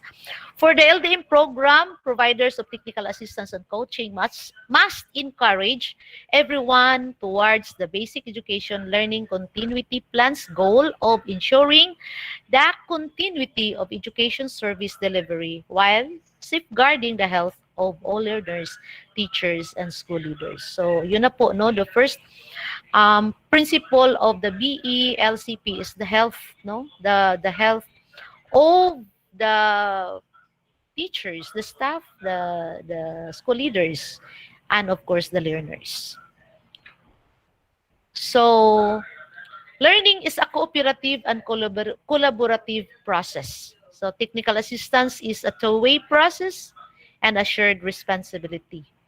The decision-making and taking actions for improvement are the responsibilities of the technical assistant recipient or the coachee. That's why it is not prescriptive, no? So rather than being directive, the TE provider of the technical assistance or coaching should offer suggestions, okay? Facilitate the thinking process and encourage interactive independence where learning is best achieved when members work together and share ideas toward common goals. So it's not prescriptive, no? We are not to prescribe what to do, but we have to suggest, no? Facilitate the thinking process, no? Encourage, stimulate them to give possible solutions, but we will not be the one to give that specific solution to the client or to the coachee. No? So we have to help. We have to assess or assist, not assess, no? Assist the coachee. So this is it. The fourth, A, B, C, D. A, B, C, D. The fifth pala, the fifth. Technical assistance and coaching process. Actually, there are 4 basic steps in conducting this technical assistance and coaching process. First, we have to identify the technical assistance needs or TE needs assessment. Then, we also have to go through the planning, the implementation, and evaluation. Okay, so this can be seen here, the process. Technical assistant needs assessment. Okay, so under here, we have to review available readiness reports to implement LDM. No? Then conduct surveys, if GDs, focus group discussions on the organizational readiness of the SDO for the district supervisors and education supervisors, and for the schools, for the school leaders. Then, another TE needs assessment is update skills assessment on teachers based on the PPST and in the context of the new, in the context of the teaching in the new LDMs or the learning delivery modalities. Then, direct requests coming from the field by engaging them. So, in providing technical assistance, there would be continuous engagement of the coachee and the coach. No? So, that is for the, or these are for the technical assistant needs or assistance needs assessment. Then, the second step is planning, no? So, in planning, we have to identify the objectives of the technical assistance client or coachee, and then collaboratively identify and agree on the technical assistance objectives. Then, another is the interventions and timing, vis-a-vis the performance, the objectives and action plan of the technical assistance client or the coachee. Then in planning, we also have to consider develop a region or schools division office-wide technical assistance plan. No, that is for the planning for in the division office. While in the signing of technical assistance commitment by the technical assistance provider. This is now in the CEO, no? Because the technical assistance providers are the education program supervisors and the PSDSS. It could also be the school leaders. Okay, for the implementation, okay, as you can see here, the implementation, there could be a feedback through monitoring, and there could be plan adjustment or adjustment of the coaching plans based on the feedback, no? So, for the implementation, you have to establish the mechanic or the mechanism for feedback. Then, matching the technical assistance needs with available technical assistance resources and providers. Then, develop together the technical assistance coaching norms and protocols based on the standards set by the DepEd through NIAP and the BHROD. Then, monitor, provide time to reflect if plans developed have positive effect. Provide feedback to the client or coachee, then make adjustments in the plan based on the analysis of progress made. Okay? So, looking at the arrow, after this step, we can go through the next step, and that is the fourth step or the last step in the TA and coaching process, and that is the evaluation. No? So, in the evaluation, there would be comparing results with targets. Then, analyzing further the performance gaps, and then identifying recommendations for further technical assistance or coaching requirements and interventions. Then the last one under this step is you have to prepare the technical assistance report. So we have lots of things to do in having this, but we have to do it because this is our KRA, this is our job, no? Okay, so needs assessment. Understanding the needs should consider two aspects. Again, the individual situation of the client or coachee and the organization context that affects the management or the implementation of the LDM. So example for this is the schools division and the schools. No? So we have to consider these needs, individual situation of the client or coachee and the organizational needs. Then planning, no? As we have seen in the previous presentation, the second step is planning. So planning is setting objectives and agreed approaches. So this step is mainly on leveling on the objectives of the client or coachee as individual. And this is aligned with the vision, the mission of the organization. So under this, no, for the technical assistance for the school organization, it includes the again, so leveling the objectives of the client and also the objectives of the organization, and determining the support from the technical assistance provider or coach. So there are many things to consider in planning or setting the objectives. So implementation, that could be the third step. That is mainly on the execution of the technical assistance plan. So this process may include the following. First, we have to establish the mechanism for feedback. Then another is match the technical assistance needs with the available technical assistance resources or providers. Then we can consider the referral, no, as referral steps. Then develop together the technical assistance or coaching norms and protocols based on the standards set by the Department of Education through NIAP and the BHROD. Then, the fourth, this one. Okay, so under this implementation, any technical assistance and or coaching conversations are collectively geared toward improving the coach's professional well-being, the whole school and its community. So in monitoring the technical assistance activities alongside with activities of the client, coachee, per performance contract.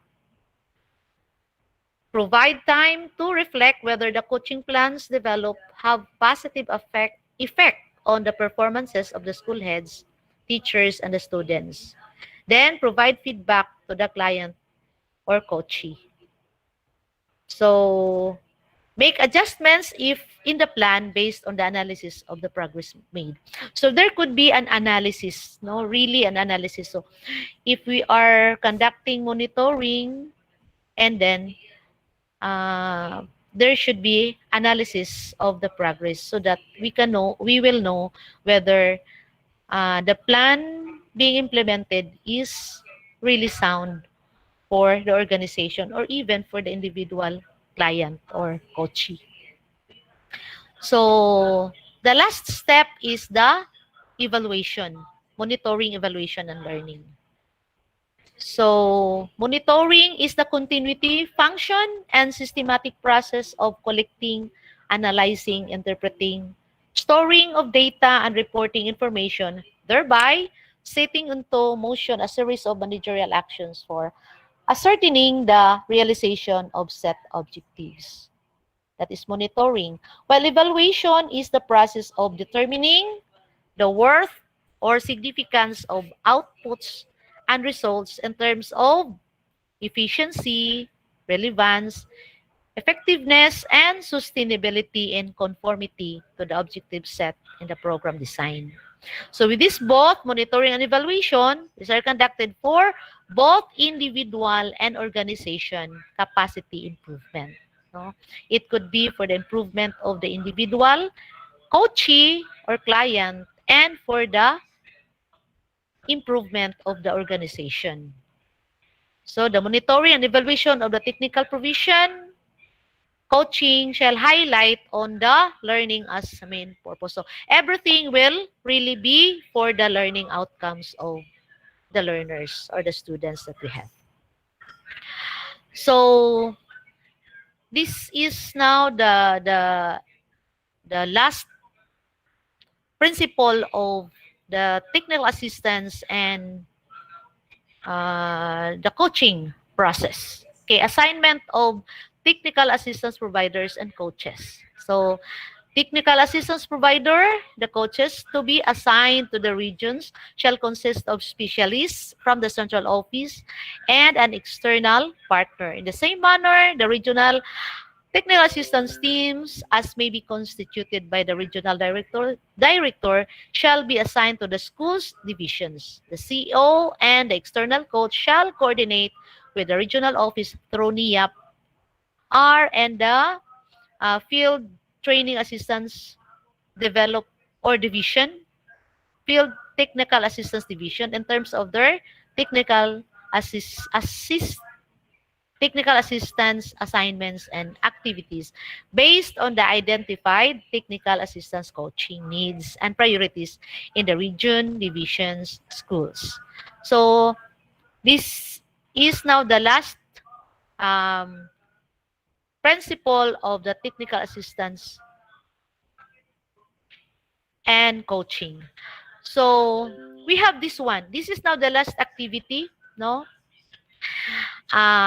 Technical assistance coaching plan. So as you are expected to prepare the technical assistance coaching plan, no, all of you. So those who are participating in this webinar, the EPS, the PSDSS school leaders are expected to make a technical assistance and coaching plan. So this is now the template, no? So you have to indicate the learning action cell ID number, and then the learning needs.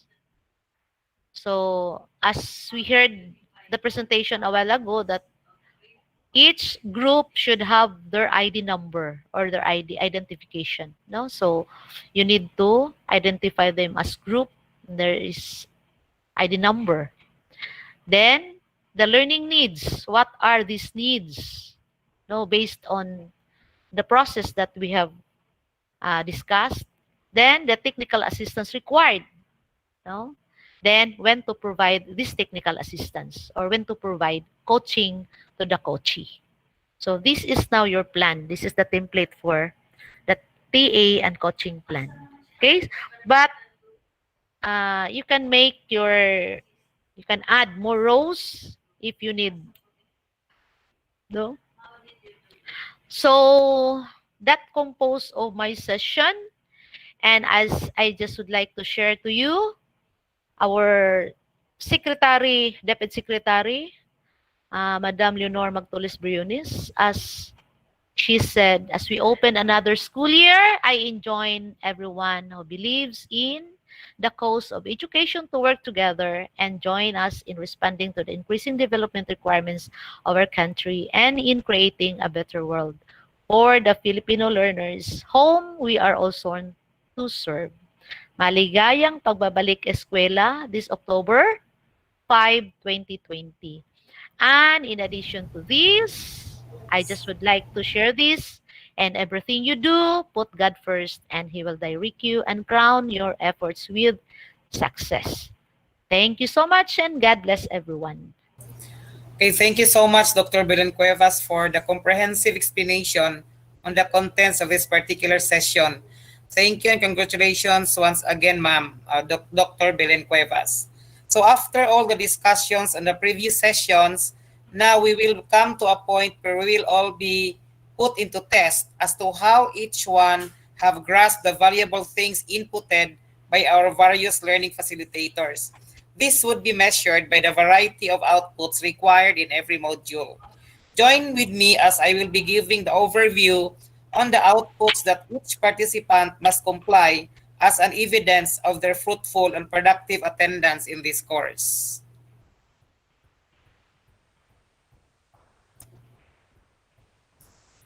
Okay, so we are now in session 3.5, LDM for Learning Delivery 2, Modalities 2 for Instructional Coaches, Module 5. The title for this session is Building My Portfolio. So we need not to discuss deeper the meaning of portfolio because we are already having a deep comprehension on what is portfolio is all about. But in case of this LDM2 and LDM1, portfolio is referring to the different outputs that is being required in every lesson, in every module. So that is why it is expected, na it has been presented by Sir Romy during his first session kanina, the summary of outputs that will be complied by every participants in every module and in every lesson. So I am already asking Sir Romy the soft copy of the summary so that I can share that to all the members, to all the LAC groups, so that you will be having a guide, not only the members, for the LAC leaders and the instructional coaches to track whatever might be the outputs that is being required by every member in a certain LAC group.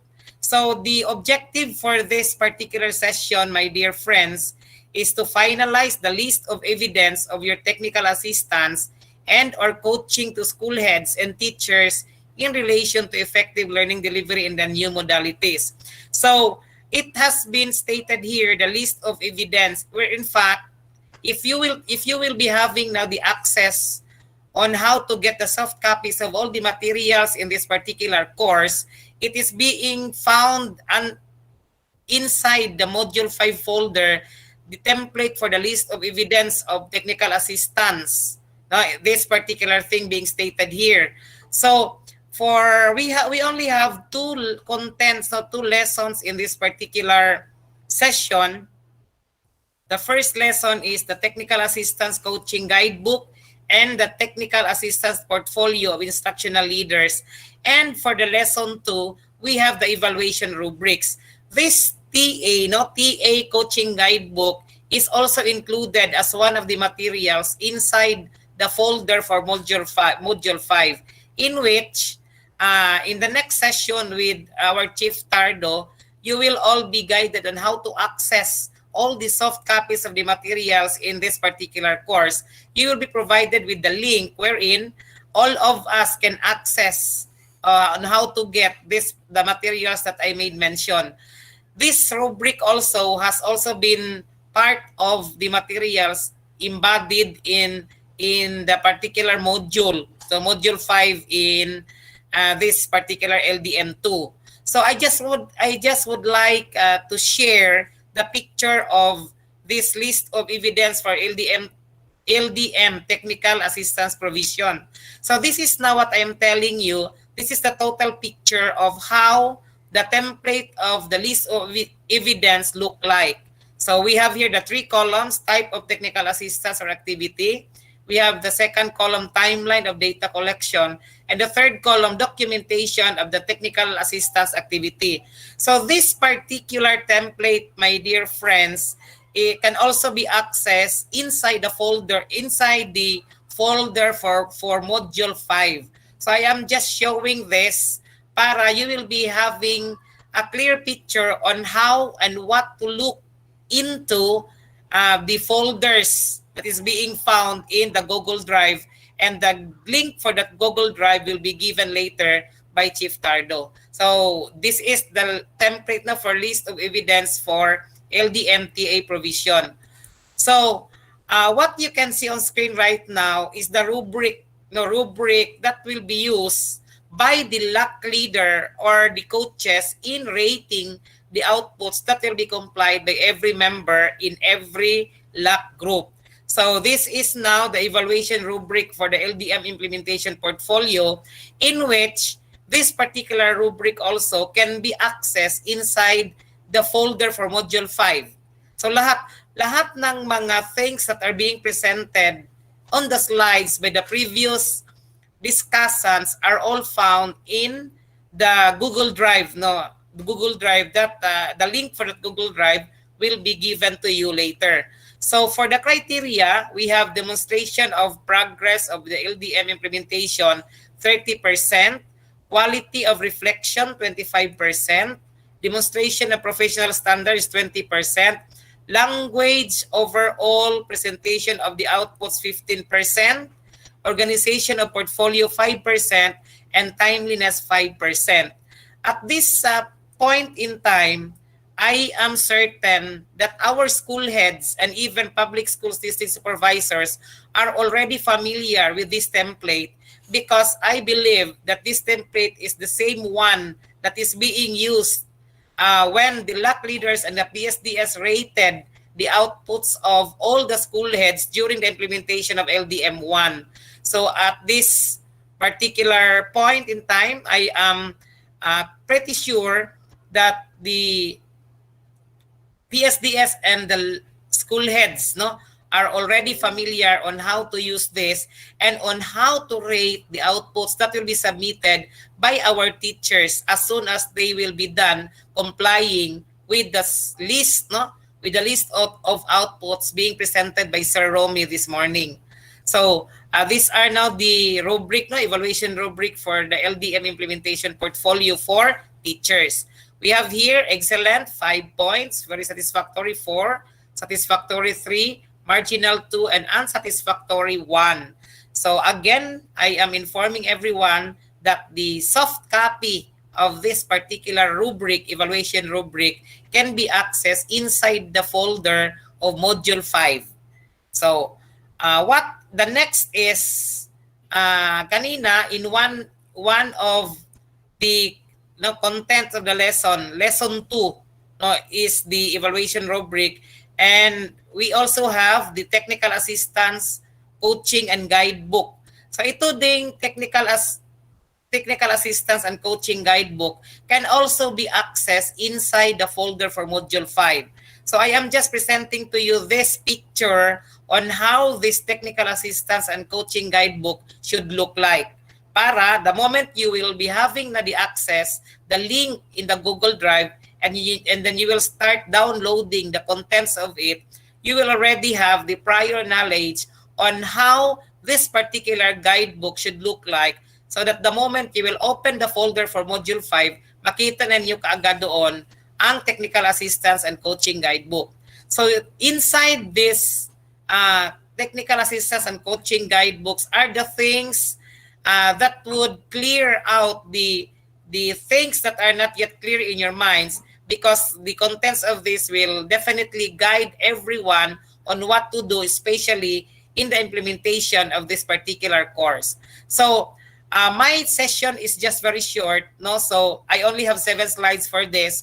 Anyway, this is only an information for everyone on what to prepare and how the outputs of all the members shall be given the rating following the evaluation rubrics. So that ends my session for this afternoon. We will move on, no? We will move on to the synthesis, next steps, and course evaluation. So before we will on to the end point of the string, let's listen momentarily to the synthesis, next steps, and course evaluation that will be thoroughly explained by no less than our SGOD chief. Let's all welcome back Dr. Ernesto F. Tardo. Okay, good afternoon. Hi, at last we are now in the last session of our orientation. I hope na nandyan pa kayo. I don't know kung we have only 132 based on the slides, no? So allow me to present this. This is now the last, which is the synthesis, no? I am presenting. Ton? Yes, sir. Sir, you're presenting. Okay, so this session objective is to summarize what we have learned from the orientation session, then evaluate the conduct of the orientation, then we have to be committed to finish the course, the LDM2 for teachers. Okay, for our evaluation, Sergio Mantikina will write the link in the chat box for you to have your evaluation later on. No, just visit our chat box. It will be given to you by our M&A coordinator. Mamaya na lang after my discussion, no, so that you will have enough time to go to the link.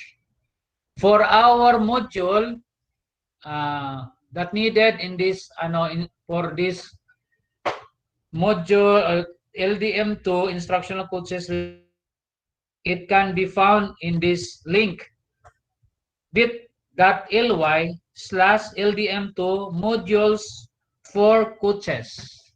So you just visit this link and download all the modules. There are 5 modules content for LDM2.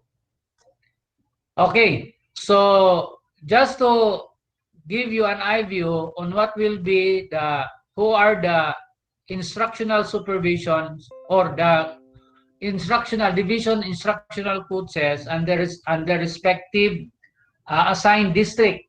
No, for Dumingag 1, Dumingag 2, and Josefina, your instructional coach will be under Dr. Glenn Saison.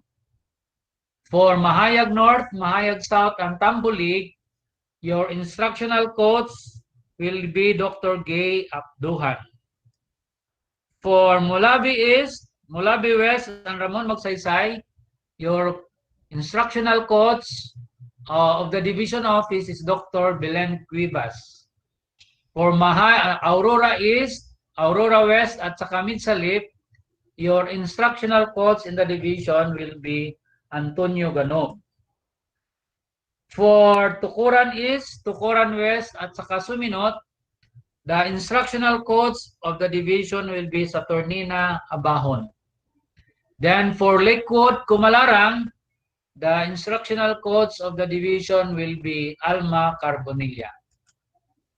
For Labangan 1 and Labangan 2, you are under the baton of Evangeline Lamayo. And for the Mataling, Tabina at Pitogo, Dr. Sandy Albarico will be your division instructional coach. And for Gipo, San Miguel at Sacadinas, the instructional coach no other than Dr. Josephine Tumbok. Margo sa Tubig, Lapuyan, and San Miguel, you will be under the baton of Melinda Tangalin. And for Bensin Susagon, Dumalinaw at Sakatigbaw, your instructional coach will be Florencio Caballero. Walay bayog, sir. Nagdoble ang San Miguel. Ay, ganun ba? Sige, take note. Thank you no, for we will try to align this one. Okay. This will be our timeline for the conduct of the LDM2 in school level. September 17, that will be, today is 15, 16, 17, and Thursday. So you will conduct virtual orientation to the LAC leaders and members in district level. No? So much better if we will do this in the district level so that there is a limited number of participants. Kasi our Google Meet room can accommodate up the maximum of 250. No? So para doon sa mga districts na more than 250 ang siguro you can create you can connect with the live stream, no, Facebook live stream, so that everybody in your district can join, including the teachers, your orientation for the LDM2. Then our target for the modules, September 21 to 25 will be the conduct school-based application using the LDM2 modules 1 to 5. So this will be done in the school level through the LAC session. Then September 29 to 30, this will be the submission and taking of your output, yung sinasabi ni Dr. Antonio in terms of portfolio. Andun lahat yung output nyo. And the responsible person who will check on this is your instructional coach in the district level. Instructional coach in the district level. Okay, so to clear out everything, especially on the level of coaches, we identified 3 levels of our coaches. The first level, the regional instructional coach, we have 3 assigned in the division of Zamboanga del Sur, Dr. Hala, Dr. Villejo, at Balsamo. Of course, with the leadership of our surrogate supervisor or chief in the region, Dr. Sheila Apiad. For level 2 instructional, this will be the division instructional coach, comprising all the district, the EPS, those who are assigned in the different group of districts. No? So they are considered in the second level of instructional coach, the division instructional coach. And then the third level of the district, the third level of instructional coach are the district coaches. No, district instructional coach. So along this line, this can be a district supervisor, or if ever there is a need to add district instructional coach, then the supervisor will recommend to cover up all the lack in the district. We have this learning action cell. This will be in the LAC group in school level. And then we have the note. LAC leader will be the school head or the principal of the school. So priority na LAC leader ang school head or the principal of the school. However, if the school has more than one LAC group, the school head or the principal may designate master teacher or most senior teacher in the school to be the LAC leader. Kasi may mga cases tayo ng mga school na ang teachers nila is more than 15. Our policy, iklaro ko lang ha, for LMD purposes, ito lang yun ha, for LMD purposes, we will go to school level. Meaning, ang school na mayroong 2 or 3 teachers, they still comprise 1 LAC. Now, they will create 1 LAC. Kasi, para yung discussion natin sa mga module will be a school-based. Kasi ang mangyari yan kung gagawin natin na ang LAC or ang LAC ay tatawid pa sa kabilang school, there are tendencies nga ang pagkandak ng LAC ma-hamper, no? So that is why kahit 3 lang man yung pang-4 yung school head or pang-3 yung school head, they still comprise 1 LAC. However, kung ang school ay more than 15 yung teachers niya, dapat magawa kayo ng 2 LAC. So meaning, in every LAC group, there are 8 or 7 members within that LAC group. And the school head will assign master teacher or the most senior teacher to be the LAC leader in that particular LAC group. So I hope klaro na no sa ato So another note, the district instructional codes, we are referring to the PSDS, shall accommodate a maximum of 5 LAC groups within the district. So dapat ang isang instructional coach in the district level, maximum lang na 5 LACs ang kanyang i-accommodate or kanyang under sa kanya. However, district with more than 5 LAC groups, the PSDS shall recommend another coach from their senior principal or senior master teacher from the district to be designated by the division instructional coach group. No, siya ang mag-recommend lang yung PSDS, ang mag-designate ay ang division instructional coach that particular principal or master teacher will be promoted or elevated into instructional coach na magdadala siya ng other LAC groups within the district. Such coach will be part of the district instructional coach. So, ibig sabihin, kung si master teacher na designate siya na instructional coach, bali, kasama na siya sa mga district supervisor na maging under sa division instructional coach.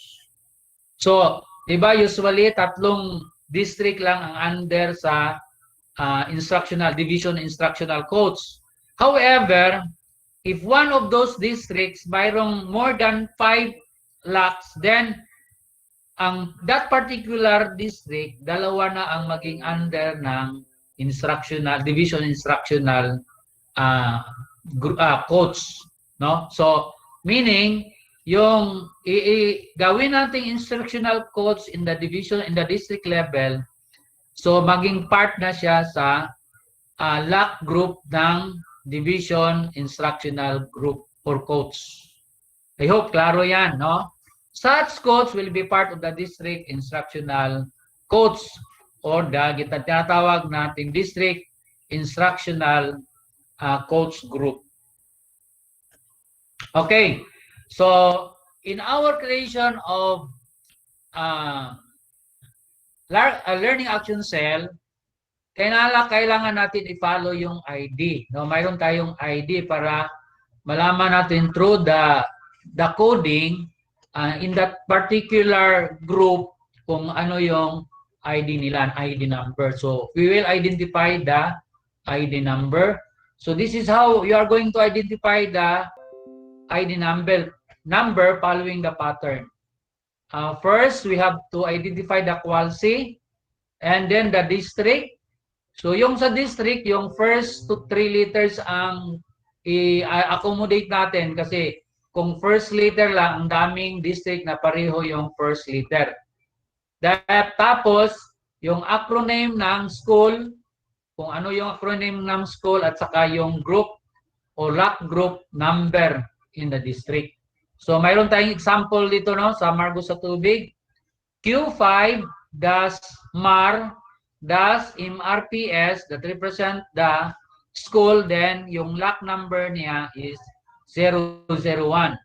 So halimbawa, yung Margo sa Tubig mag-comprise ng 5 lock group, then 002 hanggang 005. Okay, so I hope nakuha natin yan na principle or pag-determine ng coding ng lock number natin. Hello sir, continuous ang number sa block group sir from elementary to high school? Yes sir, basta within the school. Pero pag agdating ng school, mag-start na naman sila ng 1. Paiba-iba sir ang number sa group in a school. Sa district, I mean. Excuse me muna. Kung sa may kuha na nito. Pwede sir, pwede siya naman. Dahil na po na number. Okay, so para hindi tayo mahirapan, iba't ibang school, it will start from 01.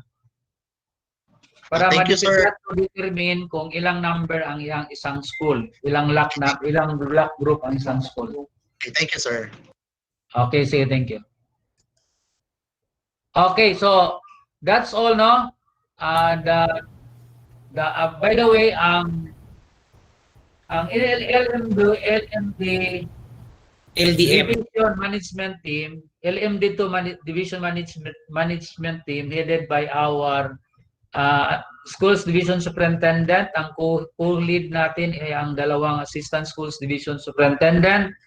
Tapos, 2 chief as the implementer. Then, we have also members na our EPS in SGOD as well as the SEPs in monitoring and evaluation. That comprises the management team or the LMD2 Division Management Team. So that's all. Thank you. And if ever you have questions, don't hesitate to contact Antonio Garog as our focal person in terms of our LDM program. Okay, so thank you, Sir Chief, for giving a clearer idea, especially on the things that I believe most of our participants has been questioning in their minds. So at this moment, we will give you answers to the questions, issues, and clarifications written in our chat box. So we have to start with the query of Amir Naupon. There is one question from one of the principals in the secondary school here in Dina. Is it necessary that this block LDM2 still need approval from the division office or district level before conducting, sir? Okay. Actually, based on my presentation timeline, you're already given the target date when to conduct your orientation. Then right after the orientation, the school lab will start discussion on their modules with the supervision or with the support or with the technical assistance of the assigned instructional coach. So pwede talaga na mag-conduct sila ng lab kahit wala yung coach. Importante, if ever they have questions, they will throw it to the instructional coach. For us to the discussion and deliberation of the module, it will be done by the lab with the initiative of the block leader, which is the school head. Okay, so thank you, sir. We still have other concerns from Mamarites Abad. We need to be clarified and be certain on what shall schools do when they are less than 5. I hope Sir Tardo can give us the certainties of the composition of block so we will be properly guided. Okay, now, for the sake of the LDM2, kasi pag sinasabi natin lock, ang daming mga programs na nagamit yung lock. Pero for the sake of LDM2, as school, kasi I will with the opinion of Ma'am Josephine Rumbo, when she quoted that a lock composed of 2 to 15 members. So kahit dalawa lang yung school, dalawang teachers lang doon, they can comprise, so they can compose one group. Okay, so I hope that satisfies the concerns of Ma'am Tess. And a lot of people no present this afternoon are asking for the soft copies of the materials. And it was already presented by Dr. Tardo that the copies of the soft materials for this LDM2 are available in the Google Drive, in which the link has already been posted in his presentation. So, but the presentations of the different learning facilitators, I still have to get in touch with them and ask for the copy. And maybe I can send this to the instructional coaches tomorrow so that the people in the field will just be asking the soft copies of the presentations, different presentations to their division coaches. We still have one query from Sir Tito Modarimot, sir. Can teachers on leave be required to join in this LDM2? Teachers on leave, maternity leave, or whatever leave, they are encouraged, no? Although in a way, the way design through webinar, so they're still going, even though they are on leave, except kung 1 year ang leave nila, or indefinite leave sila na they cannot be found anywhere, then we cannot force them. Pero kung maternity leave lang, we will encourage them to join. Anyway, they can join the discussion even in their lab because most of the topic will be conducted through webinar. Okay, so Ma'am Araceli Alonso has the same question with Sir Tito. I hope the answer of our chief would satisfy the queries that they're having in mind. So we still have another concern from Sir Tito, sir. Would it be okay if a co-LAC leader be assigned in a group? Should small schools decide or be clustered as one LAC group? We have a limited number of 15, up to a maximum of 15. They can take one group, but more than 15, they are advised to do more than one. Okay, so another, sir, I think this is the last query from Sir Tito. Clarification, usually school heads are serving as LAC leaders. What if they will be designated as instructional coaches? Will they be relieved as LAC leaders? Of course, they should be relieved, no, because they will be looking at the times to give technical assistance or technical assistance to the 5 LACs that will be assigned to them. Bilin sa diri, balikan. So, para matindi sila sa need, under sa ilang LAC, so much better they are not be given as a LAC, they will not act as a LAC leader. Okay, so okay, Ma'am Tess, we will repost the link of the LDM2 materials later. So I think there are no more questions written in the chat box. This would signify that everything has been cleared out. The doubts in the minds of our participants has already been cleared out after the explanation done by our SGOD chief. So after listening to all the topics discussed in the different sessions, we shall now hear a message that would challenge our participants to do the task relevant to the implementation of this course. At this point in time, ladies and gentlemen, we shall be hearing a word of challenge from no less than our Assistant Schools Division Superintendent, Dr. Visminda Q. Valde. Ma'am. Excuse me muna, no? Before Ma'am Balde will challenge each one of us, may I remind the division instructional coaches to initiate the conduct of the orientation. So I am requesting the division instructional coach to plan together with your district instructional coach as to the flow of your orientation September 17. Thank you very much. Okay, so thank you, sir, for that additional information. And now let's listen to the challenging message from our Assistant Schools Division Superintendent, Ma'am Valde. Thank you very much, Ton. Good afternoon to each and everyone. Now, we in the Department of Education are almost drawn with so many activities just to prepare our learners whom we consider as the hope for better government and country as a whole.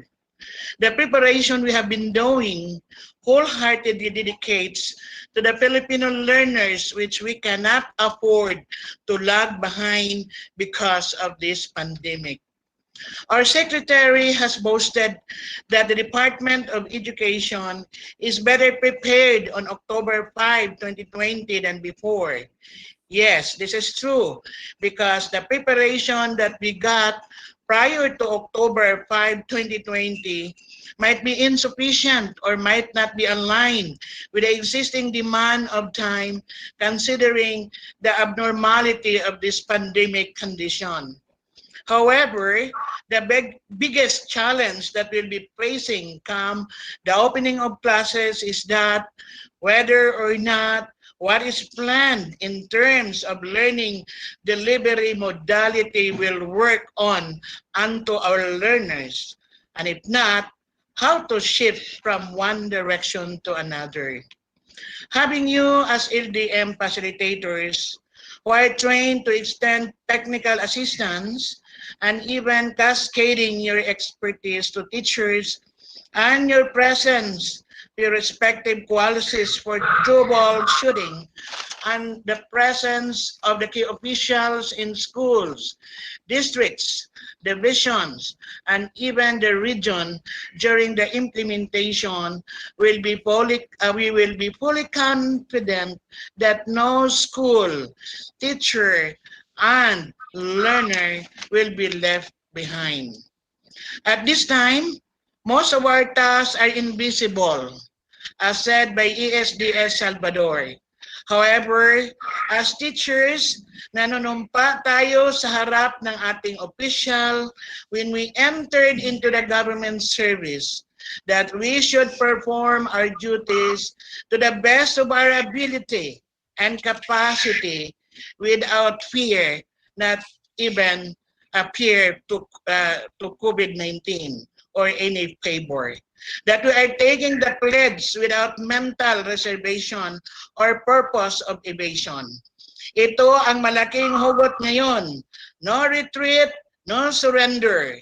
In parting, on behalf of the Department of Education, through the stewardship of SDS Maharani Jacinto of this province of Zamboanga del Sur, and everybody in this division, let's join our hands together to reach our goal to continue facilitate learning to all our learners even amidst this pandemic. Thank you very much and God bless us all. Thank you, ESDS Valde, for giving us that particular words of challenge in which I believe that we will never forget that the statement that you said, never, no retreat, no surrender. Okay, so before we will close our virtual activity this afternoon with a prayer, allow me to express our sincere gratitude to our top management, to Dr. Maharani M. Jacinto, our SDS, Dr. Visminda Q. Valde, and Dr. Raymond Salvador, our two Assistant Schools Division Superintendents, Chief CID Dr. Juliet Magallanes, and SGOD Chief, Dr. Ernesto F. Tardo, to our NEAP Regional Director, Dr. Romeo Daligdig, to our surrogate supervisor from the region, Madam Sheila Apiag, and to our regional coaches, Mr. Hala, Mr. Balsamo, and Civilians. civilian.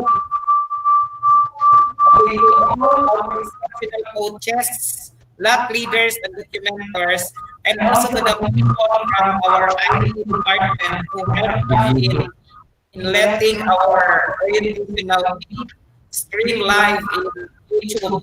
So, and now, thank you so much. Thank you so much. So now I am requesting everyone to pause in silence for our closing prayer. Awesome God, as we leave this virtual place, we put our trust in you because we know you will never fail us.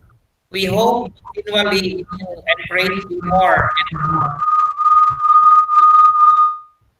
May we tell of your righteousness as we leave this place and even when we come back. Be our guide in everything that we do and lead us to the rock that is higher than us. Help us to abide in your word and let it guide us in all that we do. We shall continue to look up to you because we know that you are our shepherd and we shall not lack anything. In Jesus' name, we believe and pray. Amen. Okay, so before leaving this virtual room, I am reminding everyone to please join, open the link for our evaluation, monitoring online evaluation, link for online evaluation.